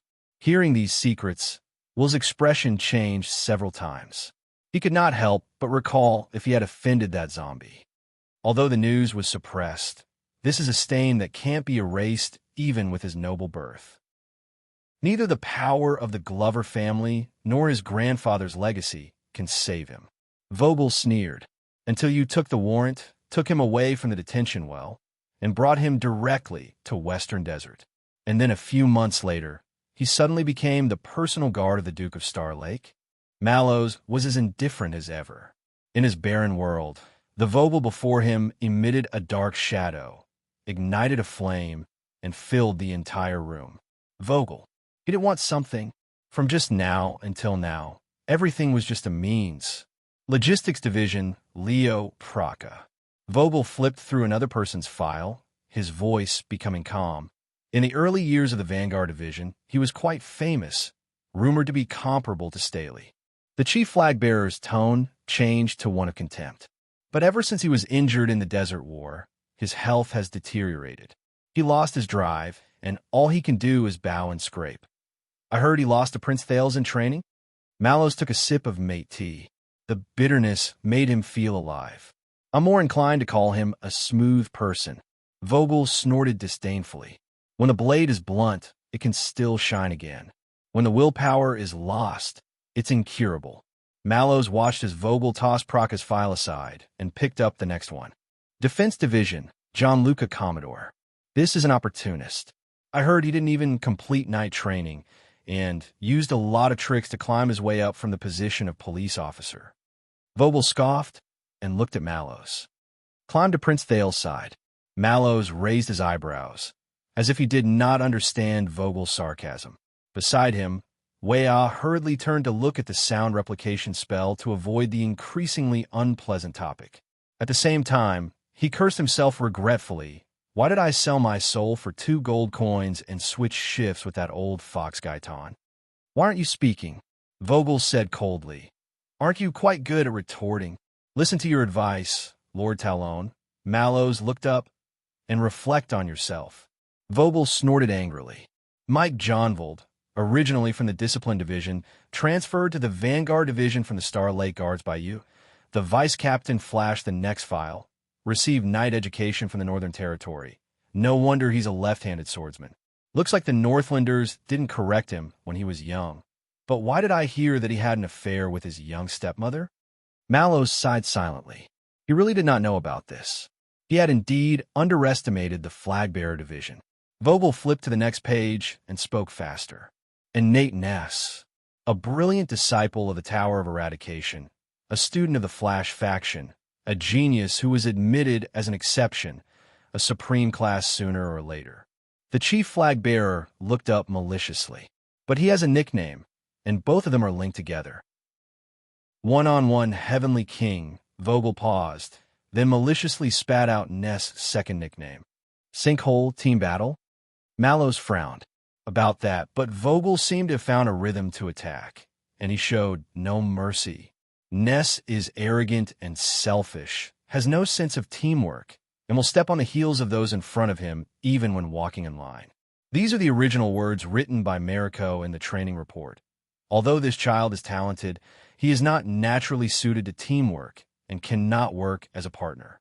Whether it's the battle formation of the Age of the Empire or the contemporary astral formation, if there's even one additional comrade within 2 meters, the swordsmanship he prides himself on will be greatly discounted, and he may even attack blindly without distinguishing between friend and foe, dragging the battle down and making things worse. Mallows sighed in his heart. Vogel put down the file and sneered. I didn't expect there to be someone in this world who 1 + 1 is less than 2. Reminds me of your predecessor, Lord Mallows. The watchman's gaze sharpened. He glanced sideways at Mallows. 1 is when the enemy is against him, the fewer people, the better. The other is when the enemy is against us, the fewer people, the better. Vogel shook his head sarcastically. Sure enough, geniuses have something in common. That's right. And you, Vogel Mystical CC Talon, you have something in common with your predecessor as well. Mallows reminded himself not to retaliate with sarcasm. Perhaps after living with a certain Jadestar boy who was unforgiving with his words, his desires in this area had grown stronger. That was not a good sign. In the world of dead silence, Vogel's shadow grew larger and larger, his body covered in flames. Confidence, greed, ruthlessness, and emptiness. Next, Vogel flipped open the files one by one like a dealer, while Weah carefully took the files he had read. Penal Officer, Gardner Gray Patterson. To be honest, Facundo should be very grateful to you. He's been trying to get rid of this untouchable deputy of his for a long time. Logistics Officer Stone, you're really good at picking people. I heard he'll be retiring in another year. Defense Division, Iron Tower Bastia. A man who can't even outrun a rapid march. Defense Division, Hyman Franzuk. A man who's afraid of water and heights? Defense Division, Dummy Fairy. Rumor has it that he has mania. Mallows remained silent. Vogel continued to scoff. Vanguard Division, Ghost Face Vladivostok. So unpopular that he can only sit at a table by himself during lunch. Vanguard Division, Shit Supal Langley. Oh, that's quite a nickname. And Bronze Jose Custa. A foreigner and a son of thorns. Leo Morgan. A guy you promoted from the Jadestar Private Army on your own initiative. Before the formation of the Guard was finalized, he followed you to the Western Desert to welcome the Prince. At the mention of this name, Vogel's expression changed. But the most important thing is he lifted the file. The sketch was of a sinister man with a face full of scars and enough to make children cry at night. Morgan, a veteran who murdered his superior on the battlefield? Vogel slammed the table angrily. Are you King kidding me? Mallows stared at Leo Morgan, who looked like a murderer on the file. His expression was calm, and his thoughts were indecipherable. These are the elite guards you selected? For the sake of Constellation's heir, the nation's treasure, you've chosen such a batch. The vice captain gritted his teeth. Defective? Chapter 577. Defective Goods. Defective goods. The watchman pursed his lips. He looked up in this barren world, only to see withered and derelict everywhere. Oh, Vogel, what makes you believe that superior goods exist in this world? Believe me, Lord Mallows, I hate to describe my brothers and sisters in this way. Vogel snorted coldly and leaned back in his chair. But obviously, you didn't give me much leeway. In the awkward silence, Mallows stared at Vogel for a long time without a word. On the other side, Will had long regarded himself as a dead man, almost becoming one with the spell on the wall. Until Mallows sighed. "What do you want, Vogel?" The watchman addressed Vogel by his first name instead of his surname, which was rare. "If you really want to cause trouble for my subordinates, it would be much more effective to report it directly to His Majesty, the captain, or even Chief Penal Officer Facundo." Vogel stared back at him, the anger on his face slowly fading. A few seconds later, he reverted to the stern vice-captain. "Flag bearer Will." Vogel spoke softly. On the other side, Will, who was trying hard to pretend that he was not there, shuddered subconsciously. "Why don't you let go of that pitiful sound replication spell and go for a walk outside?" Will looked up from the spell he had been repairing for almost 5 minutes. His face was ashen. "A walk." Joy appeared on his face when he realized something. "Of course. I'm a little tired from sitting for so long." "Commander Talon, you're so considerate." "Will." This time it was Mallows. He was calm and gentle, concise and clear. "Get out. Now." Will, who was about to say something, immediately fell silent. In a few seconds, he tiptoed up, left their line of sight, and slipped out of the night shift room as if fleeing from a disaster, leaving the two men in the room, facing each other, and the sound replication spell that was glowing strangely. Others may not be able to tell. Tormund, Vogel spoke softly, addressing him by name. But the Flag Bearer Division is the eyes and ears of the guards, specializing in internal investigations. That's why after last night, I realized that the so-called Star Lake Guards under your command either have a bad reputation, a lack of character, a foppish playboy who's hard to teach, a lot of trouble, or a lot of *T in secret. He tapped the guard's file on the table. "When you became the prince's personal guard captain, everyone was envious of you because you were close to the prince, yet you chose these people who were marginalized in the royal guards and even controversial people to be your right-hand men. Are they easier to control, or are they less threatening and less likely to cause trouble?" Vogel's gaze sharpened. "Maybe I should ask you, what do you want to do?" The captain of the prince's personal guards, being in a favorable position and being envied by others? Mallows was expressionless. "You envy me, Vogel, not me." Mallows was silent for a moment. "You're doubting me." The on-call room was silent for a while. Vogel sneered and crossed his arms. "You know, when I saw the Duke of Star Lake's righteous act last night, he picked up the last file on the table. Did I remember something?" Vogel was slightly distracted. "Him. He's not willing to sacrifice his soldiers to protect the king." Mallows' expression changed slightly. Vogel's eyes focused. "Sacrifice the pawn." The next moment, the vice-captain pushed the file in front of him. "Die." Mallows lowered his head. On the file, his own sketch was looking at him. Indifferent, calm, unconcerned. Smack. Vogel slammed his palm on the table, just enough to cover Mallows' surname. "I don't know why watchmen have so much autonomy, but after taking over the Flag Bearer Division, my job is to keep a close eye on everyone in the guards, so that the tragedy will not repeat itself." Their gazes met, and their breathing paused. Mallows was silent.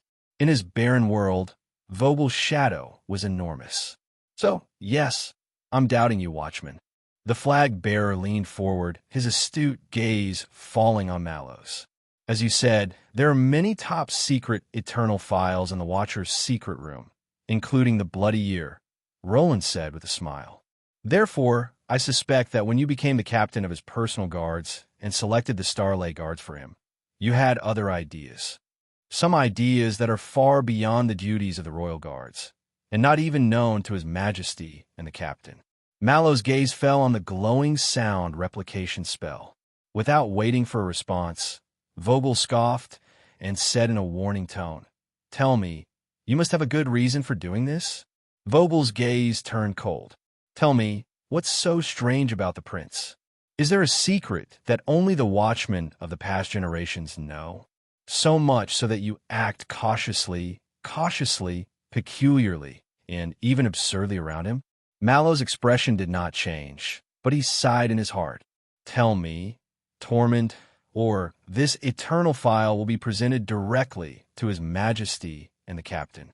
Vogel said coldly, "Tell me, the 24 people under your command, including yourself, did not you act on your own? Did you specially select them for that special prince out of resentment?" In the next second, Vogel's tone became chilling and vigilant. Consumable. In that moment, Mallow saw in the barren world that Vogel's shadow and flames simultaneously turned into infinity, covering everything. The room was very quiet. Only the sound replication spell operated tenaciously, ignoring the oppressive atmosphere at the moment. A few seconds later, Vogel. The watchman slowly raised his head and addressed Vogel's name like he did many years ago. "What's on your mind?" Vogel was startled. Mallows looked at him expressionlessly. "Was it me who was nominated a year ago and snatched away the watchman position that you were supposed to have?" Vogel's expression changed. "Was it the senior flag bearer division who escaped the escort team because of your mistake 6 years ago? Colin Samir? Was it you who saw a blood chant take the late king's head in the Hall of Stars the day before you officially joined the Royal Guards? Was it the chaos in the capital during the Bloody Year, which ultimately implicated your parents and caused them to die under the mob?" With every question Mallows asked, Vogel's face turned paler. "It was the National Conference 6 years ago, because of the second prince's sudden appearance," the watchman said slowly. "Among the 13 distinguished families, the Talon family, a distant relative of the Jadestar family, failed to successfully become the heir of the royal family when the king had no heir, Vogel Talon." In the next moment, Mallows stood in his barren world and saw, as expected, the huge shadow belonging to Vogel trembled. The boundless flames flickered erratically. Desire, apprehension, unease, and fear. When you lose everything, people will always want to hold on to something, whether it's a life-saving straw or a devil's condition. Don't let fear dominate your life, old friend. Mallows shook his head. "It's not worth it." Vogel's breathing became faster and faster. His anger grew hotter and hotter. "If this is your answer, watchman," Mallows interrupted him. "He has a very special ability." Vogel narrowed his eyes. "That's right. Most people, including you, might think that he's naive and hedonistic, thick-skinned, lazy, baffling, even frivolous, and rather unreliable." Mallow's pupils focused. "But there's one thing, whether it's contempt, disdain, helplessness, or sighing. Most people, after interacting with Danny Doyle and truly coming into contact with his character, find it hard to get angry. It's hard to truly hate him, not to mention hatred and strife." Vogel's expression changed slightly. As long as he wants to, he can close the distance between him and anyone in a minute, without hindrance or burden, even if the other party is an unreasonable lunatic or a murderous monster. Mallows stared at his reflection in the teacup. "Do you know how difficult it is for most people in this world not to hate you, Lord Talon?" He said faintly. "It's much easier to train to the supreme class. That's why, in terms of ability and quality, Danny Doyle may not be the strongest, but he can mingle well with the guards and win the hearts of the people. They would rather let him handle matters." Vogel stared at Mallows, the anger in his eyes still lingering. "And Vanguard Glover." Mallows stared back at Vogel, calm and indifferent. "Although he's taciturn and unsociable, he's reliable and meticulous. He participated in the Desert War and is the most knowledgeable in actual combat among the younger generation of the Vanguard Division. Even second seat Mariko might not be able to win against him." Vogel furrowed his brows. "As for his blemish, if you don't limit yourself to cold records and figures, and tear apart the prejudices and misunderstandings of others, Lord Talon, then you might discover that Caleb Glover fought with his peers because the other party had been insulting his family and background for a long time, ostracizing, isolating, and framing him for 5 whole years. As a royal knight of the kingdom, Caleb Glover could not take it anymore and was forced to respond." Vogel repeated with a frown. "Forced?" Mallows nodded. "If I were you, I might pay attention to the discipline within the guards.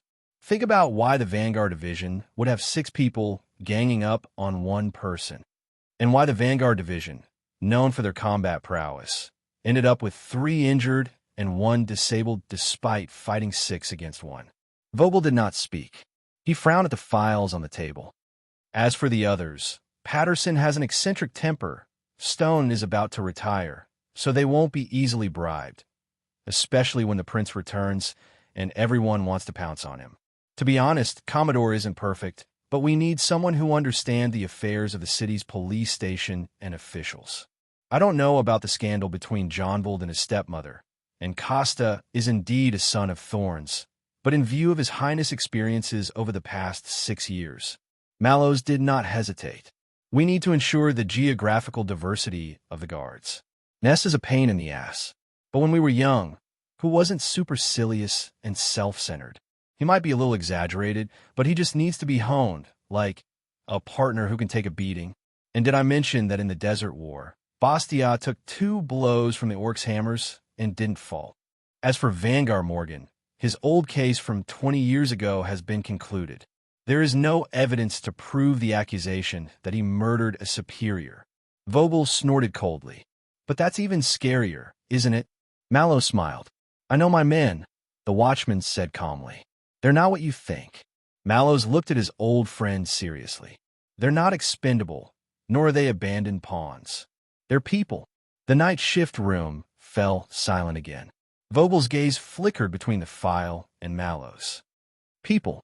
People. Vogel was silent for a long time. He patted the file on the table and snorted. You know, the Flag-Bearer Division doesn't see it that way. Don't trust people. This is the first lesson of the Flag-Bearer Division. Mallows shook his head. A long time ago, about 60 years ago, there was a watchman in the Royal Guards named Cyril Fakenhas. He said, the Command Division is the brain, the Flag-Bearer Division is the eyes and ears, the Vanguard Division is the arm, the Guard Division is the foot, the Logistics Division is the flesh and blood, and the Punishment Division is the backbone. But the Watchman of Inheritance, this is the heart of the Guards. Vogel was stunned. The brain can be confused, the eyes and ears can be deceived, the limbs can be broken, the flesh and blood can be broken, and the Emperor's Praetorian Guard has also been destroyed and lost. Mallows picked up his own file on the table and stood up. But the heart will not. He pressed his hand on his chest and said solemnly, only the inheritance is unbroken. Witness eternity. Vogel stared at him in a daze. Mallows closed his sketch page and piled it on top of the other files. I guess the flag-bearer's record ends here. If you want, submit the eternal file to His Majesty. I'm fine with it. The watchman nodded and turned to leave. Vogel took a few deep breaths and gazed at the other man's back, but was no longer aggressive. On the contrary, his expression was calm and his eyes were like water. But in Mallow's world, he saw the flames in Vogel's chest shatter inch by inch and turn to ashes. Until the vice captain spoke again. Really, Hart? Mallow stopped in his tracks.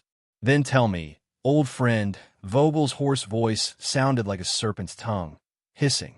Back then, when you secretly snitched and betrayed your father to Renaissance Palace, when you implicated the entire family, caused unprecedented riots in Eternal Star City, assassins looking for an opportunity to stir up trouble, and the spread of blood throughout the night. The steady cup in the watchman's hand trembled. Vogel's gaze was as sharp as a knife, piercing into his back. Tormund Mallows, in exchange for the king's trust, in order to obtain the status you have today. Outside the visible files, do you really have a heart? In that instant, Mallows felt the power of eradication in his body collapse. He saw that the barren world he was in suddenly gained color. The grass grew long and the nightingales flew. It was full of vitality. The flowers were red and the grass was green. It was a riot of colors. Bewitching, bizarre, psychedelic, enchanting. Chapter 578. If you asked a constellatiate which department under the king was the scariest, he would most likely blurt out the kingdom's secret intelligence department. But if you asked him which department was the scariest, he would definitely not know. Only for Thales, this department was considered an old acquaintance. Whether it was when he first met the Black Prophet in Mindy's Hall, when he was imprisoned in Dragoncloud City, or when they met in a hurry in Bladefang's camp. They had interacted a little too many times. Unfortunately, it was definitely not pleasant. Now, this mysterious department that had been operating since the era of the King of Renaissance, the highest intelligence agency of Constellation, was sitting in front of him. This is the kingdom's secret intelligence department? Thales stepped off the carriage and sized up the manor in the southern suburbs of Eternal Star City. It was surrounded by a small river. The fields were barren, the low walls were simple, and the mansion was old. There were even farmhouses, warehouses, and even free-growing woodlands that had obviously been left uncultivated for many years. It was ordinary and conformed to the norms. If it were not for the vast area and few people, this would be a standard suburban aristocratic manor. Maybe it really was confiscated after raiding some aristocratic family, Thales thought. At least for the past decade or so. Raphael greeted the carriage driver. The latter did not say a word and disappeared before Thales' eyes with the sound of horse hooves. Just like an ordinary passerby in the countryside, the Baron Bone Man made a please gesture to the prince and gestured to the iron gate of the manor not far away. However, the entire manor was silent, almost dead silent. Like a tomb. I don't see many guards. Thales suppressed his anxiety, stepped on the autumn leaves on the ground, and followed Raphael to the iron gate. But he soon discovered something unusual. 2 black crows flew out of the dense forest, flew over their heads, and disappeared into the simple manor. No need. Raphael's pace was relaxed. Ordinary intruders can't threaten us. Thales raised his eyebrows. Then what if it's not ordinary? But at this moment, Thales' hair stood on end, and he heard the whistling of the wind. Reminded by the roar of the sin of Hell's River, he quickly turned his head. But it was too late. A huge black shadow broke through the air with an unstoppable force. It went straight for Thales. No! Amid Raphael's shocked and angry cry, Thales could only seize the time given by the sin of Hell's River to react and put on Iron Body style. Dong! In the blink of an eye, the huge black shadow arrived and crashed into Thales' bosom. He was sent flying.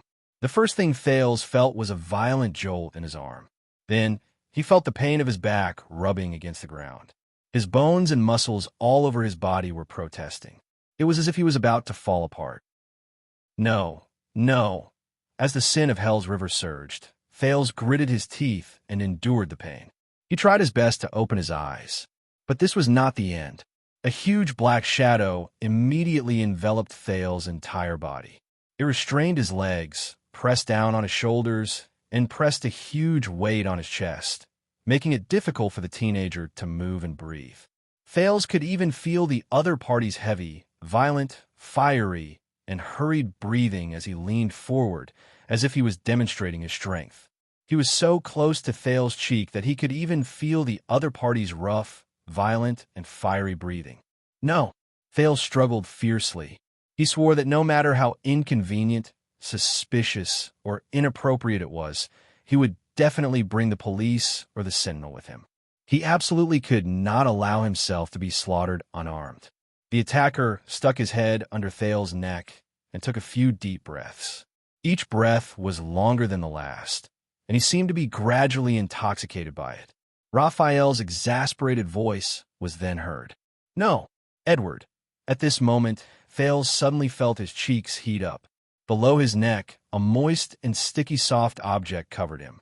His chin, cheeks, and cheekbones. From bottom to top, it slowly swept across the side of his face.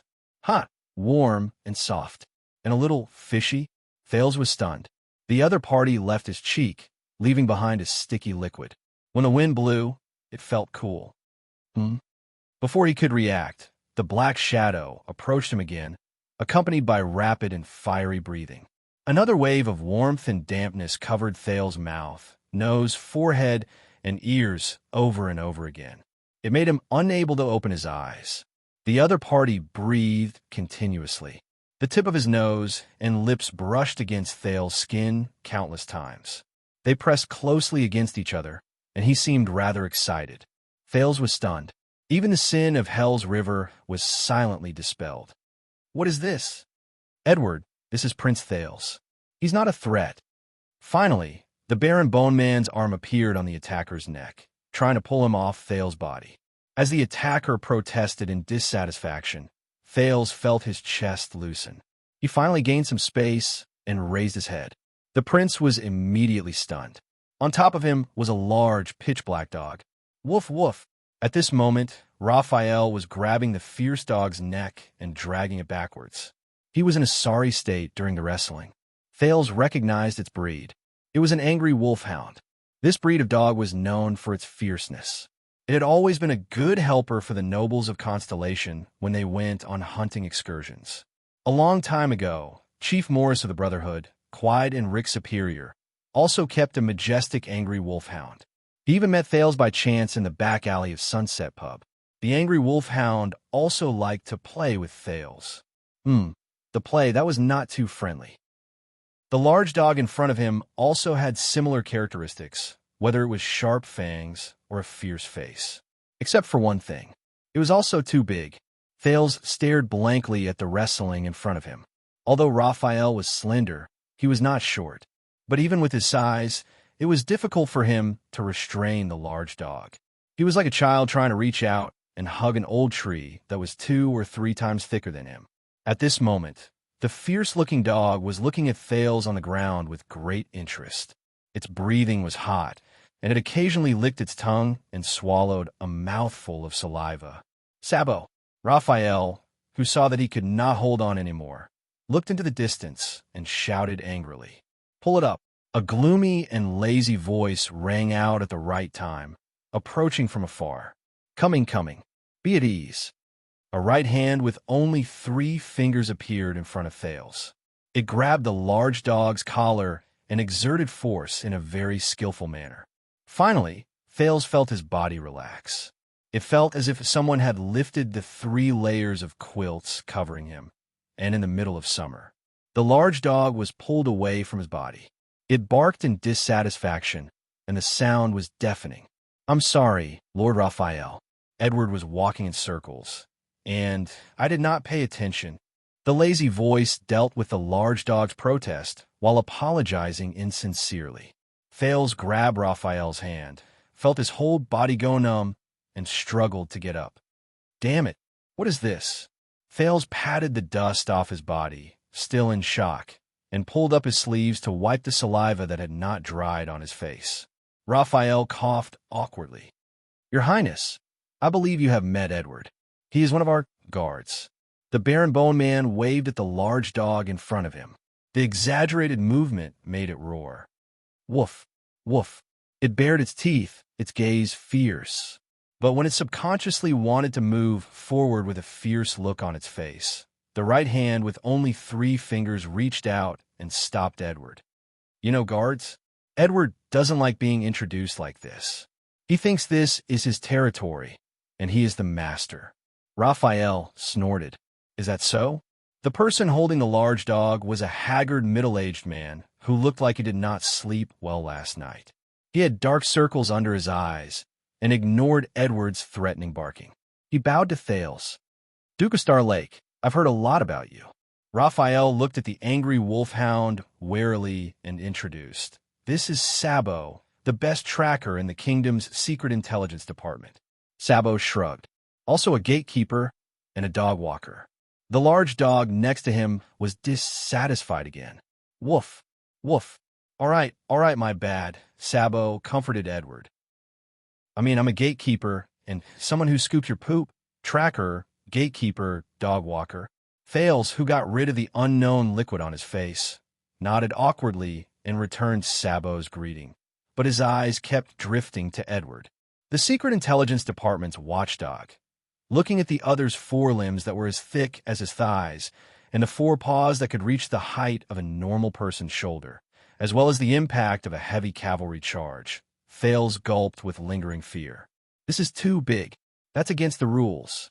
Once it noticed that Thales was sizing it up, the ridiculously large black angry wolfhound instantly lowered the volume of its growl.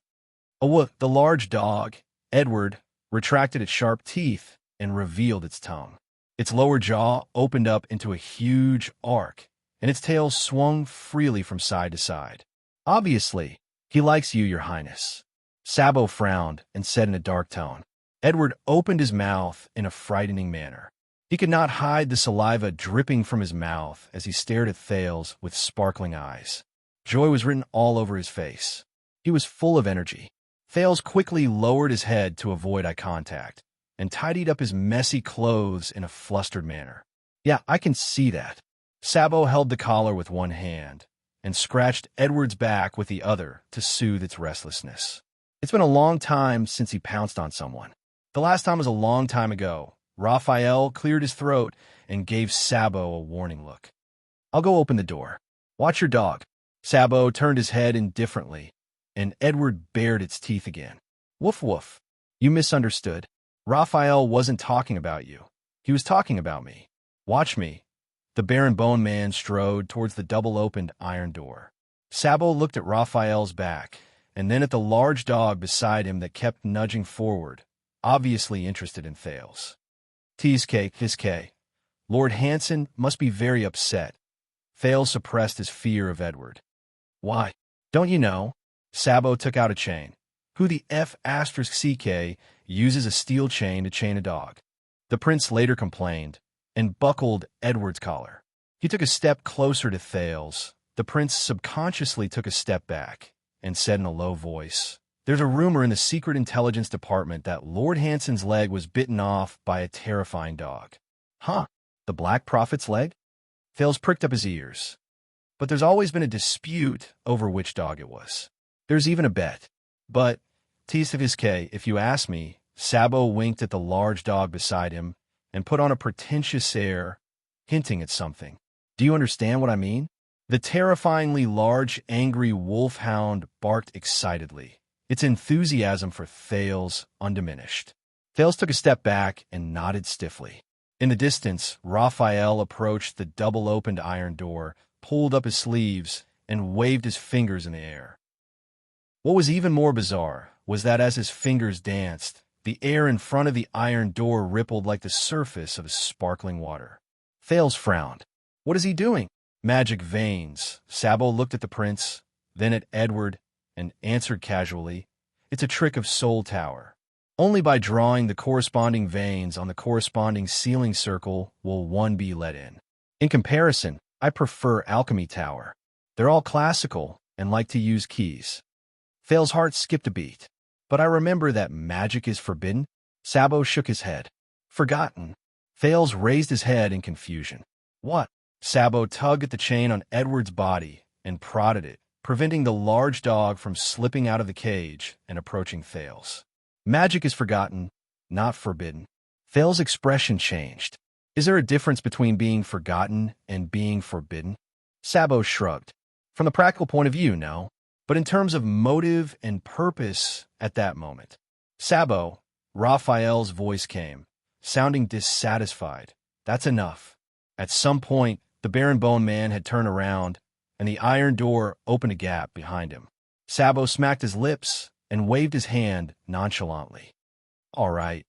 But before he could finish, there was a sudden change in the situation. The large dog, Edward, suddenly jumped up and leaped towards the iron door. Thales was shocked, perhaps unprepared, or perhaps unable to let go in time. The equally shocked Sabo was pulled down by the chain and dragged towards the iron door by Edward. In the next second, the large Edward slammed into Raphael in front of the iron door. Bang! The Baron Bone Man was mercilessly sent flying and fell to the side, moaning. Sabo was thrown off by the chain and rolled a few times on the ground, moaning as well. Thales looked at everything in front of him in shock. Two men were taken down by a dog. Are you guys all right? I knew it. This dog is too big. But what happened next was even more unexpected. In front of the dumbfounded Thales, the large black angry wolfhound dragged the empty chain and happily smashed open the iron door on one side, then ran back and clumsily pushed open the other door. Once it was done, it turned around happily and looked at Thales. The prince's heart sank. Wait, hey, good dog, Edward, right? I actually don't know them. If you have a grudge against them. But in the next moment, Edward roared, took a step forward, and rushed towards the teenager. No. Don't come over. The traumatized prince took 5 or 6 steps back in fear. In the end, he could not care less about the dignity of the royal family and turned to run. But Edward's size was not only huge, but it was equally fast. Thales had only run a few steps when a large dog swept past him and pounced on him. F***CK. Thales subconsciously raised his arms to block the attack. But fortunately, Edward did not recklessly pounce on him this time. It nimbly stopped not far in front of Thales and obediently whimpered twice, as if to remind him of something. Thales lowered his arms in puzzlement. The large dog approached him carefully with short, quick steps. This time, as he looked at its obedient gaze, Thales realized that the sin of Hell's river in his body did not react. Edward stuck out its tongue, wagged its tail, and turned twice on the spot with its mountain-like body. Woof! Woof! It barked twice at the open door. Its gaze was obedient, and its bark was ingratiating. Sensing its kindness, Thales looked at the door in the distance, put down his arms in puzzlement, and pointed at himself. Me? The large dog became even more excited when it received a response. This time, it wagged its tail and barked once at Thales, then twice at the iron door. Woof! Woof woof! Under the dog's expectant gaze, Thales looked at the blocked path and the 2 figures lying on the ground in the distance. He did not know if they were dead or alive. He braced himself and forced a smile. You mean the door? Woof! The large dog happily pounced on the prince, whose face was ashen. It circled Thales twice, arched his back, and pushed him forward. All right, I'll go. The anxious Thales walked forward, not knowing what to do. Edward walked beside him, licking the back of his hand affectionately from time to time and rubbing against the teenager's arm, until they arrived in front of the iron door. Oh, standing in front of the iron door, Thales understood. He was a little enlightened, but also a little relaxed. You mean, you opened the door for me on purpose? Woof! Edward barked even more cheerfully. Good dog. Thales suppressed his uneasiness, tentatively extended his hand, and scratched its furry head in a rusty manner. Thank you? Edward stuck out its tongue, turned its head, and looked pleased. It was obviously enjoying it. On the other side, Raphael got up while cursing. He patted the dust off his body and glared angrily at Sabo, who was also tidying himself up. All right, we all know that Edward is very smart, Sabo said eerily. He extended his hand to grab the large dog's leash and took over Thales' action of scratching the dog. But this is the first time. Edward growled at him in dissatisfaction, its vocal cords threatening. We'd better hurry up and go in. Raphael looked at the large dog warily, his face full of displeasure. It looks like it's not done yet. Thales turned around for the last time and waved awkwardly at Edward. The angry wolfhound responded excitedly and wanted to move forward again, but was pulled back by Sabo. With a click, the iron door was shut. Sabo, who was equally displeased, and the large angry wolfhound, who was looking at Thales reluctantly, were both shut outside the door. Sabo. Through the iron door, Raphael looked at the large dog suspiciously. The Duke of Star Lake is traveling in private. Do you understand? Yes, I'll tell them. Sabo shook his head nonchalantly. An innocent and cute fawn accidentally trespassed on Edward's territory. The large dog howled angrily. All right. I know. Sabo scratched Edward's neck with a headache. I'll say it's a big wolf. A wolf, all right? It won't damage your reputation. I swear the other dogs will be impressed. Listening to the man and dog arguing further and further behind him, Thales felt a lingering fear. So, Sabo, he can talk to dogs? The Bear and Bone Man laughed. He thinks he can. What do you mean? At least according to Lord Hanson. That's what Sabo has believed for decades. Raphael shook his head indifferently. As for whether it's true, only dogs know. Thales smiled. He grabbed his collar and sniffed the place where Edward's teeth had bitten him. The prince immediately frowned. He could not be mistaken. That was fresh, the smell of blood. So, old friend, other than eating, when was the last time you pounced on someone like this? Outside the iron door, Sabo took out an old notebook and opened the cover, which had the crooked words, "Don't get eaten," written on it. As he listened to Edward's roar, he recorded something excitedly. What? You mean the smell? The same smell? Dog? Another dog? Sabo's eyes widened. What a big dog! His big dog? A powerful dog? A dog the size of the earth? A dog that gave birth to a dog? A dog that all dogs are afraid of? Sabo suddenly came to a realization. A big dog, his big dog, a dog that gave birth to a dog. Oh, I get it. He put down his pen, touched Edward's head, and looked at Thales' back through the iron door. What you want to say is, the angry wolfhound stared at Sabo's palm, licked its saliva-filled teeth, and growled in warning. His mother. The angry wolfhound's eyes turned cold. In the next second, the fierce dog's muscles trembled, and it raised its head. Clack! The sound of teeth clenching exploded in the air. In the nick of time, Sabo skillfully and swiftly retracted his palm. I see. Fine. So you bully the weak and fear the strong. Sabo showed no fear. He raised his right hand, which only had 3 fingers, and smiled at the fierce, angry wolfhound. I say, his mother may not be human, but you're a real dog. Edward snorted in dissatisfaction. Then it turned its head in disdain, flicked its tail, and strode its paws, and went back for a walk in high spirits. Chapter 579. In the hall of the manor of the Secret Intelligence Department, Thales stopped in front of a portrait that faced the porch. This is Leinster Covendier. Raphael's voice came from behind him. The man in the painting was handsome and well-dressed. He was sitting on a red leather chair, playing with a slightly unsheathed dagger in his hand. The exposed blade of the dagger reflected a cold light, and the tip of the dagger was inlaid with gems. One of the 6 knights under the king of Renaissance, Fatal Iris. Thales seemed to have understood something when he heard the surname and nickname. He looked at the tapestry under the frame. Leinster P. T. Covendier, top 27th, 20th, 700 years ago, he funded and trained the first batch of professional scouts and spies for Prince Tormund, who had yet to be crowned king. He contributed greatly to the Battle of Eradication and the establishment of Constellation. He was the first chief of intelligence of the kingdom. Raphael stared at the portrait as if he was staring at the real person. He was publicly acknowledged as the founder of the kingdom's secret intelligence department.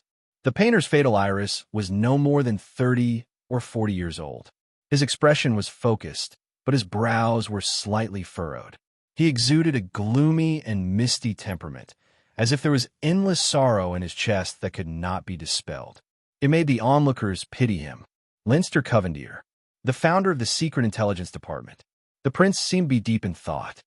He was also the ancestor of the Covendier family, the first Duke of South Coast Hill? Yes. Thales nodded and did not say anything else. He followed Raphael's footsteps. They stepped into the room and onto the starry blue carpet that was commonly seen in the kingdom. The hall of the manor was wide and bright, completely different from the old and deserted manor outside. Thales looked around. It seems bigger than it looks from the outside. Sunlight shone through the window, illuminating the silver double cross on the wall carpet and hanging flag. It was not as deep and dark as he had expected. We have to thank the original owner of this manor. The architectural layout was unique and contained a universe. Raphael looked straight ahead and did not stop walking. Unfortunately, the manor was unlucky during the Bloody Year and was almost burned to ruins. Otherwise, it would not have become our headquarters. A few people in casual clothes were busy in the hall. Some were handling documents, some were whispering to each other, and they turned a blind eye to them. It was almost no different from a normal municipal department. Almost. Raphael led the youth into a side hall. Whether it was the shape of the corners of the walls, the pillars, the stairs' handrails, or even the ceiling, Thales could tell that this place used to be luxurious, glorious, and historical. However, Raphael's pace was very fast. It was obvious that he was used to this kind of pace. The teenager only had the intention to admire it, but he could only take a cursory glance at it, until he saw another classical portrait in a corridor. Halvas Caribbean, 1465. The man in the painting was almost middle-aged, but there was no twilight between his brows. He had a mustache and even had a faint smile on his lips. He looked simple and sincere. It was a stark contrast to the shrewd Leinster. That's Stuart Halva. Raphael noticed that Thale's footsteps had slowed down. With just a glance, he revealed the identity of the person in the painting. Leinster's deputy and successor. Thales was struck by a thought. Raphael nodded slowly. Thanks to his talent and perseverance, the intelligence network that was originally privately managed by Leinster was not reduced to a flash in the pan after the passing of Fatal Iris due to its poor reputation. Instead, it was officially named the kingdom's secret intelligence department. It recruited talents and established rules, and it has been passed down to this day. Thale's gaze shifted to the wall rug under the frame of the painting. There was a sentence embroidered with golden thread on it. The font was simple and unadorned. It was half literate and half white, and it was somewhere between the language of the modern empire and the lingua franca of the modern era. The eyes and ears of the king, the night sentries of the kingdom. It is my duty to know and keep secrets. Raphael continued. Of course, Halva was eventually promoted from the position of chief of intelligence. He was promoted and became the prime minister of the kingdom, who was second only to one but above all. He was known as the Wise Minister. Wise Prime Minister. While Thales recalled Gilbert's history lessons, he repeated this nickname. Wise Minister Caribbean? His expression was strange. I know what you're thinking. Raphael thought of something and sighed. Whenever this nickname and this surname are put together, the contrast is huge, isn't it? Thales snorted. He immediately suppressed the desire to curl up the corners of his lips. With a stern expression, he continued forward. Their journey was smooth and quiet. They passed through countless corridors and endless halls. Occasionally, someone would pass by with a stack of scrolls. They would appear from one door and disappear from another. Their footsteps were hurried, and they were busy. When they met the two of them, they would only nod in acknowledgement. It seems like there aren't many people on duty, the prince asked curiously. Whether it is because of a certain prince's accident in Western Desert, or because of a certain prince's accident at a banquet, many people have already stayed up for a few days and nights without shifts. Raphael did not care about Thales' pride at all. Take pity on them. Thales could only shrug awkwardly. But what are we doing here? Covendier cannot be punished, and you can't do anything about the case. Raphael glanced at him. He was about to answer, but a door behind them suddenly opened. A man called out to them. Raphael, Ass has finished preparing for the white gloves. Do you want to come take a look? When the man said this, his eyes kept drifting towards Thales. He wanted to bow, but he was hesitant. Raphael was deep in thought, but Thales frowned. He said, Ass? Thales approached Raphael suspiciously and asked in a low voice, Ass? Raphael turned around and spread his hands indifferently, as if he did not see the prince's expression. It's a special team under me. I told you the full name. Do I need to repeat it? Thales forced himself to smile. Raphael raised his eyebrows understandingly and turned back to walk towards the man. Very well, Danny. Let us check the procedure. It won't take long. By the way, put your eyes in a normal place. The man at the door immediately stopped sneaking glances at Thales. Thales was about to follow him in, but was blocked by the Baron Bone Man. No, I'll be out soon. Wait for me here. Don't move. Raphael gave him a pleased smile and closed the door. Thales, who remained in the corridor, rolled his eyes. Wipe my ass. The corridor was still quiet. Thales was bored, so he took a few more steps and looked at the portraits hanging on both sides of the corridor. Most of them were men in their prime to middle-aged, either quiet and serious or aggressive. In contrast, one of the special portraits first attracted his attention. It was a full-body portrait of a woman. She was lying on her side on the dark sofa in a relaxed posture. Her skin was fair and beautiful. Her facial features were deep and intimidating, and her clothes were full of exotic charm. She was not even afraid to show off her slender thighs, to show off her sexy and seductive figure. Under the painter's fine brush, even her curled toes looked delicate and lovely. But unlike her figure that made men's blood boil, the expression on the lady's face was cold and mysterious, as if she did not care about everything around her. In contrast, when Thales looked at her, He sometimes felt that she was amorous, and sometimes felt that she was noble and inviolable. Thales shifted his gaze to the bottom of the frame. Alf Seldo Ka Mimo Hanbol, 39 to 77. This is Alf. A slightly rough voice came from behind him, with a western desert accent that Thales was familiar with. People call her Oriental Beauty. This is one of the few portraits of her that has not been burned. Thales turned around and was a little shocked when he saw who it was. Wait, I recognize you. You are. Behind him was a well-groomed man with slightly darker skin. He bowed respectfully to Thales, just like when he was in Blade Fang's camp. I am Norb. It is an honor to meet you again, and I am glad that you are now healthy and at ease, Your Highness. Or should I say, the Duke of Starlake. Thales sized him up in surprise and finally confirmed the man's identity. The cadre of the Secret Intelligence Department who dared to contradict the legendary wing in front of thousands of soldiers in Blade Fang's camp. Norb, but why are you here? Thales subconsciously shifted his gaze to Norb's right leg. On the surface, there was nothing unusual, but the prince noticed that Norb held a cane in his right hand and supported half of his body. Norb smiled faintly and was as humble as ever. I came back to report on my work for Western Desert. Thales understood it clearly. Is that so? Thales hesitated for a moment, but in the end, he could not help but ask, How's your leg? Norb froze. He slowly turned his head and looked at his right leg, then at his cane. A desolate look appeared on his face. Thank you for your concern. The Secret Intelligence Department has pretty good medicine, but Norb forced a self-deprecating smile and tapped the cane in his right hand. I have to learn to get used to this thing. Thales was silent for a while. He remembered how Roman rudely broke Norb's right leg in the desert to help him cover up the news.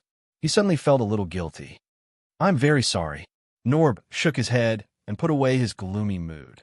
It is not your fault. Besides, if it wasn't for this leg, he said with a smile, I reckon they would not have let me come back so easily. I don't think they'll let me come back so easily. It's a blessing in disguise. Thales did not know how to respond to his self-deprecating and open-mindedness. Norb obviously noticed the awkwardness in the atmosphere.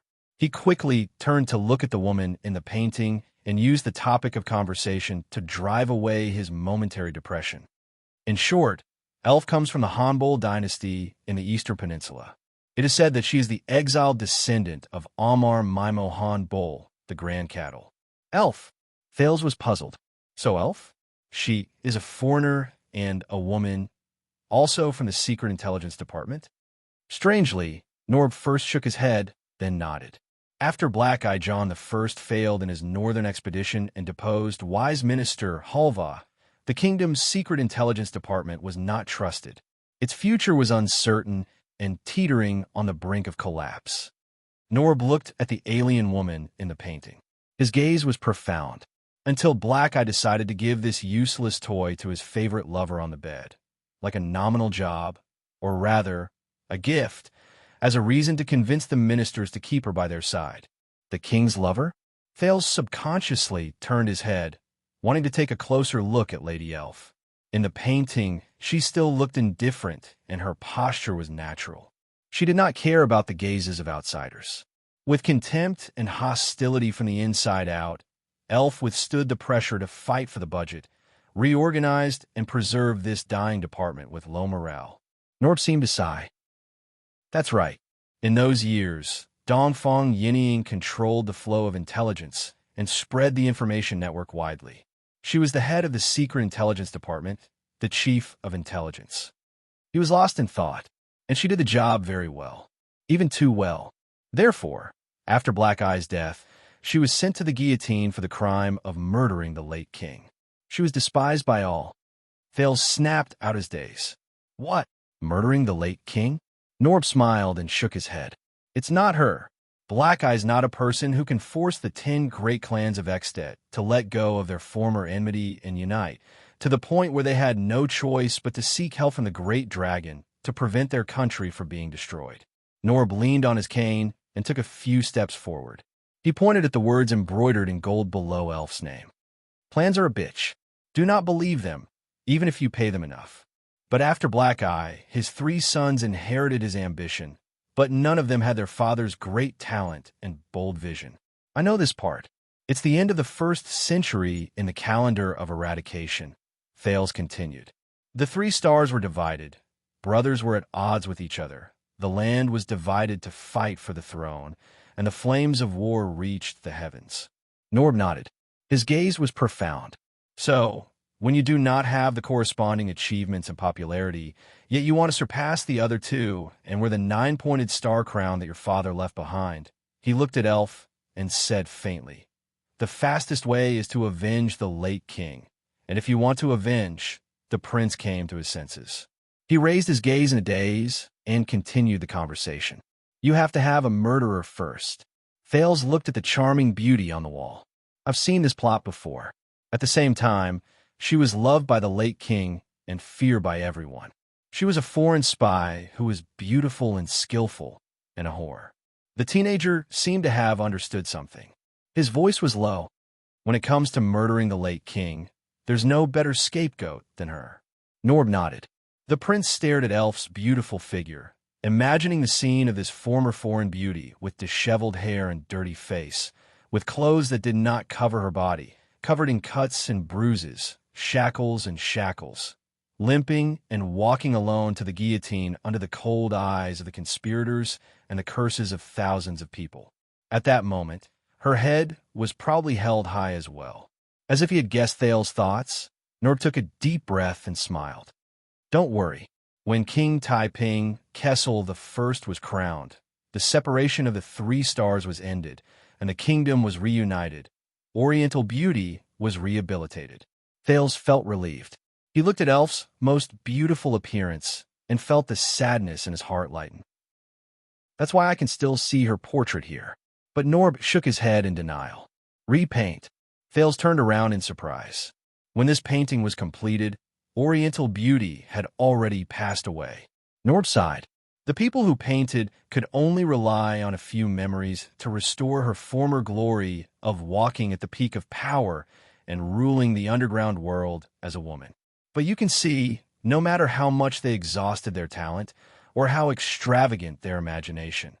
Looking at Elf's seductive curves, Norb shook his head in disappointment. Thales and Norb were silent for a while.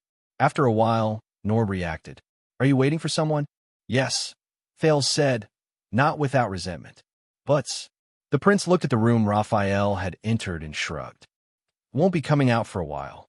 In that case, Norb extended his hand to the next painting in the corridor in a friendly manner. "You don't mind?" Thales nodded and followed him forward. This was much more interesting than Scholar Bonner's grammar class and Raphael's satire.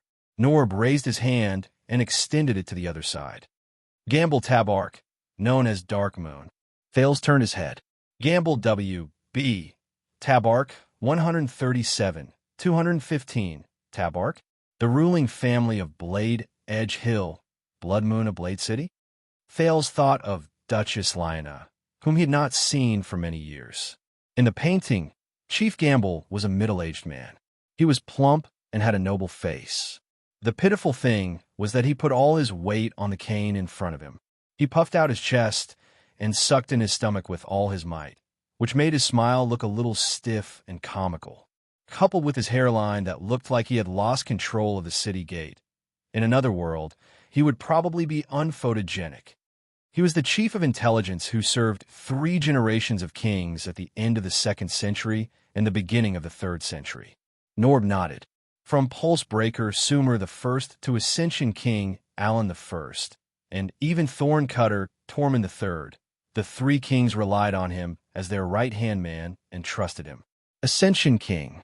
When he heard the familiar name, Thales could not help but compare it to Gilbert's history class. He thought of something, and his expression turned slightly cold. Norb's words were filled with nostalgia. "Don't judge him by his appearance. People born in our era might find it hard to imagine how great Chief Gamble's contribution to the kingdom was, how significant it was, and how deep his influence was." "Why?" Norb exhaled. "Because in the history books, everyone only saw the king, the prime minister, the generals, and the dukes. They were moved by their foresight and great achievements.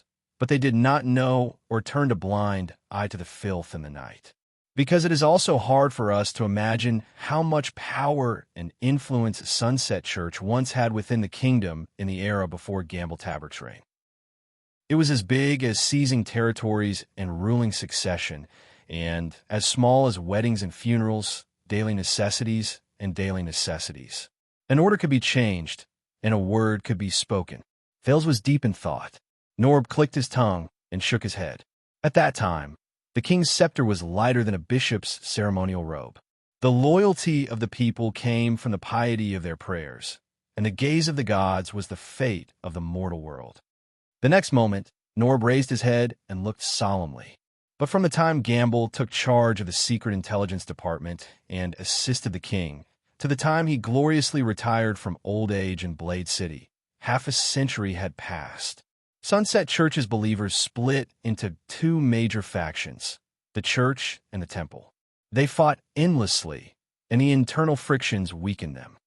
They could no longer meddle in the royal family's genealogy of succession, nor could they interfere with the kingdom's policies, let alone dictate the daily lives of the people. Thales frowned. Priestess Meljin, who talked about the conflict between the elders and the young in theology class, appeared in front of him. And that nervous little nun. In the end, the gods became high and mighty again, illusory, and their believers had no choice but to bow their heads to the nine-pointed astral crown and gradually withdraw from the center of power in Constellation. Norb looked at the plain-looking Gamble, and his eyes sparkled. During this period, Chief Gamble hid his reputation, but his contributions were great. As expected, Thales stood in front of Gamble's portrait. Do not judge a book by its cover. But it was still too early for him to say that, because the next portrait Norb pointed at was of a hunchbacked old man with a weathered face. William, 226 to 306. Rather than make people fear him, it is better to make people underestimate him. Hunchback William, Norb introduced. The William in the portrait was ordinary and well-behaved. Not only was there nothing outstanding about him, he even looked deformed and ugly because of his hunchback. The first chief of intelligence who was born a commoner. As you can see, he did not have a surname. From the middle of the 3rd century, he was in charge of the kingdom's secret intelligence department for 50 years. He was conscientious and diligent. Norb's walking stick tapped the ground lightly. He looked at William's hunchback and seemed to have the same feeling. When people talk about the legend of the Empress Dowager Iron Spike's regent reign, which lasted through 7 dynasties, they always overlook this low-key official who was in the same period as her. Norb spoke to himself. For a moment, he even ignored Thales' existence. But it was also William, the chief of intelligence, who lacked illustrious achievements and a noble reputation. Together with Empress Dowager Iron Spike, he managed to support Constellation during the weakest, darkest, and most dangerous half a century in its history. Thales lowered his head and remembered the origin of Ballard Room. Did I make you feel bored? Of course not. Thales snapped out of his daze and spoke in a standard manner. Please continue. Norb's eyes lit up. I got it. You must be more interested in this senior of the kingdom's secret intelligence department. He led Thales forward a few steps, past a few chief executives of the kingdom's secret intelligence department, and stopped next to the most outstanding portrait. Thales was stunned. Unlike the other portraits, this one was framed in a silver frame, which made it stand out from the rest. What caught his attention even more was the young woman in the painting. She was riding on a horse, fully armored, holding the reins and a sword. She looked confident, arrogant, and calm, as if she was going to rush out of the frame the next moment and stab the heart of the viewer with the sword in her hand. This was the second woman Thales saw in the kingdom's secret intelligence department besides Elva. More importantly, Thales squinted at the pattern engraved on the woman's armor and was astounded. That's right. That's the 9-pointed star. Chapter 580. Dazzling Star Theodora. This is the daughter of the Oath Keeper, the noble princess of the royal family. Norb paused and looked at Thales meaningfully. Also the Duchess of Star Lake, the daughter of the Oath Keeper. Thales held his breath as he looked at the female knight with sharp eyes and thin lips. Never married, she was not famous in history, but she was the longest-serving chief of intelligence of the Secret Intelligence Department. Her elven bloodline allowed her to live a long and healthy life, so long that she had to retire behind the scenes and appoint another chief to avoid controversy. Thales looked curiously at the heroic princess and the Duchess of Star Lake. His ancestor, Theodora E.M., Jade Star 354-. Her temperament reminded people of the fortress flower, but the latter was far from Theodora's domineering aura, which was like a silver radiance that made people bow their heads.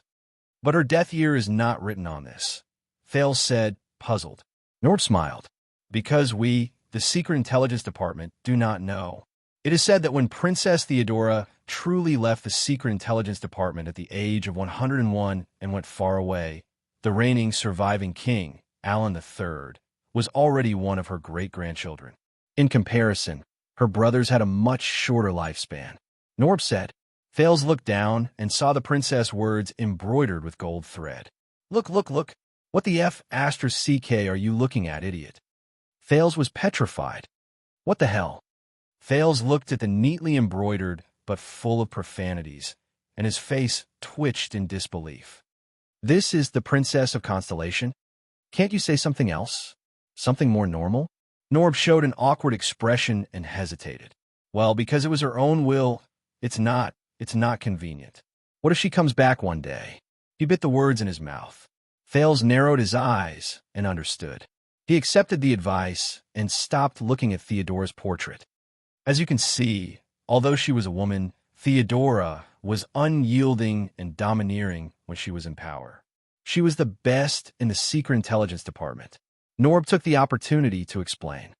Starting from her, the kingdom's Secret Intelligence Department spread its spies all over the world. They are ruthless, radical, and vengeful. If necessary, she wouldn't hesitate to sign the much-criticized foreign assassination mission, even if it might trigger a war. Assassination outside the border. Thales was stunned. He remembered what King Nuvan had told him that night about the fate of his eldest son. But it was said that during those years, the secret room dreamed of crossing the Great Pine Forest in the south, and Quintana did not dare to cross the sea of eradication. Even though they hated the Secret Intelligence Department to the core, no one dared to touch even a single hair on the spies of the Secret Intelligence Department. Norb stared at the special princess of Constellation. He did not hide the admiration and longing in his eyes. Thales exhaled. Damn the Secret Intelligence Department. In this place, how much history had not been written in the history books? Oh, I'm afraid we'll have to watch the next 3 together. Norb leaned on his crutch with great interest, as if he was still getting used to his new third leg. He pointed at another painting to Thales. In the painting was a tall, handsome man. Noah C.P. Almond 434 to 462 Loan Sale, Noah Almond. Rumor has it that he was one of the lovers of the Conqueror of the North, Queen Erica. The Queen's lover, so this is the Queen's man? Norb lowered his head and blinked. His previous solemnity was gone. Of course, some people said that the Conqueror of the North liked to chase after women. There was no one in her court that the Queen had not slept with, regardless of gender. When he heard the gossip, Thales looked at the handsome Noah differently. From afar, the Noah in the painting had a fit body and a handsome face. He was indeed outstanding and the best choice. Norb shook his head. Unfortunately, as Queen Erica fell from power, Lone Sail was sent to the guillotine by his deputy, cum successor. Deputy? By his own deputy? Thales frowned and thought of my home tavern in Blade Fang's camp and its thought-provoking slogan. Norb nodded and sighed. Indeed, not every pair of partners can work together as happily and seamlessly as Leinster and Halva. He looked at the next painting, and this is Lone Sail's deputy. There was a hint of reverence in Norb's words. The pale Baron, Sancho.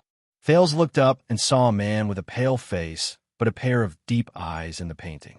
Sancho's face was not bad, his posture was elegant, and his fingers were slender as they plucked the strings.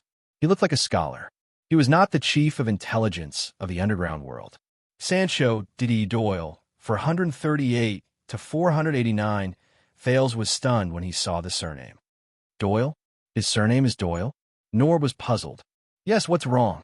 The pale Baron Doyle. Nothing. Thales shook his head and thought of wise Minister Caribbean. That is, whenever you put these nouns together, Thales tried his best to chase the image of the other sloppy personal guard and his equally eccentric father out of his mind. He sighed with emotion. He sighed and said, "It always makes people wonder, oh, history, what have you done to them? Please continue." Norb was a little puzzled, but he still continued. Xianxia was once the head of the ruthless officials under the Red King, John II. He was at the top of the powerful officials, and his hands were stained with blood. The Secret Intelligence Department was just an intelligence agency before him, but in his hands, it became a terrifying monster that combined supervision, control, judgment, law enforcement, violence, propaganda, censorship, and stability maintenance. Norb spoke in a cadence, as if he was telling a ghost story. As the most powerful chief of intelligence in history, he spread the Red King's anger and tyranny to his heart's content. He did whatever he wanted, and his power was so great that it was difficult to control him. He ended the historical legacy of countless noble families. Thales frowned and looked at this different Doyle again. He was noble and elegant, and did not look like an executioner with a heavy debt of blood. Norb's tone became urgent, as if he saw the bloodshed of those years. Until the Pale Baron also died in the hands of his deputy and successor, Black Messenger Mason Johnvold. Thales raised his eyebrows. Died again by the deputy. He followed Norb's gaze and saw a third person. Mason H. A. Johnvold for 143 to 506. This person stood alone in the darkness.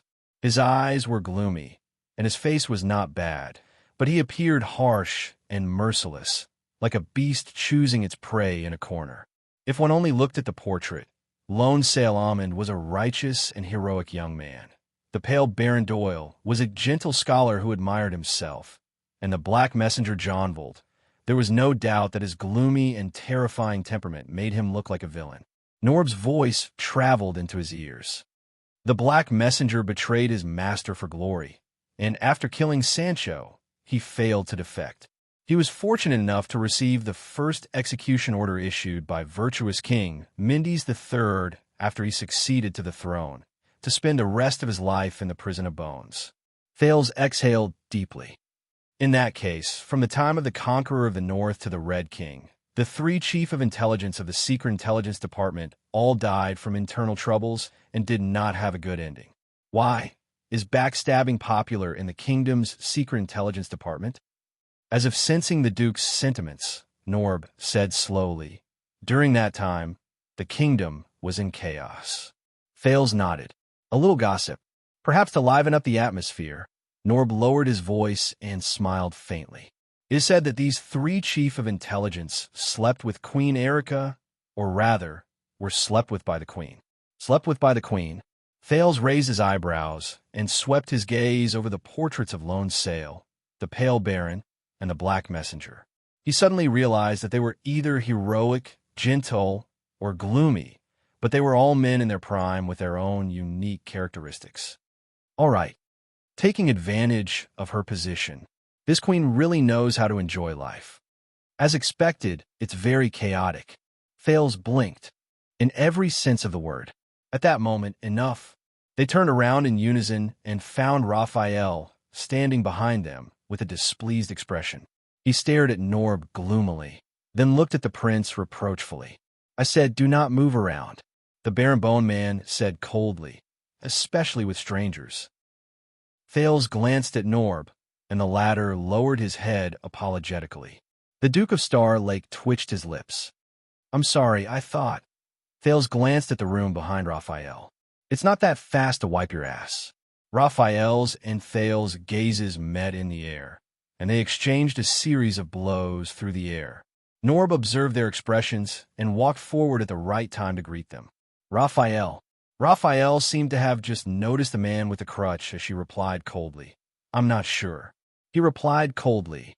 "Norb." For some reason, Thales felt that the relationship between the two of them was a little stiff.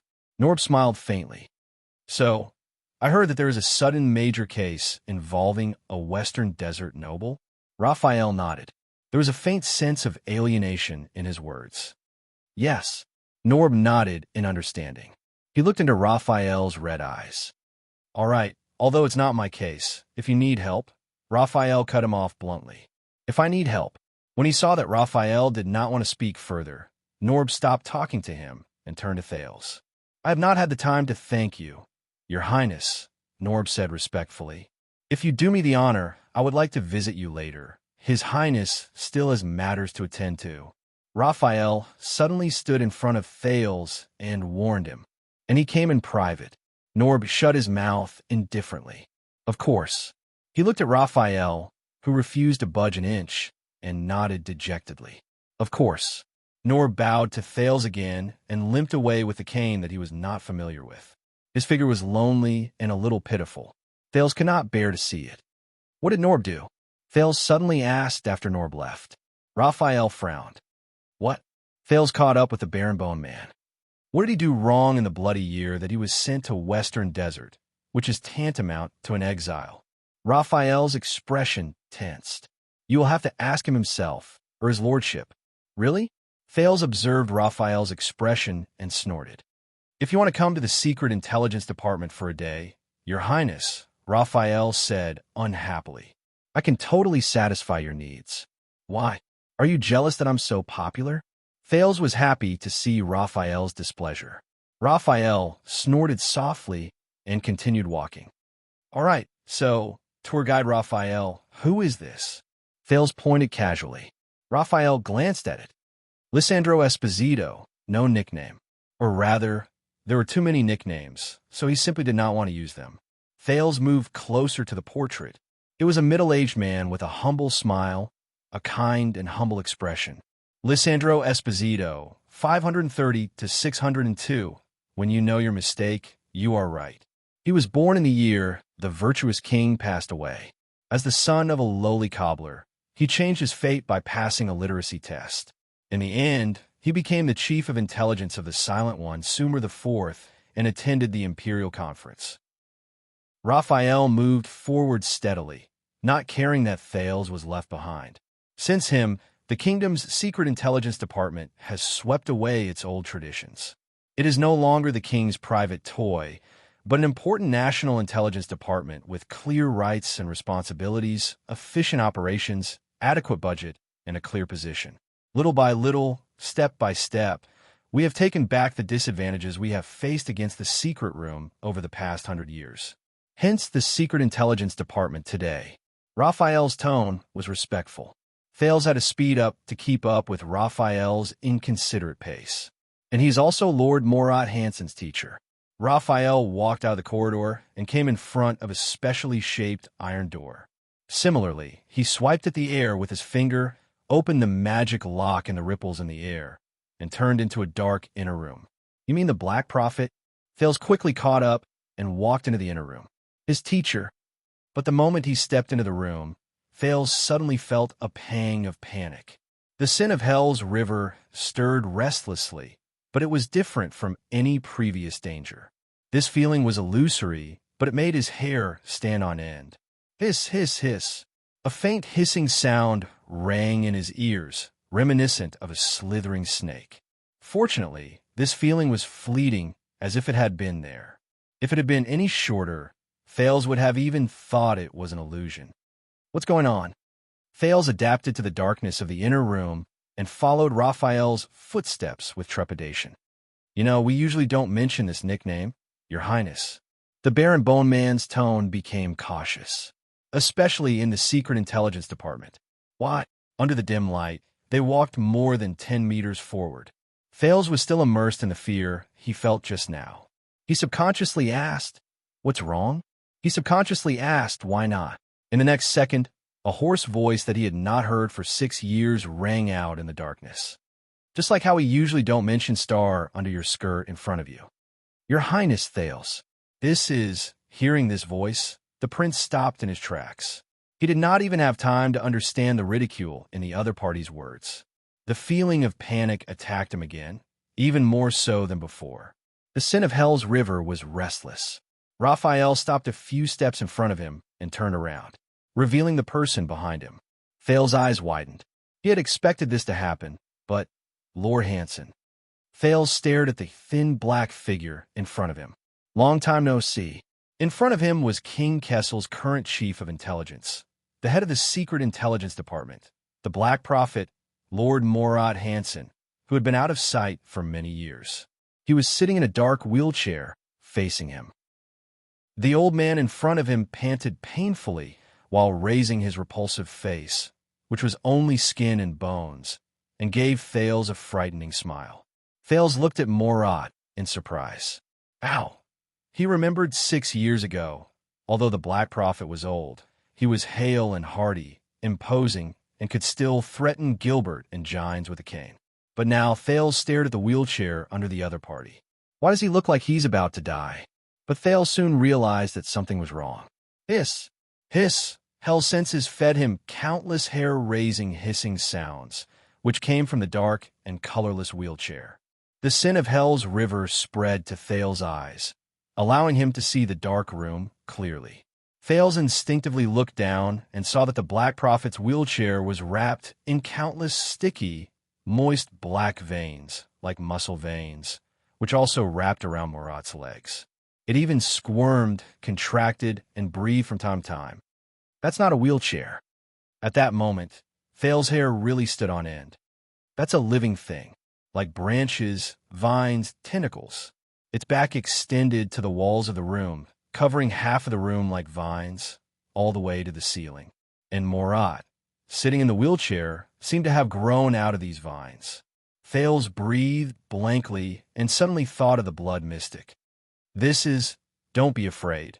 Morat breathed with difficulty, raised a skinny arm, and connected it to the thousands of black vein vines that were squirming like thousands of snakes. Some necessary means, like taking medicine to cure a disease. Raphael stood by the side, his expression unchanged. Taking medicine to cure a disease? It took Thales a few seconds to calm down. Your Grace, what's wrong with you?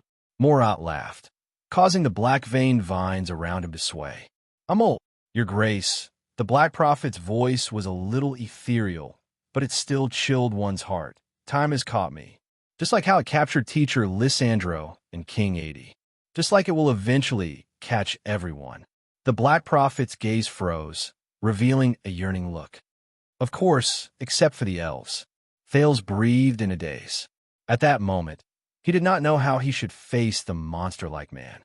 I believe you have seen, Your Highness, the kingdom's secret intelligence department has gone through 57 chief stewards.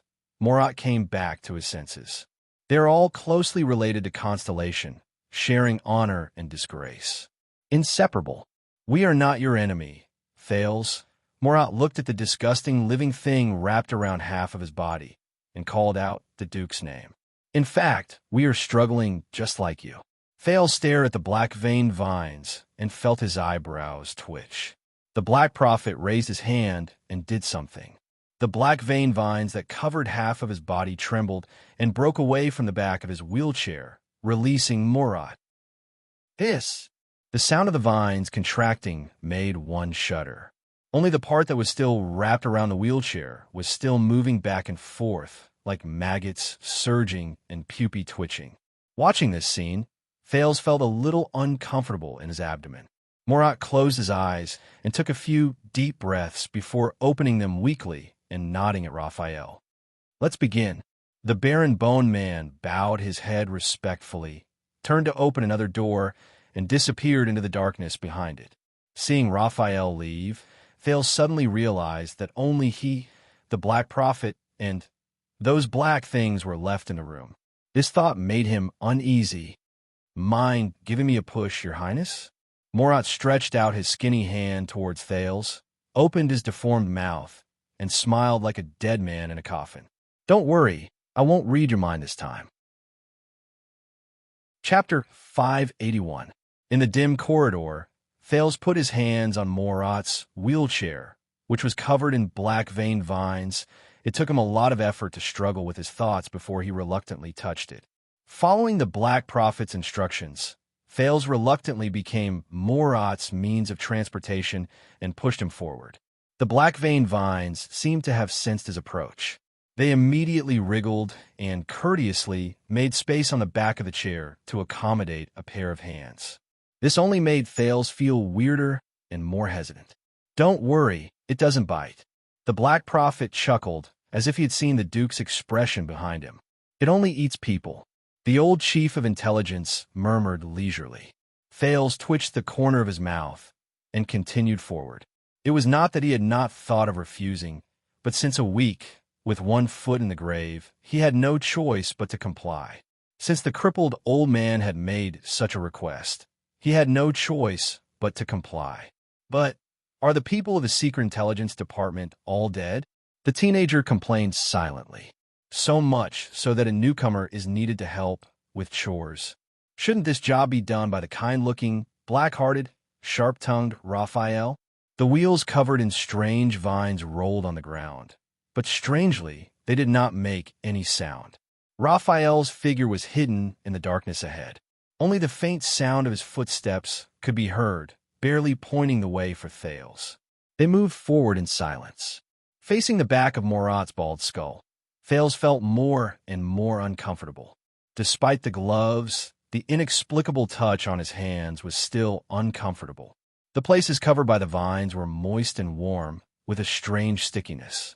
But Thales still tried to find a gap on the back of the chair as a landing spot for his hands to avoid touching the disgusting black vines, even though it was difficult. This made it even more inconvenient for him to exert force. Is it alive? Does it have its own consciousness? The Black Prophet did not turn his head. "Are you alive?" Thales frowned. Most people in the world are muddle-headed.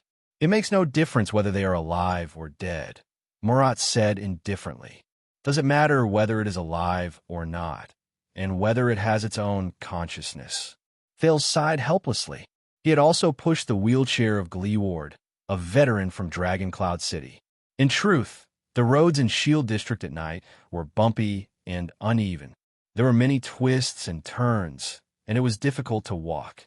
The old cripple from Northland kept cursing and swearing, which left a deep impression on the teenager who needed his help, and he suffered a lot. But now, Thales would rather bear the burden, beat, scold, and push Gleeward's wheelchair for another year than stay with Morat for even a second longer. "What the hell is this thing?" "Oh, Your Highness." The Black Prophet shook his head and sneered silently. "You have seen it. More than once."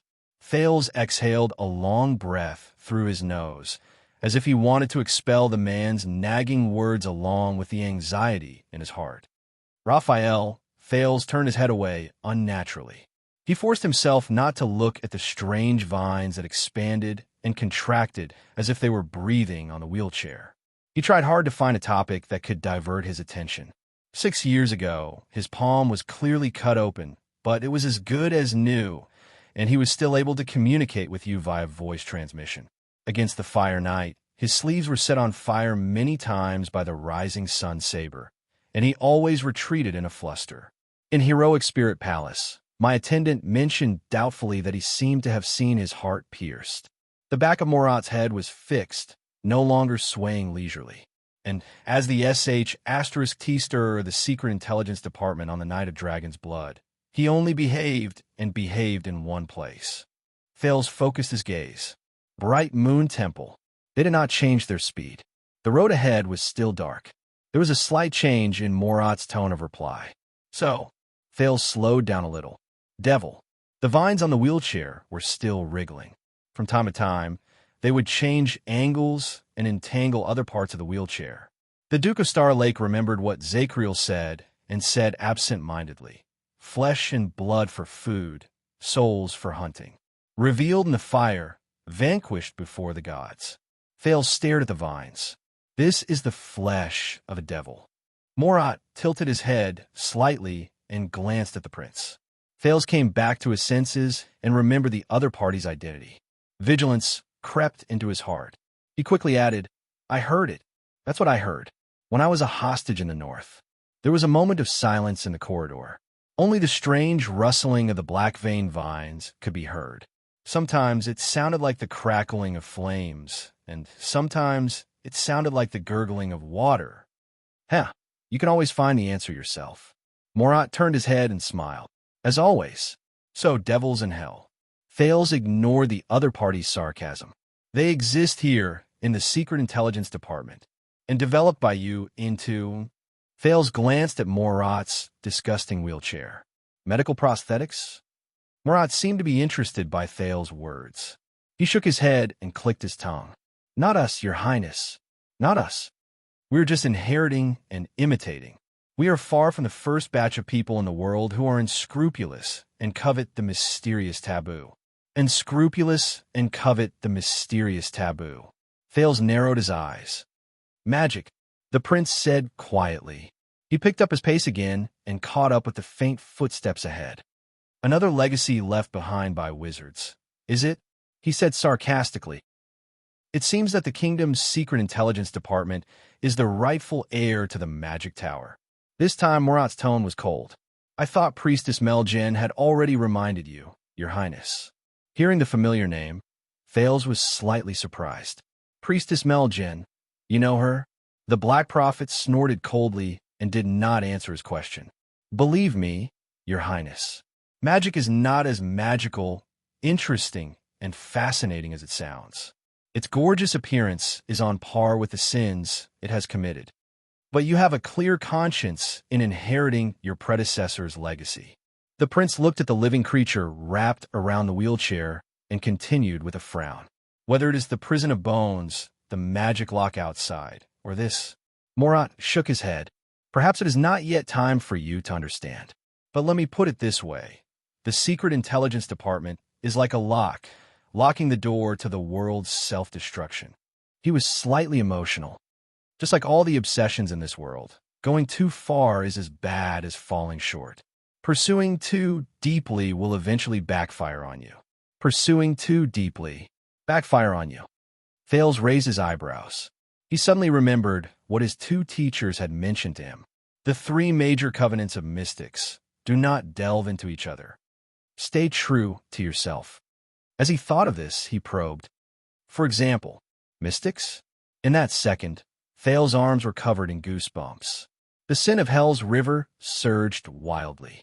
The next moment, the vines on the wheelchair suddenly sped up and contracted violently. Terrified, Thales instinctively let go of the wheelchair and stopped in his tracks. He was on full alert. The Black Prophet's figure trembled in the wheelchair, undulating. He let out a low and strange guttural sound, like dissatisfaction, but also like an instinct when he was deep in thought. Like an asthma patient, Thales frowned as he watched. What's going on?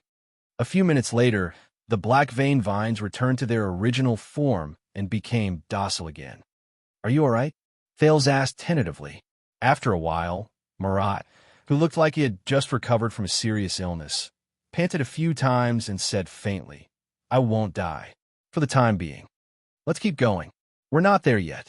Thales put away his uneasiness, put his wheelchair back on, and started walking. Look at this thing carefully, Your Highness. Morat said with a sickly voice. Do you think it's something beautiful? Our good neighbors in hell are beyond imagination. They're even more different than the power of eradication. The head of the kingdom's secret intelligence department said weakly. Even the pieces of meat that are cut off from their bodies look different. Thales stared at the wriggling vines and became even more suspicious. And this one, it appears to be extraordinarily energetic and adaptable to its host.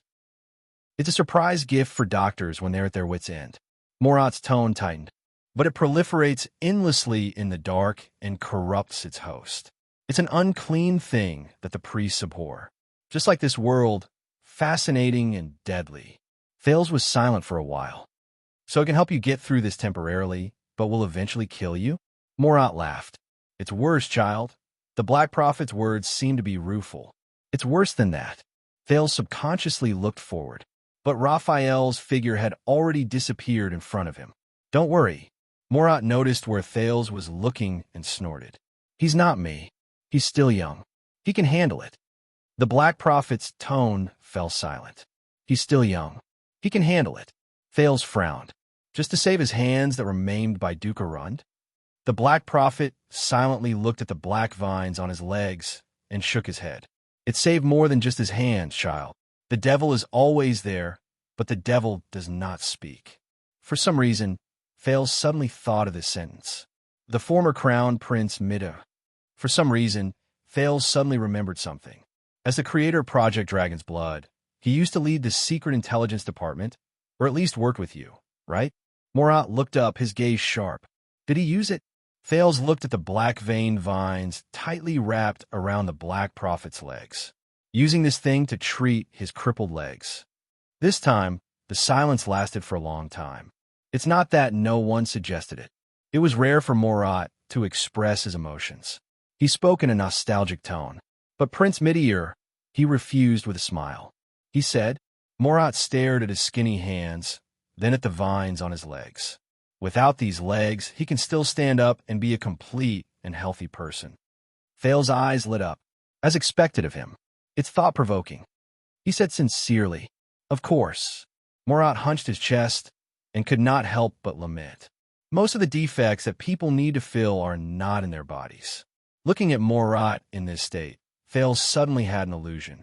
In his state of being wrapped in vines, Morat, who was weak and in pain, had lost his once terrifying appearance as the Black Prophet. He now behaved like a sentimental, ordinary old man. Perhaps, facing this Morat, he could gain more.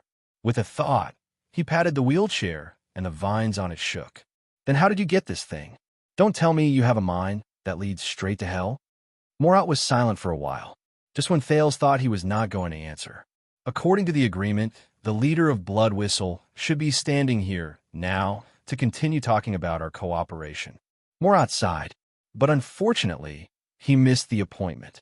Fales was stunned at first, then his eyes widened. Who did you say? Morat chuckled. You know, child, his frail body trembled in the wheelchair. I can read minds. Fales' expression changed. This again? That's right. I know Ricky. I know the disaster swords, and I also know that you spent at least a few hours together, the old man in the wheelchair said flatly. Ricky, thinking of the strange disaster swords Crassus, Fales put away the surprise in his heart. Continue talking about our cooperation. The Duke of Star Lake remembered Ricky's words in the dungeon. Our relationship with Constellation's secret intelligence department is closer than you think. Disaster swords and the kingdom's secret intelligence department. He was just trying, but he actually managed to get some information out of him. I thought you said you wouldn't read minds today. Fales leaned forward slightly and carefully observed the Black Prophet's expression. No, Fales understood. It's Norb. It's him. He came to report to you about Western Desert. That's how he knew I met Ricky. Morat raised his head and met Fales' gaze. Compared to 6 years ago, you've become sharper, Your Highness. He said softly. Even their fear of me has dissipated quite a bit. You're really impressive. Fales pursed his lips. Is that so? Then who was the one who reported the prince's presumptuous and reckless actions to King Kessel's secret intelligence department? But in the next moment, Morat asked softly. Then, Your Highness, as someone who personally experienced it, can you dispel my doubts? In Blade Fang's camp, what made the mercenary Ricky break his promise, give up on our long-term cooperation, and run away? Long-term cooperation. Fales caught on to this keyword. His gaze fell on the wriggling vines on the wheelchair. The flesh of demons. For some reason, Fales suddenly remembered what Morat had said earlier about the flesh cut from their bodies. I see. That's their cooperation. The Black Prophet's words pulled him back to reality. Do you know? Fales came back to his senses. What made Ricky break his promise and run away? At that moment, he thought of Zacriel in the prison of bones, of the blade of purification drawn on the paper, of the former king who was the enemy of the world, according to the night of judgment. No, I don't know. Fales really wanted to answer that, but he couldn't, because he knew. Fales remembered Yodel's reminder. He could not lie to Morat. Yes. Fales answered naturally, calmly, and smoothly. Williams. The legendary wing used Ricky's mercenary group to create chaos and recapture Bladefang's camp. After that, he threatened him to scram as far as he could. I guess he listened. Williams. The Black Prophet's gaze froze when he heard the name. He was silent for a few seconds. All right, maybe. Very well. Looking at the other party's reaction, Thales said quietly, if Sabo really opened the bet on the evil dog that bit off a certain person's leg, maybe I can really win money. So the Disaster Sword and the kingdom's secret intelligence department are old friends. Thales was determined to continue exploring. He endured the discomfort and tapped the vine, causing it to shudder again. Did Ricky give you these things? The black texture on Ricky's face, Raphael's arm, the Black Prophet's wheelchair. Not just this. The Disaster Sword from 100 years ago, Crassus and the Red King, mercenaries and the kingdom's secret intelligence department. It all adds up. Murat was silent for a while as well. But this time, he answered Thales with a low, sinister laugh. It made the second prince flustered. I say, you've become sharper, Your Highness. But you're still not cautious enough. Thales was slightly startled. Not cautious enough. What do you mean? Murat stopped laughing and said abruptly, Raphael's report is very correct. Thales had a bad feeling. What report? Murat looked her up and down and shook his head. After 6 years of observation, he said, when you're in trouble, Prince Thales is capable and broad-minded. You're good at collecting information from various sources, combining intelligence, piecing together clues, observing and thinking from a different perspective, and then using your bold and imaginative mind. You go straight to the point and creatively come up with solutions that no one can think of. But his tone changed. You're too stubborn, too focused on the questions you raise, and lack the prudence and rigor required for intelligence work. It's inevitable that you'll be misled by the logic of the story you deduced and miss out on inconspicuous but important details. For example, your stunning appearance at the national conference. Thales held his breath. You're also too emotional, too concerned about the nature of things, and lack the smoothness and comprehensiveness needed to deal with complex problems. You're often bound by principles and ignore the cost, making impulsive choices that ordinary people cannot understand. For example, your all-out gamble in heroic Spirit Palace. The Black Prophet narrowed his eyes. Even last night's bravery. Thales felt the arm that was pushing the wheelchair stiffen. Why is he suddenly saying all this? But Murat's words were still unstoppable, like a demonic voice. So, you often fall into unpredictable and terrible consequences after you act decisively to turn the tables. You've guessed the beginning correctly, but missed the ending. The Chief of Intelligence of the Kingdom's Secret Intelligence Department, the Black Prophet, Lord Murat Hansen, said, faintly, commonly known as acting smart, shooting oneself in the foot. At this moment, Thales could not help but think of Raphael's team. The prince's ass.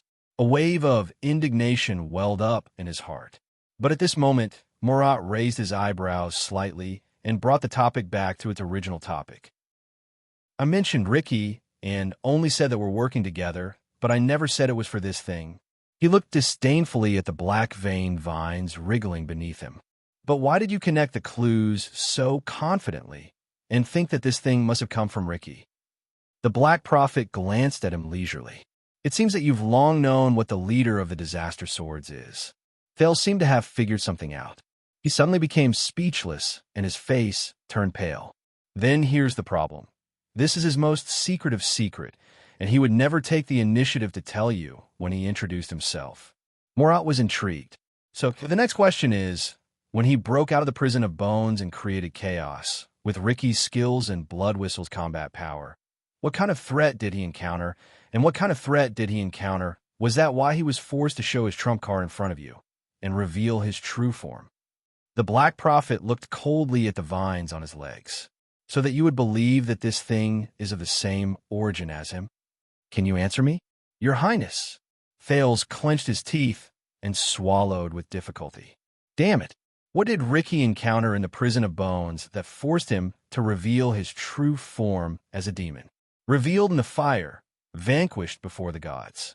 The heavy but unstoppable figure of the Knight of Judgment appeared before his eyes. No. The teenager shook his head and forced himself to focus and answer Murat's question. Do not lie, Thales. Do not lie. The legendary wing. The prince tried his best to speak calmly.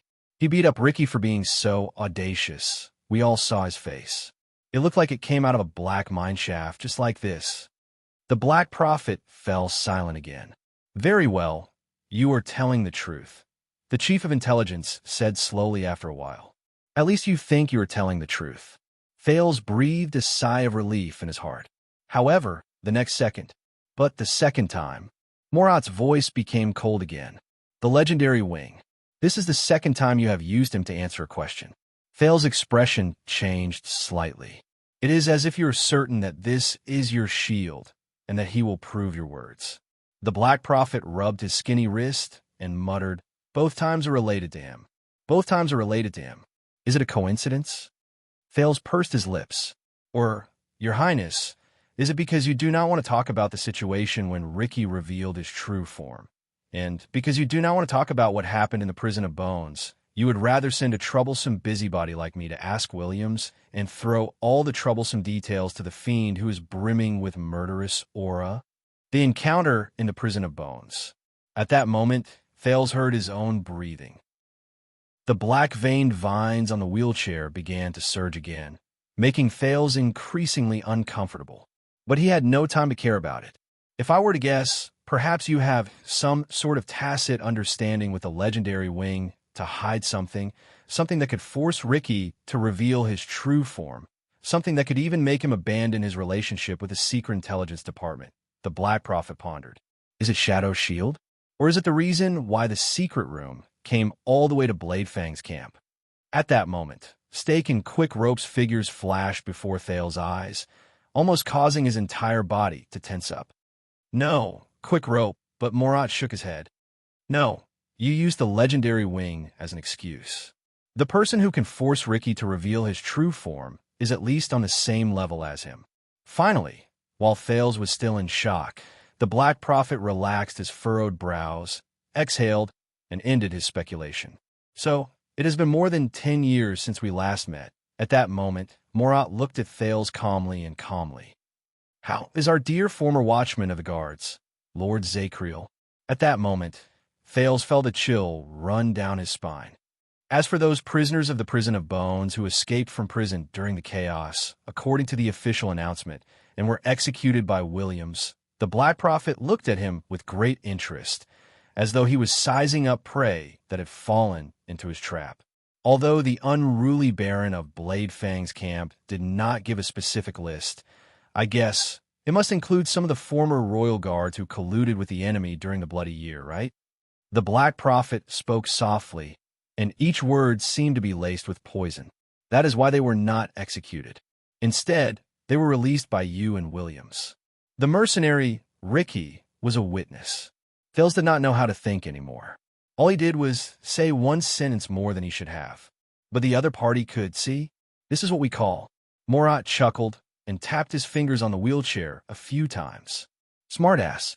Shooting yourself in the foot.